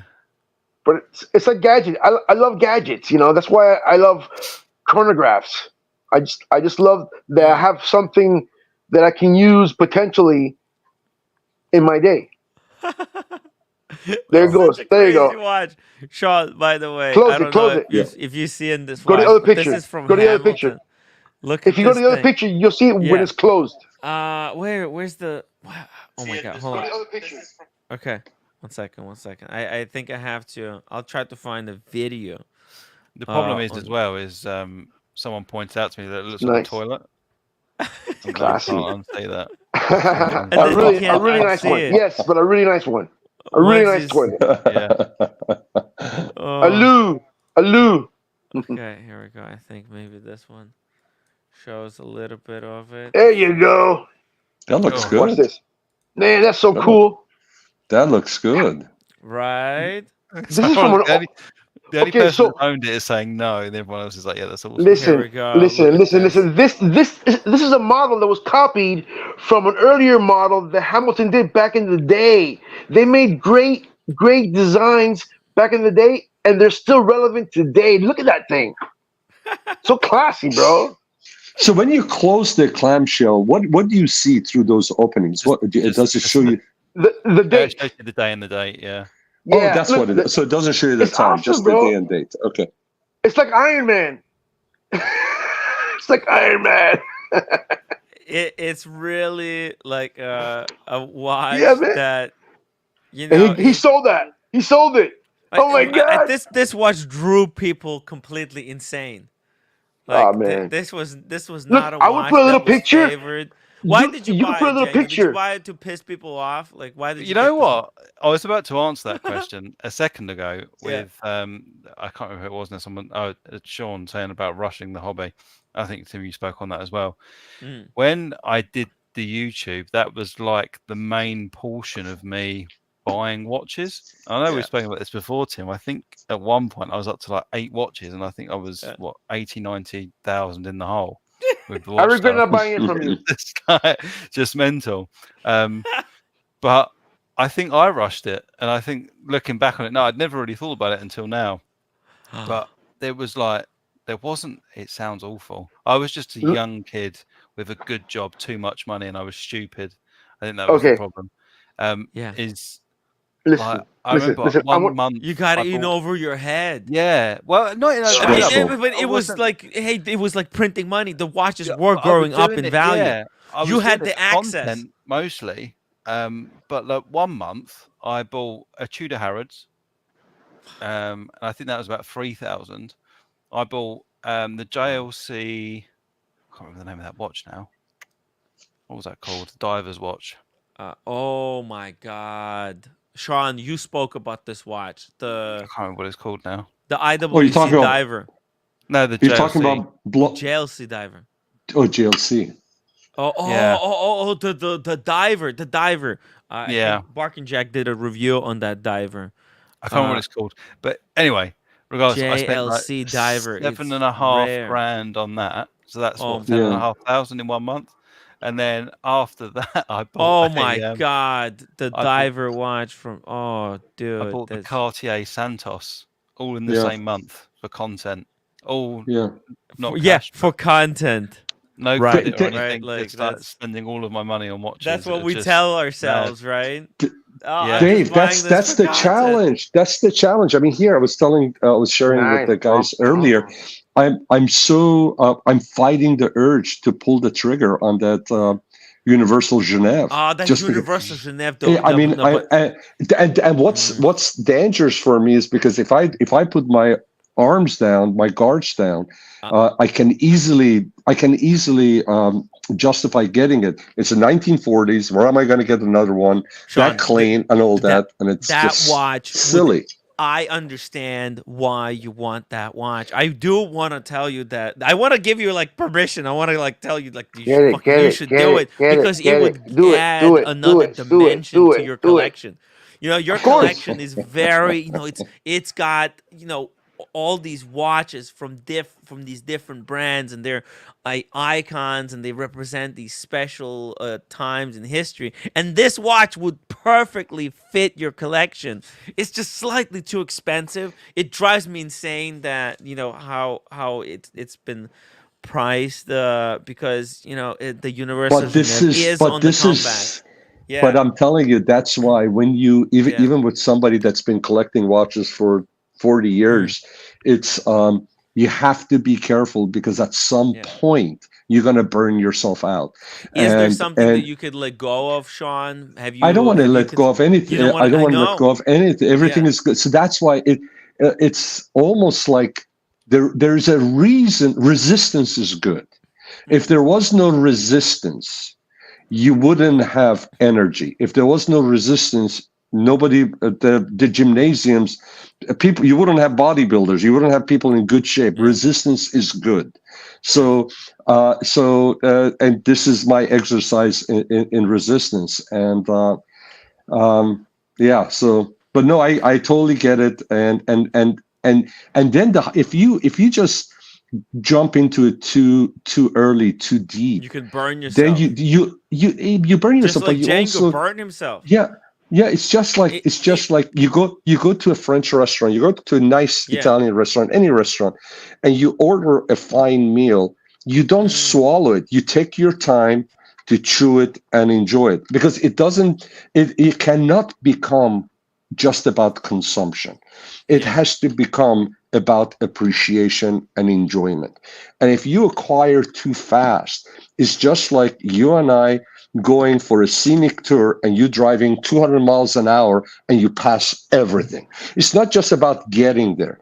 It's about getting there, taking your time to enjoy it.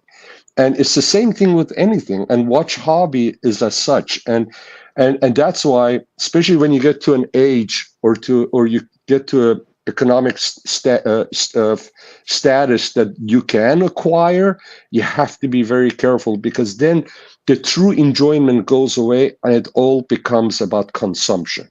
And that's addiction. I don't want to be addicted. I want to stay a collector. I want to stay a person that appreciates the beauty of these pieces. And at the same time, I want to be able to enjoy not just a new acquisition for a short period of time, but I want to keep on enjoying what I have. And if you go too fast, you're going to burn through. Stress comes. It's not worth it.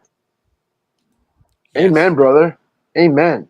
Maybe Django. Maybe it's time to rethink, recalibrate your approach to collecting watches. Maybe, like this is you have valuable lesson to teach here, people. Your experience with the hobby matters. Like this is important. It's not just with the watch hobby. This is applicable to anything else you do in life.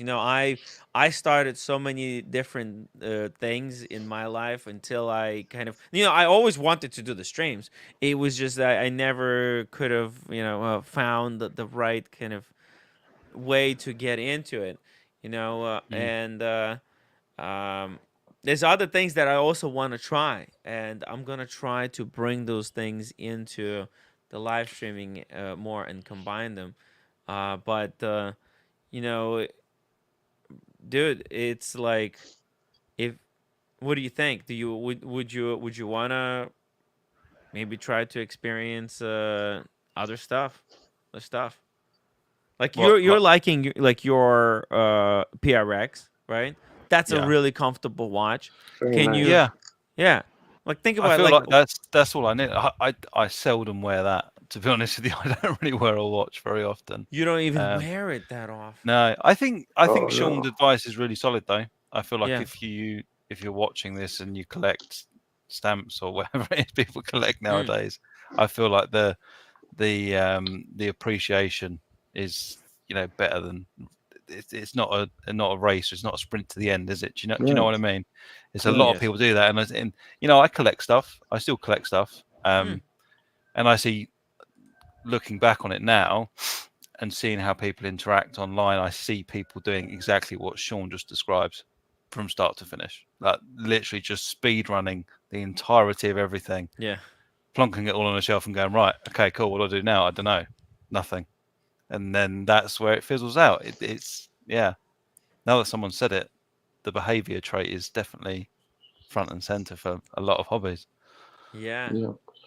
Now, with that being said, you have watch knowledge, and we were talking about, hey, as because platform like Timmy's does serve a purpose, and it's educational, it's entertaining, it brings people in, and so forth. And when it comes to the main core subject, which is timepieces and watches, I think by team, now that you're trying to find a direction going forward with your channel,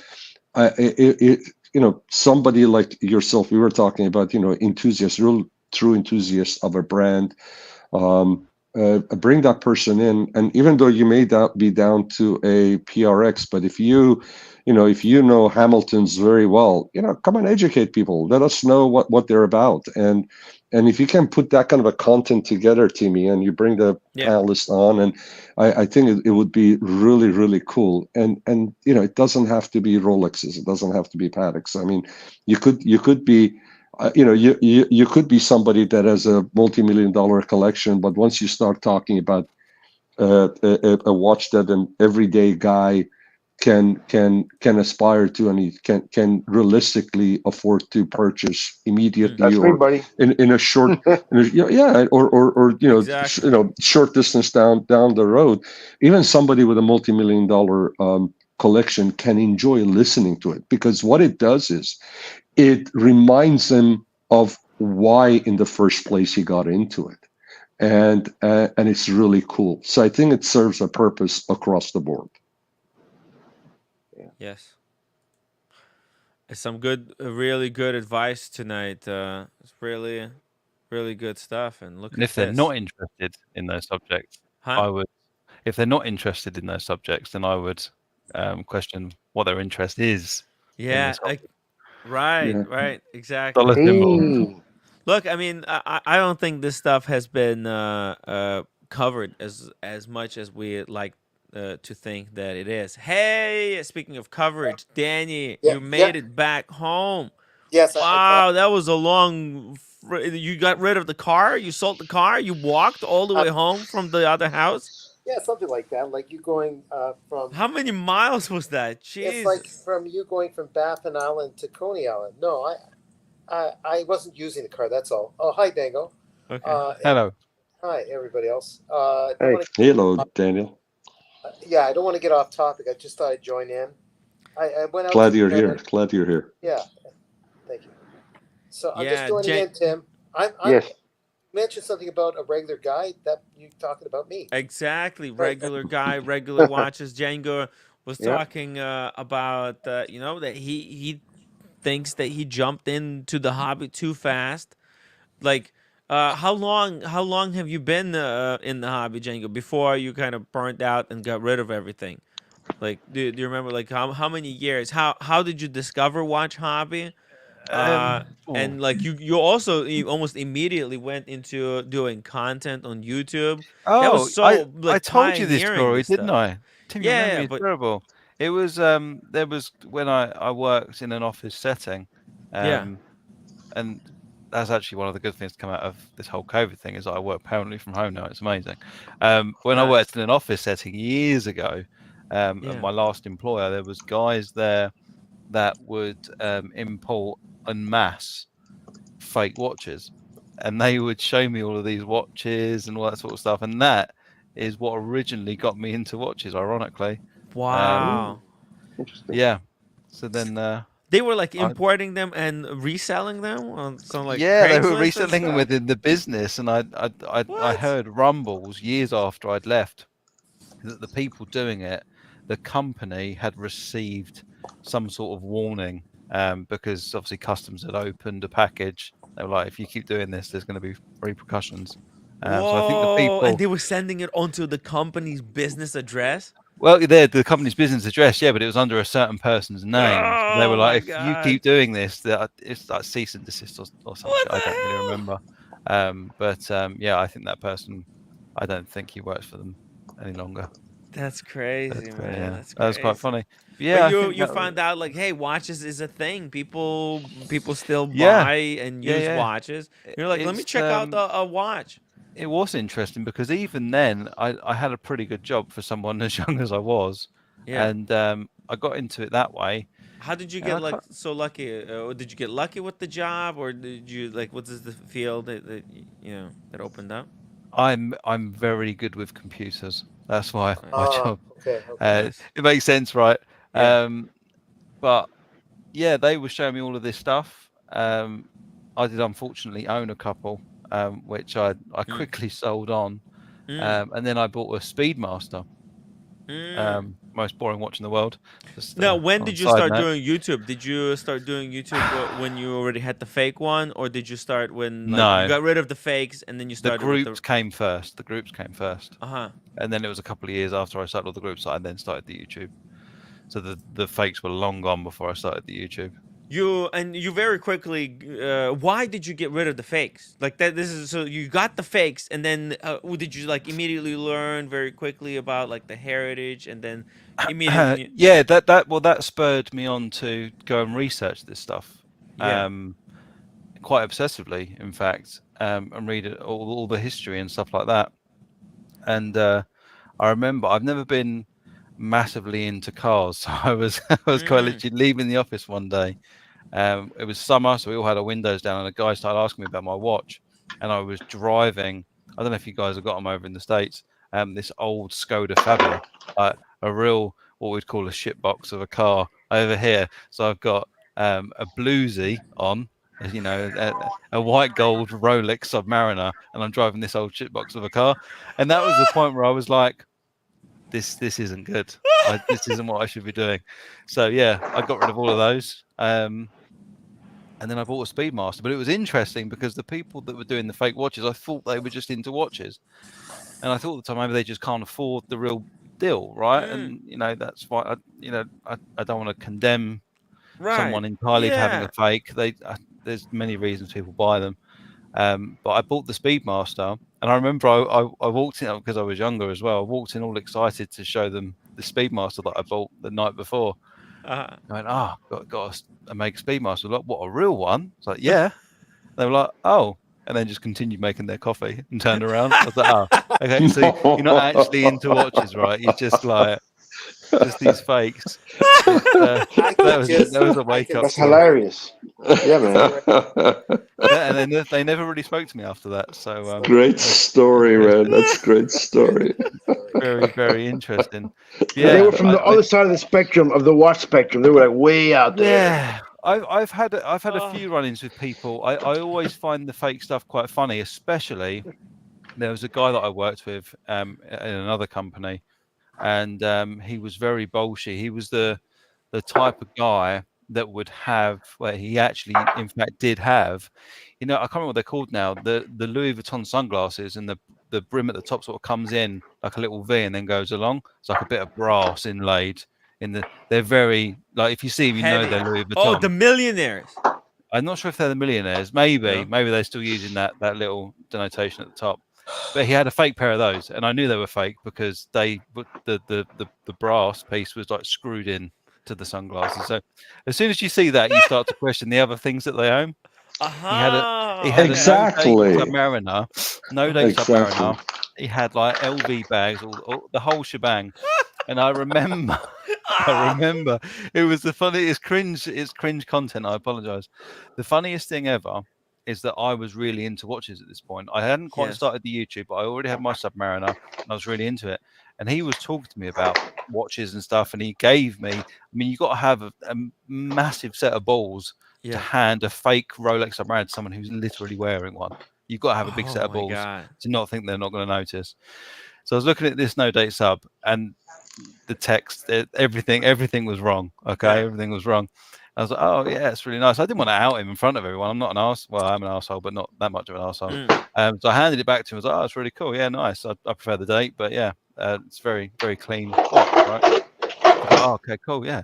So he walked off, and then about 3 months later, he moved positions in the business, and it wasn't like he was going from, I don't know, a technical support type role, like $30,000 a year to CEO of the fucking company. Yeah. He was moving up a few notches within the company. So he was probably earning probably around 30,000, maybe $40,000, which is probably what 35 here. Okay. And he came into the office with a bounce in his step, and he walked directly to my desk and he went, "Look what I got myself after my promotion," and he flashed, what was it, a solid gold Rolex Submariner in my face. And it was like with a blue dial. Oh my god! And it just, I can't tell you why, but just looking at a ceramic bezel, I know whether it's a ceramic bezel or not. And a bluesy. That was his bluesy, right? Yeah. Was it blue? Was there a solid yellow gold with a blue dial? I can't remember. It was very gaudy, I'm sure. It was. And was it a fake one? Yeah. Yeah. So I don't. Oh my god! And this was at the point now. At that point, I had a Submariner, a Datejust. But now we see who buys this. We see who buys these. There's a market for douchebags that don't care. They just want to flash. Wait. But this is the thing. Wait, hold on. Wait, but did he care that it was a fake one? Did he say like, "Oh, by the way"? No, he never admitted it was fake. He never admitted. Was he ever questioned? The only time. Asked him, is that a rude thing to ask? Like, hey, by the way, this is a fake one. I mean, like, do you like? This is the thing. Is it a rude thing to ask? I mean, I don't know. Is this? Go and show all the nice little blondes in the office. Don't come and show me. What is the point? I'm never going to believe you because I know by looking at it and doing the hundreds of hours of research that I've done. But was it like a good quality fake? No, like, was it so fake ceramic bezel? It was awful. Wait a minute, Dango. Did you actually ask him, or is that what you were thinking inside? Was that what you actually asked him? Look, don't. It wasn't what I was thinking. It was what I knew. That's what I knew to be a fact. No. I'm saying, did you say that to him? What you just said? Shared with us. No. I didn't say anything. Okay. He knew you were into watches massively. So he wanted to get this watch. He wanted my approval. Outdo you because he wanted my approval. Yeah, and that's pretty what it was. Like he was trying to impress you. He was trying to impress you. I had a real Rolex Submariner at the time and a Datejust with the fluted bezel. He wanted to show that he has a better one, more and expensive everyone knew than this. You. That I was into the watches, and he came in with this gaudy yellow gold thing, and it was just like the funniest thing because I think everyone knew that he was bogus, but no one ever said anything because you just don't. But the only person that ever said anything is one of the sales guys that came into the office, and he had a GMT. Can't remember which one. And this guy tried to strike up a conversation with him, and he said, "Oh yeah, whatever. He bought it for such and such amount of money." And so someone quite high up in the company went, "But his is actually real, though." And then that's where the conversation. And I overheard this, and it was really funny. It was the first time I've ever known anyone to actually call him out and say, "Yeah, it's a fake piece of shit. Like, go away." It's I've known a lot of people like that. And the funny thing is they're so desperate. They're so desperate to impress someone else that is interested. But if someone else is interested to the degree that I was, I am the last person you show a fake Rolex to, right? But exactly, like, and it's like it doesn't matter whether the watch is more expensive. I think a true watch enthusiast would be interested in the watch even if it wasn't expensive. Like, so here's the deal. I have to admit one. I do have a fake Rolex. In 2005, one of my sales managers went to China, and I didn't ask him for anything. I did not, right? So he comes back with a GMT Pepsi, right? And it's fake. And I have to tell you, it's a good fake because it's mechanical and everything. I've only wore that watch 3 times, and I just remember every time that I wore it, I made sure it is fully covered. Nobody would even have a peek because I was afraid somebody's going to say, "Let me see that watch." And they would think everything I'm wearing, including my own personality, is fake if they know I'm wearing something fake. Exactly. And it's still sitting. It has never come.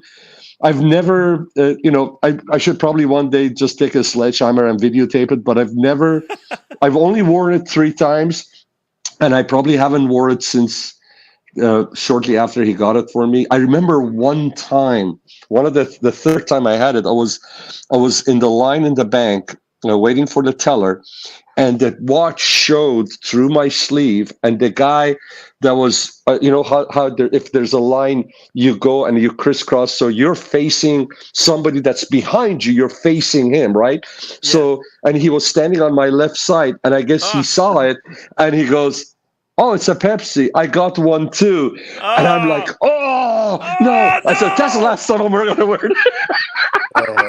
And that was it. That was the last time I wore it. I said, I will never, ever, ever going to wear this watch again. Yeah,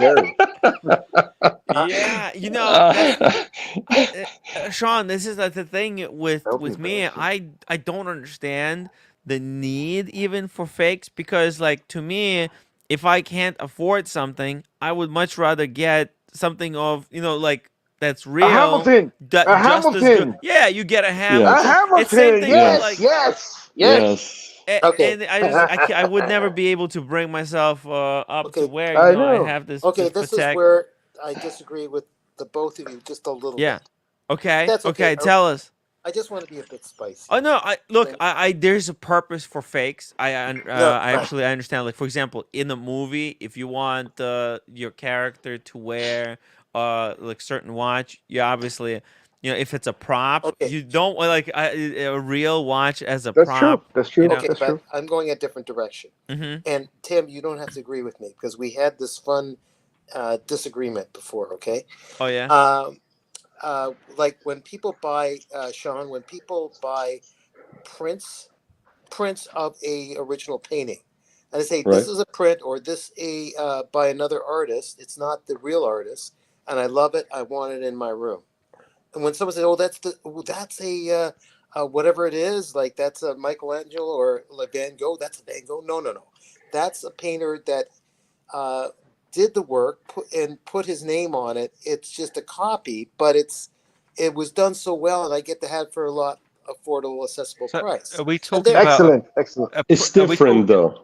Are we talking it's about different? It's different. Yeah, are we talking about a print, or someone's actually painted this by hand? Dango, I didn't articulate well. I meant when I was showing two examples. One is a print, and one is someone actually doing the whole painting over again and putting their name that they copied that painting. I feel like I love what you're saying. But that would be like Steinhardt, right? Steinhardt. Exactly. Yes. I love it. Yeah. I was leading to the Steinhardt. I think for me, but that's not a fake. A fake is different. No, it's Steinhardt putting a Rolex logo different. on it. It's different. I'll tell you why it's different. Yeah. When you have a Mona Lisa or original painting, there's only one in the world. So everybody, without you saying it, everybody knows what you have can't be the real thing. But if you have a GMT Pepsi, it very easily could be the real thing, but you happen to have a fake one. That's the difference. Yeah. Okay. That's the difference. It's the misrepresentation of it is. It's a misrepresentation. Whereas if you have a copy, even if it's somebody, an artist did a great job trying to copy it, everybody knows, hey, you admire that painting. Obviously, there's only one in the world, and hey, that's acceptable. There's nothing wrong with that. But when you have something that's readily available, and it's not even a necessary thing, Sean, right? Like nobody needs a watch. Why? Nobody needs nobody needs a watch. Yeah. You don't need to wear, and like with wait. We need watches. They're not cheap either. Huh? We need watches. Us. We do. Us. We love watches. I need watches to live. We're nuts, but I know what you're saying. Yeah. No, but like for example, like that fake Patek that somebody gave me, that cost $200. These fakes, they're not cheap. I would never like be able to bring myself to wear one, because like I know, hey, if I had $200, I wouldn't use it to buy a fake. I would say, okay, I'll just save up another $150 and I'll get the Tissot PRX with the quartz. There you go. That's a great watch. What the interesting thing is I've known someone who's the completely different end of the spectrum, who had fake watches. But this is the thing, is that you've got these people that want to misrepresent and pretend that they're something they're not. And then you've got the people that have actually made it in life that just buy the fakes because they don't give a shit. It's so this begs a whole underpinning of a much deeper thing in the iceberg, a deeper quest, and that is for the ratification of themselves as successful, so-called successful. Well, this is the thing, and that's I guess the what we can draw the conclusion from that the story that I told. We can draw that conclusion, right? But an even more interesting one, and long story short, I used to when I was younger house sit for a couple that knew Tim. That's just weird. I used to house sit. So one of my ex-partners from many years ago worked in a doctor's surgery. And one of the GPs who are very highly esteemed in the UK, the general practitioner, they earn lots and lots of money. But her husband was if I'm not mistaken, the top orthopedic surgeon in the UK at that time. So we used to house it for them because we were living with parents and stuff. So, you know, the opportunity to actually just go and live in a house on your own for a little while was amazing, especially when you're young and, you know, anyway. So I was just getting into the watches and I was really into them. I'd got rid of the fakes. I had the Omega Speedmaster and my main goal was Rolex Submariner. That was what I had in my crosshairs, right? Yeah. So we were, I mean, as you do a little bit, if there's an open door, you're going to have a little peek, see what's inside. And I remember this house and the land it was on was so massive that you would just assume this family just had anything that they wanted. That they had a fucking roundabout on their driveway. I mean, there's like the ridiculousness. When we were there, to try and put the mass of land in perspective, they had 3 horses, like stallions, that I had to feed on a daily basis. And they had chickens and they had a pool and a tennis court, and it was all very spread out. So that gives you a good picture anyway. But there would be times where I went to feed the horses and I could not find them. That's how much land they had. Like these 3 massive stallions. I couldn't find the little fuckers. Well, big fuckers. This is like in the London area? No, this is down in like down south. We used to it's like the Garden of England, I think they call it. But anyway, shit, so this house was massive as well. It was a little bit creepy. There's something about staying in a big old house in the darkness that's not quite nice. You sort of have to. You mean it's like a Count Dracula house? Yeah, you had to turn on the alarm system because obviously my house isn't. Is it like a Turn mansion. of the Screw? Yeah. Well, this is it. But if someone smashed the window to get into my house, I'd hear it instantly. It's not that big, right?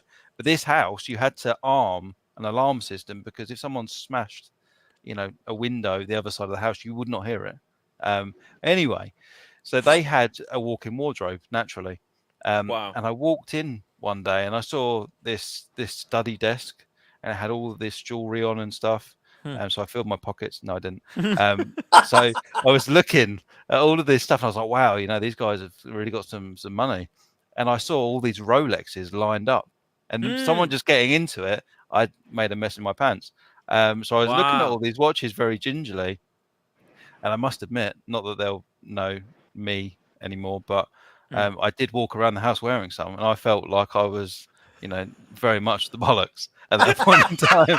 I was walking around like that's I'm classic, home alone, man. That's great. dancing around, like that's a good story. walking around Right. in a Good GMT one. in my pants. You know, I felt like my testicles grew a couple of sizes while wearing it.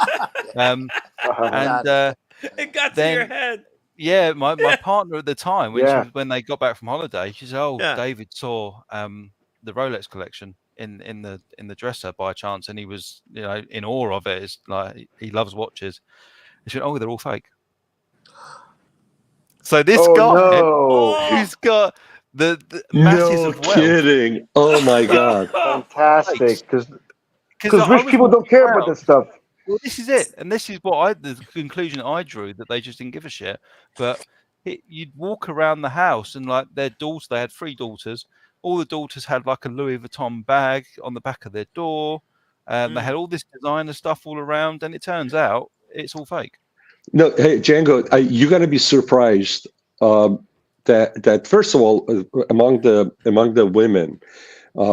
It's actually common that they have a lot of fake jewelry. A lot of it has to do with safety and all of that. But you'll be surprised how many have fake bags. Yeah. Hermes bags, or whatever bags it is. Yeah, that's pretty common. But to have fake watches, unless that person is simply wearing those, using those as jewelry. But because if you really are a watch guy, you wouldn't have a massive collection. You would probably be like me, have one because somebody gave it to you, and it's kind of funny that you have one, just to to chuckle when you see it. But if I was going to have a dozen of these, I wouldn't be a true watch guy, would I? Unless I'm young, I cannot afford it, and I'm really thirsty and hungry for it, and I'm working my ass off to get the replacement real one in there. But other than that, that guy's just a show off, or he's just wearing it as, hey, this is what I'm gonna wear. I don't care about the watches, but I just want to, for whatever reason. He just wants to look presentable, maybe look any function he goes to, people know. Yeah, people know who he is. They're never going to suspect a thing. Okay, here's playing the devil's advocate for just a second. That some people will have their real stuff in the safe at the bank, and they have a bunch of these others which are the exact same ones, but the knockoffs, decoys, so they can wear them somewhere, and someone says, "Give me your watch." So they can leave the house and not worry about, oh, my collection of Rolexes is going to get stolen. How many watches were there, Django? Do you remember which watches there were in the collection? What did you see there? What was the spread like? I actually do remember. That's really weird that my memory is usually really bad. Tell us. So it was a Submariner, like an old style Submariner. Not the chub sub as people called it back in the day. Pre-ceramic? Yeah, pre-ceramic. Wow. There was a ceramic GMT, just all black. A Daytona. That's the one I was excited about when I saw it because I knew. White or black? White. Oh, then there was a white and a black one. That was it. There was both white and black. Oh my God. And really strangely enough, there was also a Tissot T-Touch. I can't believe I remember that, which is really odd. That was the most valuable one in the collection. Yeah, it was. Yeah. Probably it was the real one. I'm trying to think what else it was. There was an Omega. I think it might have been a 300, if I remember correctly. But were they? You were a kid then, but were they flashy enough? The fakes. Were they flashy enough? Once I was a kid, flashy. Yeah, I guess they were. It obviously impressed you. That's kind of. Yeah. I mean, those are solid watches, right? Like just streamlined. It was quite literally the who's who of sports watches. Yeah. That's what everybody wanted, right? That's Going back to Daniel's comment about these guys probably don't want to be robbed and all of that. That's the case with the ladies. Especially the ladies have the real ones, the real jewelry that's worth God knows how much. They hardly wear those. They'll wear the fake ones, or they don't wear the real thing because those things are so expensive. The only time they'll probably wear it is if they're actually in some kind of a gala with a lot of security and so forth. So and it's also, I think, a reminder to themselves. Yeah, I own the real one, and this is a reminder how nice it is that it's in the safe. But again, jewelry is a little bit different. Now, if you have a jewelry that's like a brand jewelry, like a Cartier, or you have a Van Cleef and Arpels, it's so iconic. Or if you have something from Bulgari, then it's just like a watch. If you wear a fake one, it's pretentious. But if you have a jewelry that is one of a kind, and nobody knows what brand it is, they just know it's probably worth a lot of money, and you wear a fake one, I think that's acceptable. You know what I'm saying? For whatever practical reason. But if I wear, or if my wife is wearing a fake gold bangles from Cartier, come on, that's, do you really have to wear that?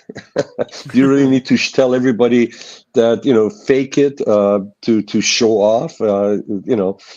It's fake. What kind of enjoyment are you going to get out of it? So, anyways.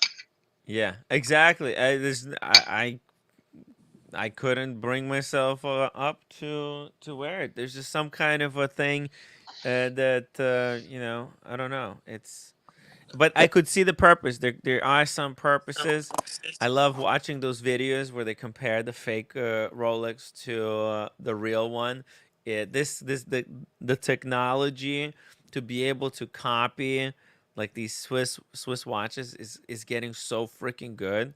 There's some fakes that are they fake even the movement, the Rolex movement, completely faked, but obviously Wasn't it fake distinction. Panerais are so good now that they even fool the service center at Panerai. Oh yeah, Panerai cannot distinguish. That weren't able, but that's why they switched to in-house. But their in-house movements, they still need a lot of testing and work. This is the funny thing, though, isn't it? I Refreshing. guess you don't really know, and a lot of us, I think, are guilty of judging a book by its cover, out and about. But I remember seeing a young guy. You know, it sounds awful. It definitely wasn't real. He was wearing an RM, and it's just like, oh no, it's like a £1 million watch. It's just obscene. I don't know what you would logically get from wearing it, because if it's like a Submariner, it's sort of like, well, it could be real, but when it's an RM, it's over £1 million. It's like, it's not happening. No way. I could be wrong, and his dad might be an oil mogul or something, but I highly maybe doubt a trust it. fund kid. Yeah, an actual trust fund kid. Yeah, based on his demeanor and how he spoke, it probably was. Or a tennis player. Yeah, I met one of these YouTubers that the young looking kid at least. He was wearing an RM, but he's big on OnlyFans. He's got the thing that going there. Anyways, cool. Yeah. You're gonna sign up to him. Yeah. It's crazy stuff. But yeah, I'm never gonna get it. But man, O'Shane made a video about the comparing a fake Submariner to the real one. That video, I think he's got like 1 million views. Yeah, I made a video way back in the day of me smashing up an old Rolex Milgauss. Wow, a fake Rolex Milgauss? Yeah. Wow. Shit, where did you get it? Oh, that was one of the fakes that you got from. No, from the guys? it was given to me by someone who said, "Oh, I think I've got a fake Rolex in the drawer actually. If you want to make a video about it," and they just gave it to me, and then I smashed it up with like a hammer. I think so. I can't remember now. Such a long time ago. It's crazy, man.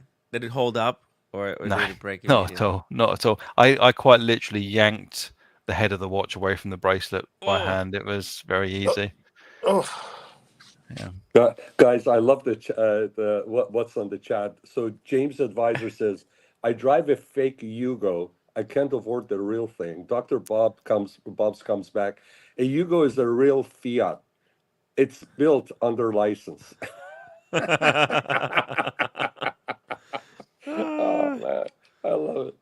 Man, these guys, Dr. Bob's Nightmare, James, they know their stuff. He's a hoot, man. He is funny. Yeah, he's funny. The awesome pause is a link for Red Shovel King. And these guys, the fake Panerais cost the same as the real one. Look, the fakes technology has improved dramatically. I want to know when are we going to get to the point where fakes are literally the same? Because that's what I always thought about actually this. It was better. Moon's watch. They were actually better in some cases than the real thing. Yeah. I always wonder because these fakers must buy the real thing and take it apart. Yes. And they probably measure it in like the 3D technology. They'll probably also by now have actual certified Rolex watchmakers helping them copy and replicate the real deal. Yeah. Especially with 3D technology, like 3D scanning isn't quite there. Like to the point where you could make a 1-to-1 replica and no one would be able to tell the difference. Like it's not quite there. There's still some futzing that would have to be done to get the file up to scratch. And metal 3D printers are very much in their infancy. But I feel like there's going to come a time where they're not anymore. And then they're going to just straight up start printing Rolexes that work straight off the line. It's scary stuff. Yep, I think they're they're pretty much they're they're killing it over there with what they're doing, kind of. You know And what? also, Right like, now they're they're making training the population, you yeah. know? Like, Right. that's the most important thing. Like, they're creating a generation of watchmakers. Yes, they're trained making fake watches, but then they those skills don't go away. They can then use those skills to make their own watches and actually create an industry that's viable in Yeah. China, whatever countries they're making there in Asia. These fakes Well, in. what's scary is the AI. They're right now they're duplicating and they're making fake human beings, either in image or in their voice, and that's really scary. Yeah, I've seen that. They literally, if you're online, like in this stream, we've given people like 400% too much content to be able to clone each and every one of our voices. Like, it's very Yeah. simple. All you need to do is someone to listen for about, I'd say, maybe 5 minutes, and then the AI is going to be pretty good after that. Yeah, it's Scary stuff. it's Teddy Balthazar's wife was cloned like that in a video that I saw on one of the commercials, and she was clearly not. That wasn't her. She was talking about erectile dysfunction and about medication. And I wanted to call Teddy and say, "Hey, man, wow. someone's using your wife's likeness, and her voice and everything." I thought it was her. I'm like, you know, and now and then I see other ones with other women. And I don't know who they are. Maybe they also have YouTube channels, because she's got a YouTube channel, and I'm sure they got all her measurements and everything, just like Django said. Just they have every expression on her face that you could ever have Wow. to copy it. I Yeah, it was I crazy. mean, it's pretty crazy what the AI. But it's not really. It's scary because it's going to replace a lot of people's jobs, and there's really no way that that anybody is trying to address the fact that there might not be enough jobs in the future for real people, because AI is going to take all those jobs. Even, I like, think, because even the meaningless stuff, like no, well, not that I don't think there's meaningless jobs out there. I mean, to be honest, I mean, people working, they're contributing to society, and if Me and that. Red Shovel, gonna Mm. coast because nobody can take our jobs away. Right, electrician that can't be taken by AI. You're right. It's skill. Uh, Yeah, sort And of. Red, yeah, and Red Shovel, you guys are pretty safe. Yeah, but I think Yeah. he's a the plumber. phone operators. That's all of that's going to be gone. All the once phone kind of. we've got AIs that can build AIs, then I'm screwed. It's no job for me anymore. Yeah, like like programmers, like making apps. Yeah. If you could, like, somehow design something to make an app, like, from few prompts, oh shit, that So, would be. in a way, there was a book written by Neil Mm, Postman years ago.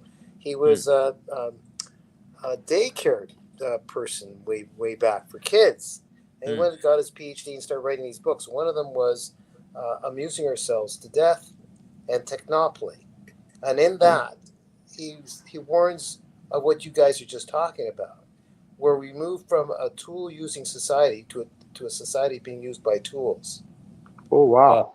and that's interesting. scary stuff.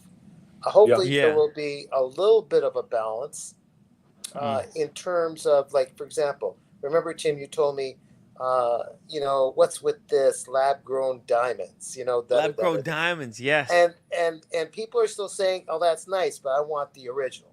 And hopefully the public might say, without really articulating why, oh, that's nice that AI can do this, but I want proof that humans did something with that watch. There's something more interesting when it's done by a human. Actually, I actually don't like anything that's done by AI. Like, writing, it still feels. But listen, that's all. Just maybe it's not fully cooked yet. This is the thing you If say. it It's not. becomes indistinguishable, that's Yeah, when it's it's scary. not fully cooked, and I think there's not really much concern for any of us because AI cannot think and feel. It can't act based on emotion. It's just ones and zeros. And for now, they're not going to create anything sentient in our lifetime. I'm going to be long dead before that happens. We'll know when AI becomes fully sanctioned because it will immediately kill Guys, us. I got bad news. Skynet. We're gonna be turned into batteries. I am a project experiment. We might be. You know how Netflix? Sorry, not Netflix. Matrix. The Matrix. Yeah. You know how everybody's kind of in Matrix. All the humans are being used like batteries. They're all plugged into this system to generate. And actually, if you think about it, I mean, when I was watching it originally, I didn't think it makes sense. But actually, human brain, it's like a very powerful computer, like really, really powerful computer. Nikon, you're more powerful than like I like human brain might be more powerful than maybe all the computers combined because of that the fact that it's self-aware. Right, that takes a lot of processing power, I think. And when a computer becomes self-aware, then it will become as powerful as human. Well, and then from there, it'll Terminator. Data in the Terminator. Well, I don't know about Terminator. That's true, Nikon. But there was Data in Star Trek. Remember Data in Star Trek? Oh yeah, yeah. He wanted to know about love. What is love? He asked Captain Kirk. What is love? I think in Matrix, didn't they use human beings as a source of energy? Yeah, like but batteries, it was like a battery. But the way you could think about it, it's like it's a really low energy processing, like a computer, like a processing computer. Maybe, yeah, but they did say it's like in the cartoon, it's actually much better. They go into a lot more depth. They actually explain it all in the cartoon, in like a lot of details, but I am forgetting it. Okay, I will revisit 3D printing for a second. Dango, there's a guy from the Netherlands that's an architect by education and self-taught himself to make watches, and he started to get some traction as a watchmaker. I forget his name.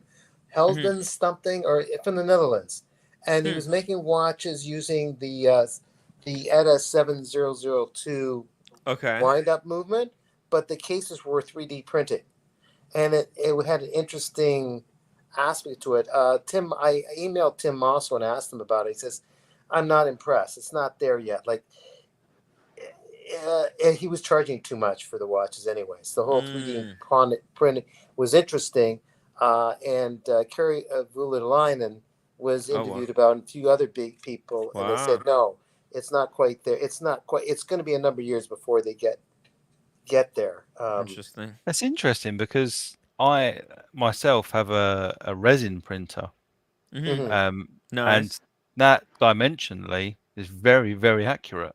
So as long as I can't make the files myself. I'm not quite that clever, but if someone sent me a file, which they call an STL, and you basically load it into a program and then prepare it for a print, like they're within like 0.1 of a millimeter. Like they're very accurate, those printers. So I would argue that it is actually there to be able to print a watch case. That's crazy. And use it. That's scary. A lot of people liked his watch case. It was rough, a bunch of little. So that would be but so you've got the resin printers, which are very what I would call, you can print it and there's your final product right there. As soon as it's off the build plate. Yeah. The printer, by the sounds of it, that he used is a more of a classic printer. One of the first to hit the market. It's what they call FDM. I can't remember, some filament something. It's the ones that you see traditionally. You got two. I think it's the Y. Is it the Z axis? Yeah, the Z axis, and then this little head sort of travels around and lays down layers and layers of plastic. That sounds like what he was using. Whereas the resin stuff is just like a vat of uncured resin in the bottom, and this plate comes down, secures itself against what's that plastic called, PTFE or something like that, and then it exposes the resin underneath, and there's like an LCD, a UV something, I can't remember the exact technology it uses, and it will turn off the pixels it needs to and let the UV light through in a particular shape. In this example, a watch case, and it does that thousands of times. And the layers, I've printed some really detailed stuff in the past. I don't have any of it here with me, but you can go to like 0.05. So like, I don't even know what that is. That's under a millimeter of every layer. So you don't have any of that unsightly layer lines or anything like that. It's just like one clean product. So it's definitely interesting. It's interesting. And it's getting better. It's got a way to go. Yeah. Well, this is the thing. It's getting better, but it's getting bigger as well. So stuff that before, so the printer that I had, it's in the loft now. I haven't used it in a while. Yeah. But the build sheet wouldn't be much bigger than, say, an iPhone 15 Pro Max. Like maybe 4 of those. No, not even that. Probably the same height, width a little bit more. So they were pretty small. But now you can get these honking great machines that you can print like just ridiculously sized things on. It's very, very interesting. Very stinky and yeah, exactly. You can. It's very stinky and smelly hobby though for anyone that's interested. Okay, now I think I'm going to leave before. Hey, actually, let's actually wrap this up, guys. Can I ask you a question? Overtime. Django, how Guys, when does it get dark in London? What time? Moment about 9 o'clock. 9 o'clock. Yeah. Yeah. All right. Cool. Good Okay. night, guys. Hey, why does it get so? Why does it get dark so late in France? Do you know that, Django? I have no idea. Okay, maybe we'll find out tomorrow. I think your watch was off. I think your watch was off over there. Maybe. Damn, why do I get so dark? Why do I get your so watch dark, was off. Guys, thank you so much for watching the show. Hit that upvote button and I'll see you guys tomorrow.